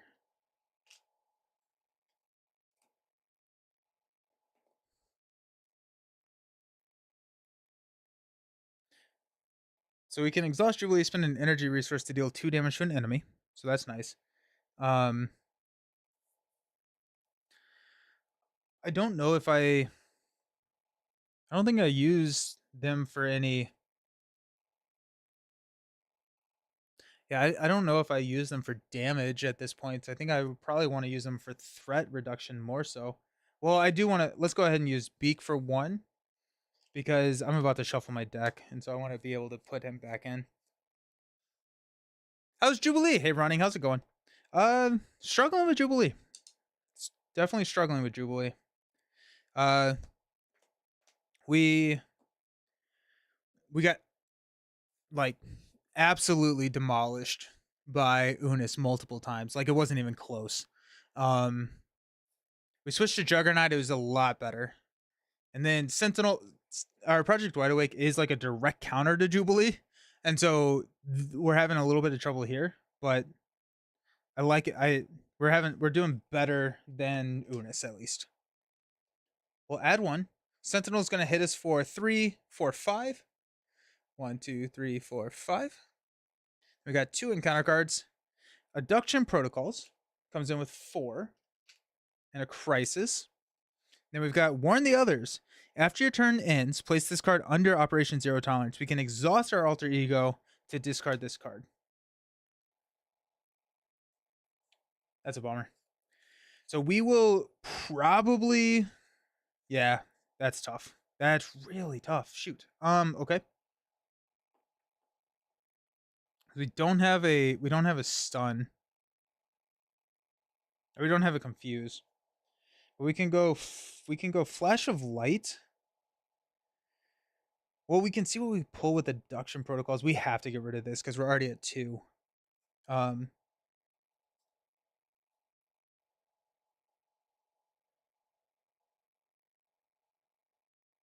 Sounds like she'll, yeah. Yeah, I think she's a little bit harder to play.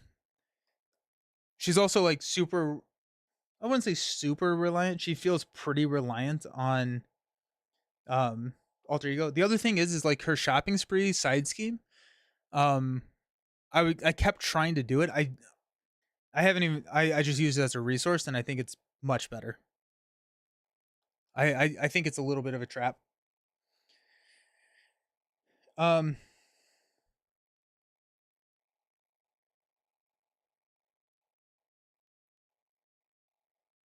Okay, we'll have Beak go ahead and knock himself out to thwart 1 here. We will use Utopia and Firecracker.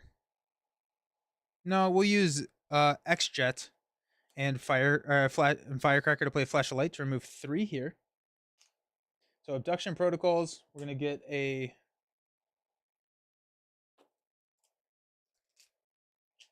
1, 2, 3, 4, 5, 6. 2, 3, 4. So we got Boom Boom. So after Boom Boom attacks an enemy, place 1 bomb counter on it. The end of the player phase, remove all bomb counters in play. Deal 2 damage to each enemy for each bomb counter removed this way. Nice. That's fun. Jubilee's Coat will trigger off the response to clear here.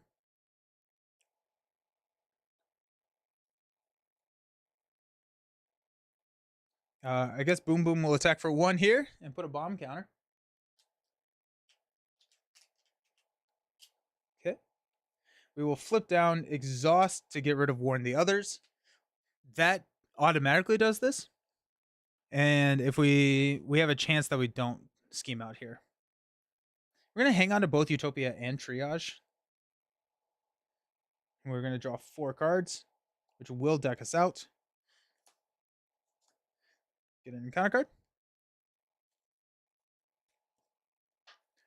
Alrighty. We're going to add a threat here. No whammies. Come on. So 2. So just a 1 boost. 1 boost. Please, please, 1 boost.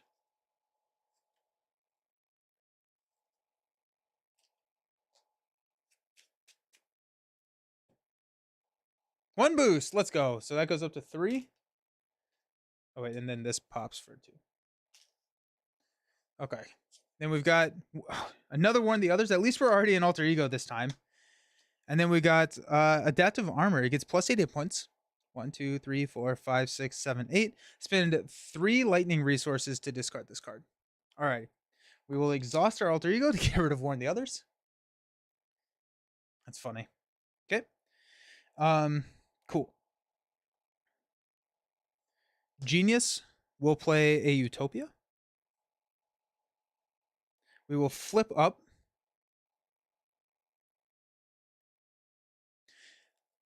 How the wild resource work for Jubilee cards? I mean, if the wild counts as all resources, When you use depth focus in one resource, this counts as using 2 different resource types. No. So whenever you use a wild resource, you then declare, you basically choose what it's going to be. So it's like, I'm using this as a physical. So we got, oh, this is pretty cool. This is really cool. Check this out. This will be fun. We're gonna use a power in all of us to play triage. We're gonna heal 2 damage from Jubilee. We're gonna trigger Utopia to ready. We're going to exhaust Jubilee, use Colossus to play a what doesn't kill me, which will heal me for 1. Nope, not 1, 2, and ready me. That was fun. That was kind of fun. We'll go 2, 3 to clear the main.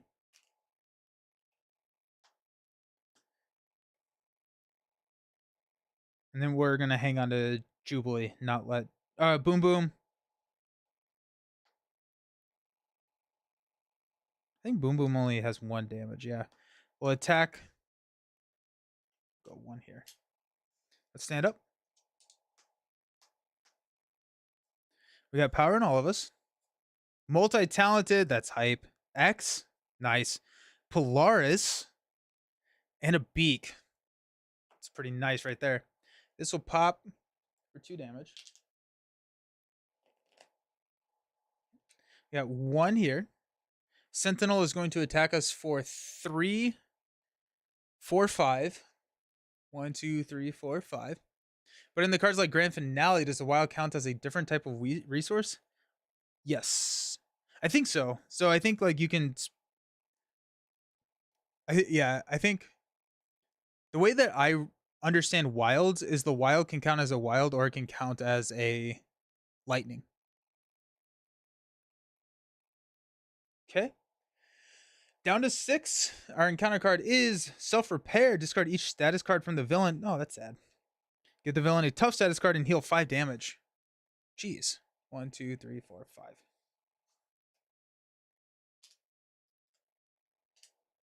Ow. Okay. Okay.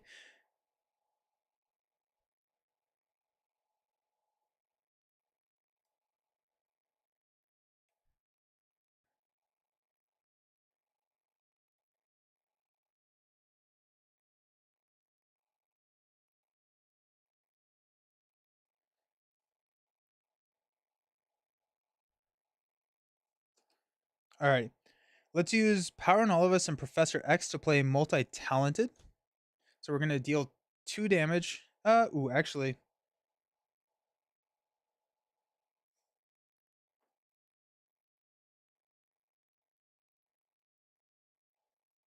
Actually, let's do this. Let's go ahead and exhaust Jubilee. No. No. I need to play Polaris.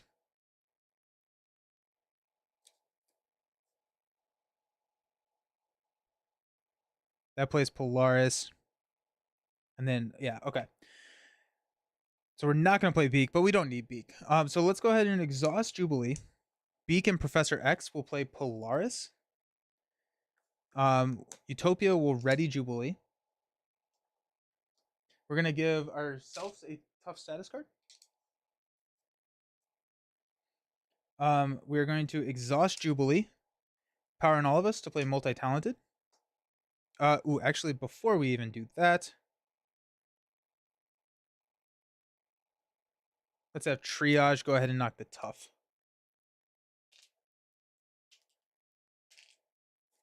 Okay. Then we're going to play multi-talented. We hit all of them, so deal 2 damage to an enemy. 1, 2. Remove 2 threat from his scheme. We'll go here. Heal 2 damage from our identity. 1, 2. We're up to 8 and a tough, so that's nice. Boom Boom will attack for 1. Jubilee. Now Polaris will attack for 1, 2.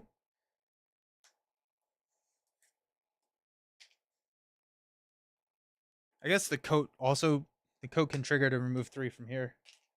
So that's kind of fun. Okay.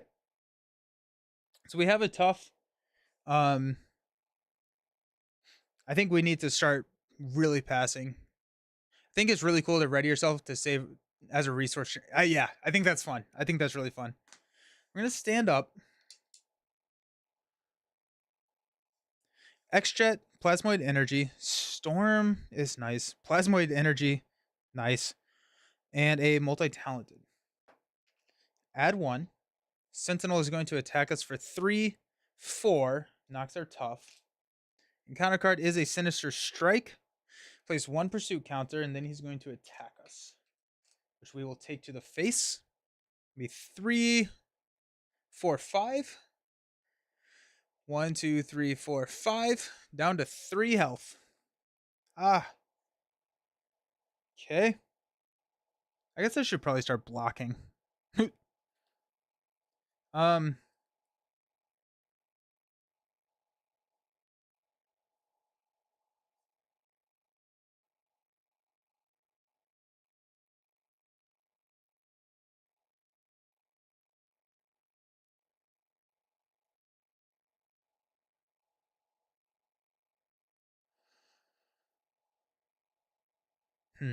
Okay, I feel like I want to play Storm, but I also really want to play multi-talented. I think I pass on Storm. I think I go X-Jet and multi-talented. Yeah.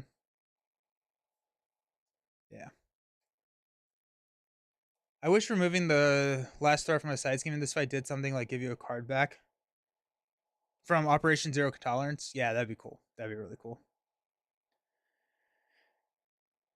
Okay, let's use Plasmoid Energy and Storm to play the X-Jet. Let's use Plasmoid Energy and X-Jet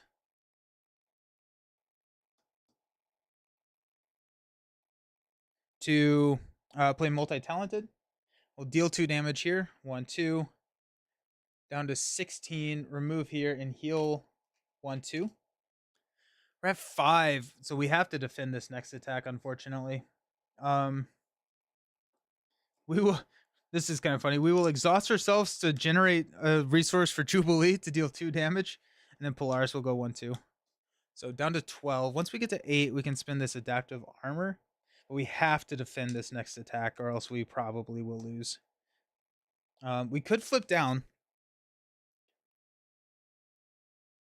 and just hope that we don't get another boost card.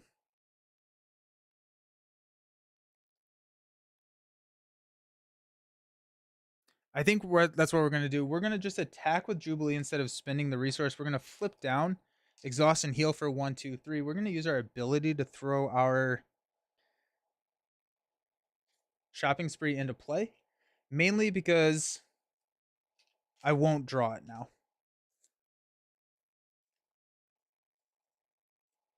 Okay. So we get 6 cards. No whammies. Come on. If we lose another card, that's okay, I think. We'll probably lose to... I think we're... I don't know if we're fast enough to blitz him down. We got multi-talented. Grand Finale. That's going to be nice. Strength armor. What doesn't kill me? Okay. We got 1. Scheming for 2. Plus 2. That's a loss. So we'll move 1 here. Our encounter card is Sentinel Mark IV with Guard and Patrol. Alrighty. We do have an armor, which is nice. That saves us. We have a What Doesn't Kill Me, which can ready us, which will be nice. We do have a multi-talented as well.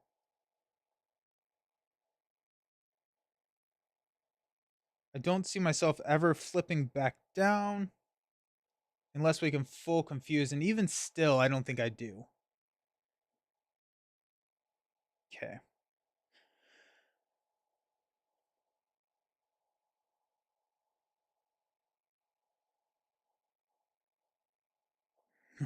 And we don't have the resources to spend to get rid of the adaptive armor. Which is kind of funny. I'm trying to figure out if I heal here. So our max hit points is... We wouldn't be able to play What Doesn't Kill Me if I heal, so let's not. We'll flip up to Jubilee. We will...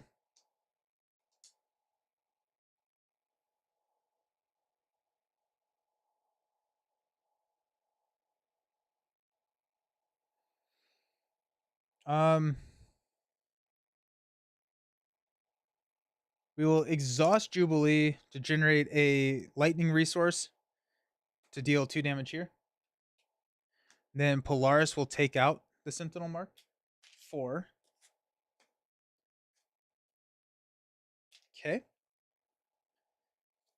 Strength will play armor, which will ready ourselves. There's our answer for the attack. We also have a lot of health now, so that's nice.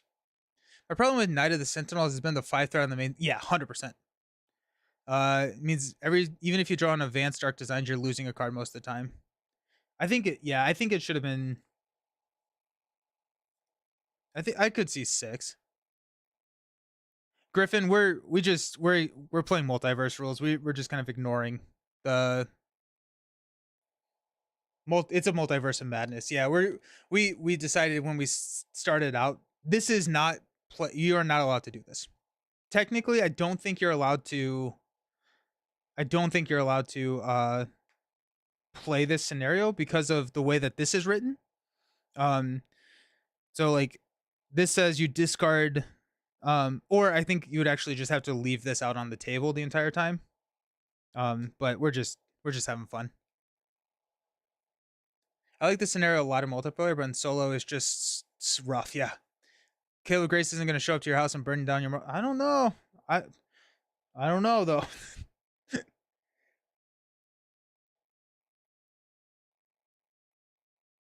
Yeah. Exactly. Right.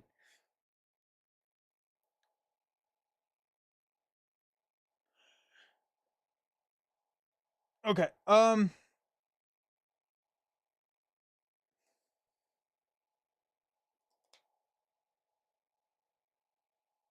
I want to get rid of the adaptive armor. I think the ruling is that you discard the Jubilee ally when you finish the side scheme. Oh, okay. Yeah, they just changed the text on the card. That's fine. Yeah. Trying to figure out if I want to. Yeah, I think we have to. Let's just go ahead. We'll use X-Jet, Plasmoid Energy, and Grand Finale to get rid of the adaptive armor. 1, 2, 3, 4, 5, 6, 7, 8. In the last stream, they basically said they didn't care when I was talking about the encounter with you. That's fair. We'll exhaust Jubilee to generate a wild resource. We'll use Multi-Talented to play What Doesn't Kill Me to heal 1/2 and ready Jubilee.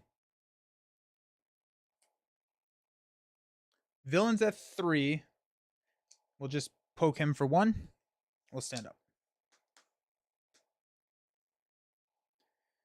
We got established perimeter. That's nice. There's the sunglasses. That's going to be nice as well. Flash of light, firecracker, and a What Doesn't Kill Me 2, 4, 5. Got 1. We're going to block the attack of 3 with armor. Exhaust your identity. That's sad. And then we'll lose the tough here. Our encounter card is Lost Child. Attached to the ally with the highest cost without Lost Child attached. Attached ally engages the controller. Otherwise, this card can surge. This does say after an enemy attacks, so we do not lose if we kill armor. So that's good. That's really good. that would have been sad. Okay. We're at 10. We have 12 total points, so we do want to. Okay. Okay. I want to play Firecracker. I want to get. Okay, so let's use X-Jet and Flash of Light to play Sunglasses. +1 attack. Does the damage on armor reset? She didn't have any damage. She had a tough, which I soaked the attack. And so I had a red token, which was an exhaust token on her, but it wasn't a damage. Okay, so we have our sunglasses on the table.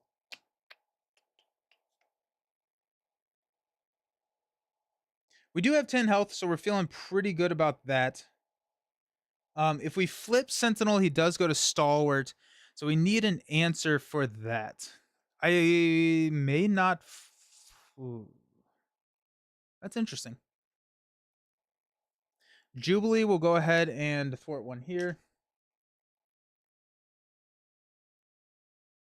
The ruling was she goes to the victory display. Same with Magneto playing with him for Smith. I got it. Okay, cool.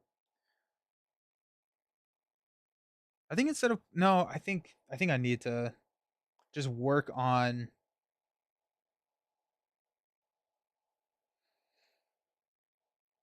No, because I can't Firecracker Sentinel because then Sentinel would just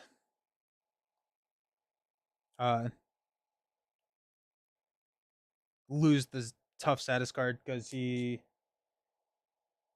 gets tough or he gets stalwart. So let's play what doesn't kill me. Heal me up to full. We'll stand up and then we'll use Jubilee to take out armor. We will. If we get an ally, we may defend here. We got Richter, Blinding Flash, Night Nurse, Firecracker, build support. Yeah, this is more fun. Hello, Wing Zero. How's it going?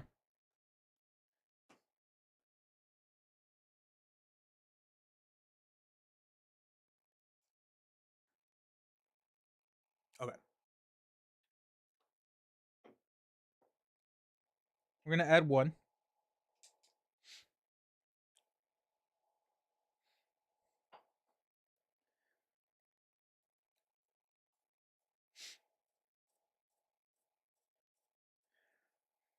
So my main concern, well, let's just see what happens. We do have Richter, which we will probably end up playing.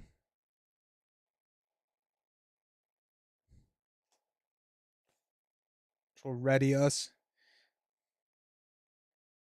Okay. This is actually I think a pivotal decision here. So let's talk through this. He gets stalwart when we go to stage 3. He also gets toughness and 22 hit points. We do have sunglasses on the table, but we do not have our grand finale in our deck. So I'm wondering, do we stall the game until we can kind of blitz through the 22 health on his second side? And if we do that, we would want that grand finale with the sunglasses. We're looking at probably 11 out of that 22 damage, and we can push pretty quickly. Or do we just start pushing damage? I will draw Dark Designs and die. That's the other thing to kind of think of. Do we have Dark Designs? Ugh. Yeah, we have 2 Dark Designs in that deck, so we're in a lot of trouble actually. Yeah,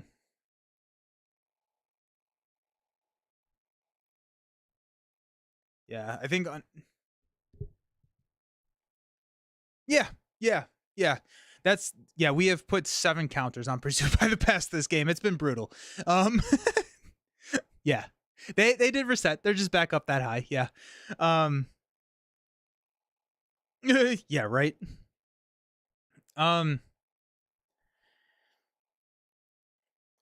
So with that I think we are in a situation where we're. Does he go up to 3 scheme? Yeah, he goes up to 3 scheme, which means it's a pretty much an auto loss if we draw if we draw a Dark Design, it's pretty much an auto loss. If we But I think what we're doing is I think we're on a wing and a prayer at this point to try and hope for not drawing a Dark Design, because if we draw a Dark Design, we lose the game. But I think if we try and stall it out, we will lose the game. There's 2 of them left in that deck. Chances are we're going to hit 1. We could set up for just like that perfect turn. But I think if we set up for the perfect turn, we will lose. I think we'll just run out of time. So I think we have to just kind of push and hope for the best. I think we have to Does he go up to 4 attack? No, he doesn't. Okay. So we're gonna take this. It's gonna be 3. Hey, there's a dark design. 4 or 3. 1, 2, 3. My max damage. We're gonna place a 4th here, which will go find this, and then they're gonna sting it. It's gonna steal Jubilee away from me. Okay. So Nanny comes back out with toughness. After Nanny attacks you, if you control one or more allies, searching counter deck and discard pile for Lost Child and reveal it. So let's go do that. Let's find it from here. Nope, none of. Oh yeah, there's. Treat the attached allies or a regressed minion with a blank text box. Scheme is equal to its thwart. Then attach the ally with the highest cost without Lost Child. Okay, so this Jubilee is gonna go here, and then we're gonna get hit for 2. 1, 2. That was a bad turn. Yeah, we've lost 2 allies. Okay. And counter card is a Sentinel Mark II. It surges into a Sentinel Mark IV. Yo, team. Ow.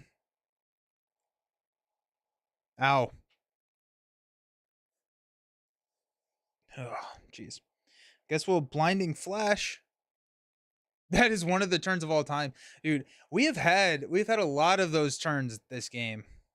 Oof. Okay. Let's think about this.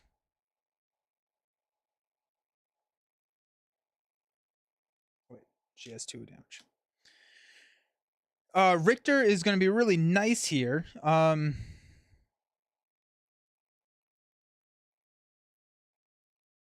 Yeah, it's just a keyword. We're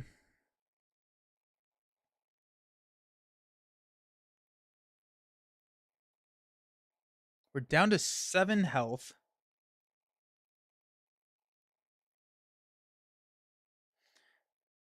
Villain's at 2. Can attack there. Deal the damage there.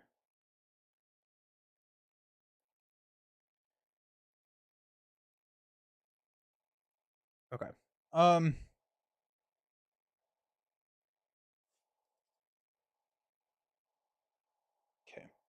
Let us X-Jet build support. So X-Jet, and before we do that, I guess let's have Jubilee attack the Sentinel Mark. No, I don't want to do that. Yeah, we'll attack here for 2. Yeah. Okay. We will now X-Jet build support for Richter. Utopia will ready Jubilee. Richter will attack the Sentinel Mark II for 1 damage and then deal 1 damage to the villain and each minion engaged with us. There's 1, knocks the tough, takes out the Sentinel, and takes out Jubilee. Okay.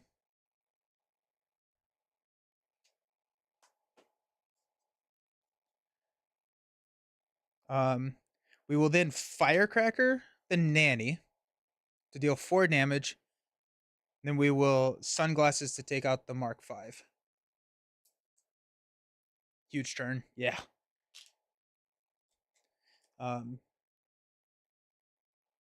Jubilee will thwart here. Okay.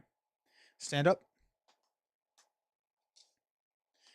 Not a dark design. Not a dark design. If we can get both of these dark designs on boost. Oh my gosh. Greetings from Germany. Jubilee time. How is she so far? She is a I think that she is one of the more challenging characters to pilot that we've had recently. I think she is good. I think I'm struggling with her. I think we've also really stress tested her with some of these scenarios. But I think all in all, I like her. It's taken me a while to.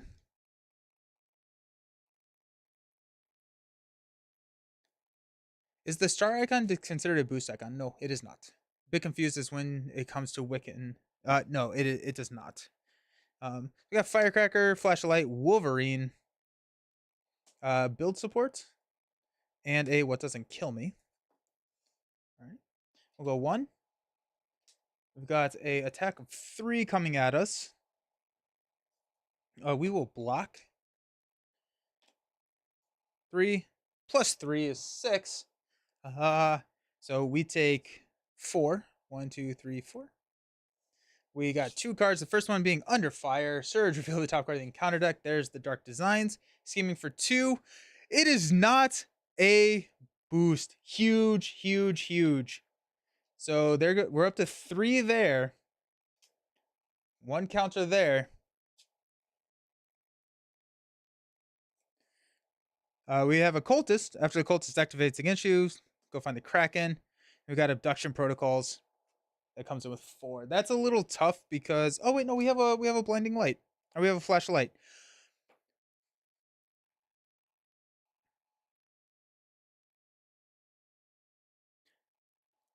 We're in a better position right now than I think we have been in a long, long time. We have to think about this. Honestly, it's a typical Tony hero, pretty challenging to figure out, although a bit less technical than some of his other stuff. Oh yeah, I thought you were talking about Tony Stark. I was like, I guess. But yeah, okay, no, Tony Fanchi. Yeah, that was close. That's what I thought while looking through her cards. Stalwart seems to be her weak point. Yeah, only slightly terrifying, right? Okay, so we can push the Sentinel now. We can push Sentinel now. We have to deal with this, which is fine. I think we can do that. We have a Firecracker, which can take out the Cultist. Then we can use our Sunglasses to push Sentinel. Actually, no, we want Richter to hit Sentinel because that'll knock the toughness. And then we have Flash of Light, which can clear the abduction protocols and we get an ally. Our main problem at that point is health. Yeah, I think we lose actually. No, because we don't have enough health. Shoot.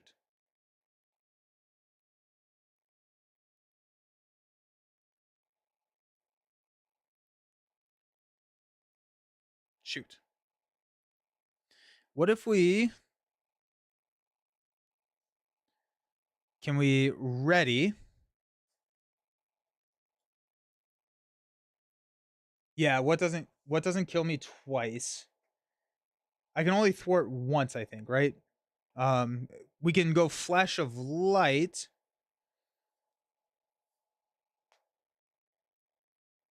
We have to take out the Cultist. We have to do Firecracker, and I mean, we can roll the dice on if we.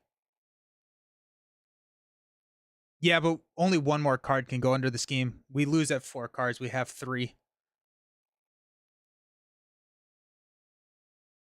X-Jet plus Flash for Firecracker. I think so. I think we take out the Cultist. We don't have to push Sentinel this turn. I don't think that there's any. I don't think we want to push Sentinel this turn, actually.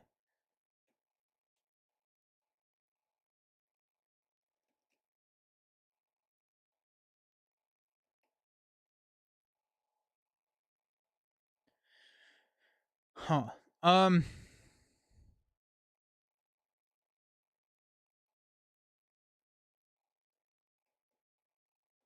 Richter and Jubilee.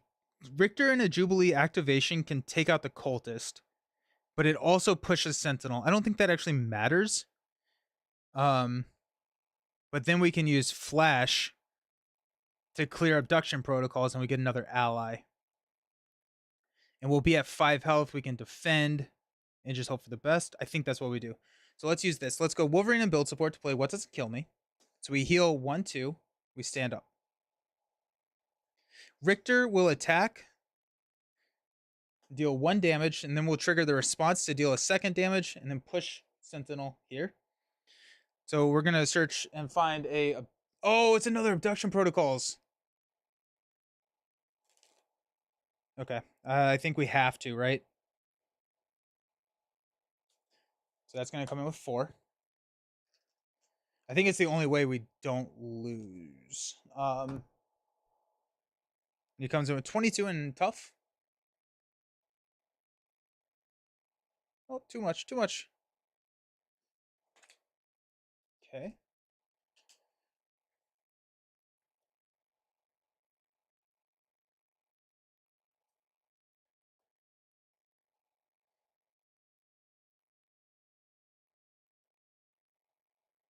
Okay.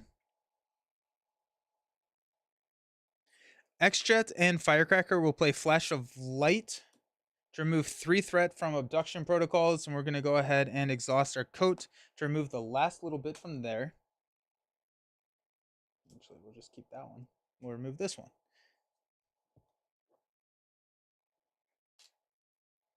Okay. It's going to get us another ally, which will be 2, which is going to be Cannonball. That's actually huge because we can use Cannonball to take here and we can thwart there. -1 after he attacks and defeats a minion. Okay, so let's go ahead and attack and defeat a minion. Then we will thwart 2 off of abduction protocols with Jubilee. You know, it suddenly makes sense how Jubilee was kidnapped by the Sentinels. This is intense. Yeah, right? Okay, we'll stand up.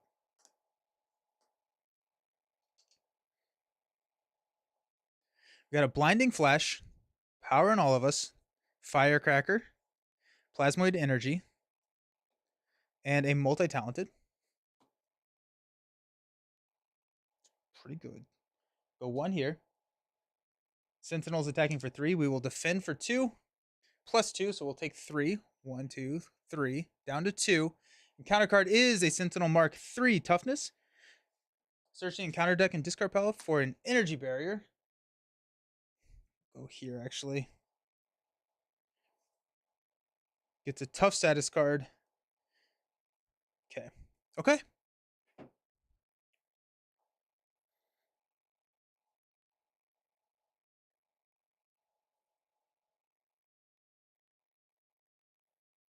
It is winnable. I think it's a very like how are we doing it? How because we have to clear here. We do. I don't think it is. No, it is. It is because of the coat. Okay. Okay. Okay.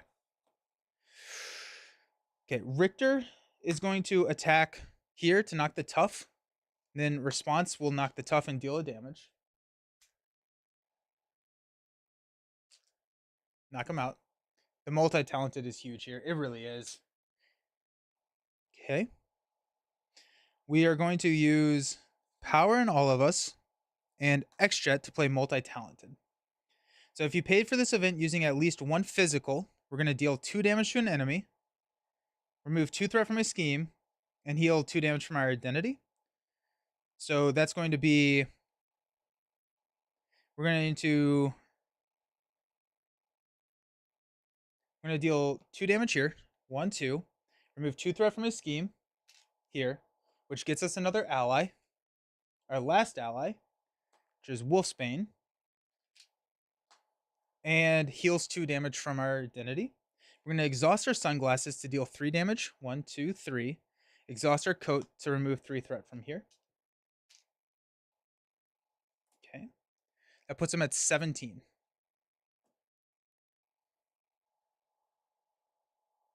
We're going to play Firecracker to deal 1, 2, 3, 4. That takes him down to 13. I think the big question is what's the boost going to be? There's no, because it gets put into play, and Utopia is after you play. Oh, and after an X-Men character enters play. Yes. Oh my gosh. Yes. Yes. Yes. Yes. Big, big, big. Thank you. Huge, huge, huge, huge. That's awesome. Okay. That's pretty cool. It's really, really cool. Okay. So we're at 4 health. Cannonball will go ahead and take out the mark 3 because we're not going to be able to. We have 6 damage, which puts him at 7. We still need one more turn. So we're going to do 4 damage here. 1, 2, 3, 4. And so if we just can't, we're just hoping for the boost card to not be too bad. Let's stand up. We've got Night Nurse, Colossus. There's 3. Multi-talented is huge. Polaris is nice. Triage 2, 4, 5. I think it's lethal if we can hang on. No, my camera. Manifesting grand finale. That'd be awesome, right?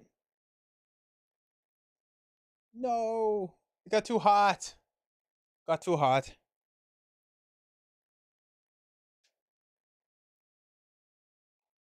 Come on. Just like with Lord of the Rings, right? Yeah, there we go. Perfect. Okay. So Sentinel is going to attack us for 3. We're going to block. It's 1.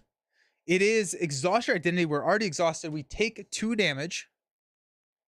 Our encounter card is attached to the villain. The villain gains retaliate 1. We can spend 3 mental resources to discard this card. He has 9 health.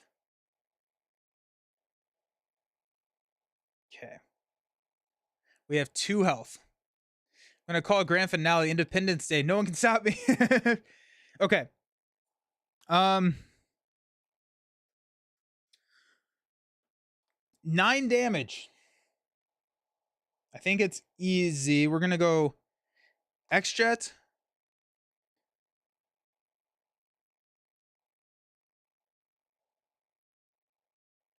And Polaris to play Triage. Which will heal 1, 2. Utopia will ready Jubilee. We're going to go 1, 3, 5. 1, 2, 3, 4, 5. That's going to knock all of my allies out. I forgot to give Cannonball. Or Cannonball is actually not knocked out. He has 2. He has 2. Those are gone. But then we will exhaust Jubilee, Colossus, and the Night Nurse to play multi-talented, which will deal 2 damage. 1, 2. We'll take a damage. We'll remove 2 threat and we'll heal 2. And then we will exhaust the sunglasses to deal 3 damage to Sentinel, giving us the victory. Boom. Yeah, I'm using a dummy battery. It just overheats after 5 hours. That is a win. Holy cow. That was intense.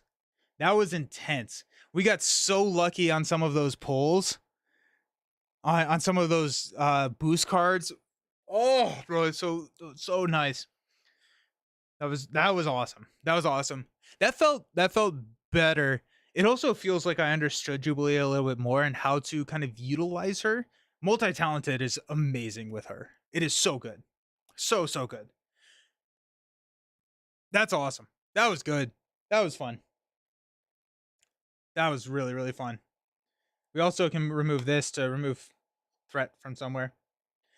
Wow. Oh, that was a satisfying time and way to end the stream. That was good. I enjoyed that a lot. Wow. Okay, cool. That felt better. Now firework. Woohoo. Yeah. Wow, that was cool. Okay. Oof.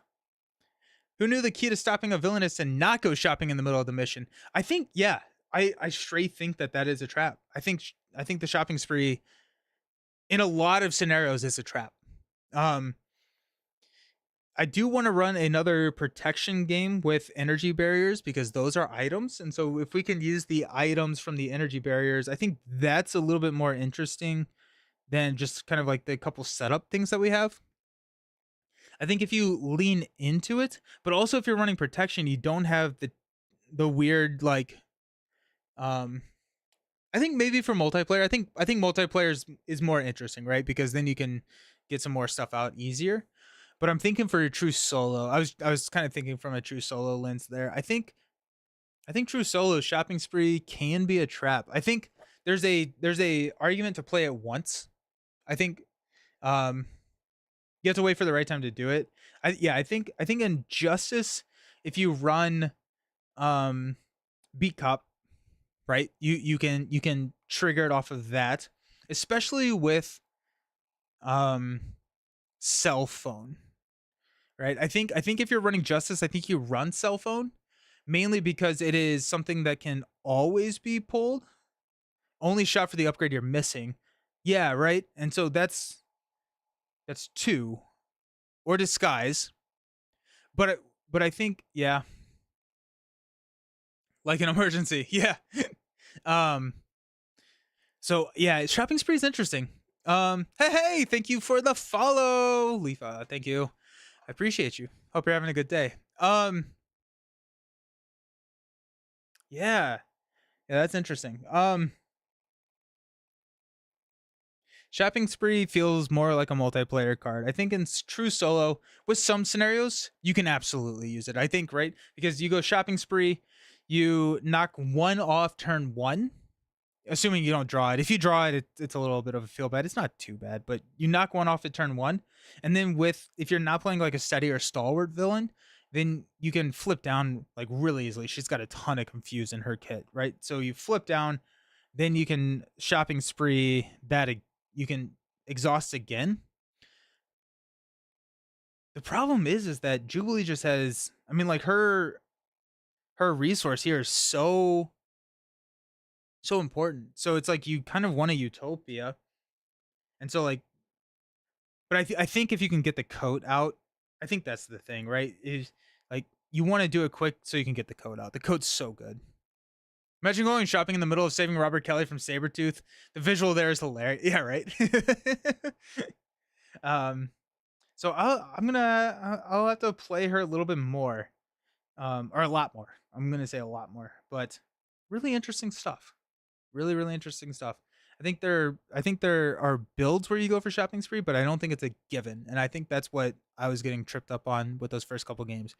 If shopping spree is going to kill your momentum, don't go for it. But then does that just mean that it's just not a great card, right? Because the only time you can go for shopping spree is when you have the time to go for shopping spree, when you're not being applied a ton of pressure. And typically at that point, you can also just go for other build. Just stopping by the Congress gift shop. Yeah. It's interesting. It's really interesting. Yeah, I didn't give it enough time to cool down. But it's definitely interesting. Definitely interesting. So yeah, so I will be back on Monday. Monday we're gonna be playing more Jubilee, and we're gonna play the sidekick deck. It may just be an early gameplay, yeah, and then you just leave it out there. But like the other thing is like why not just run superpower training? It's one more threat, but it's way easier to take care of.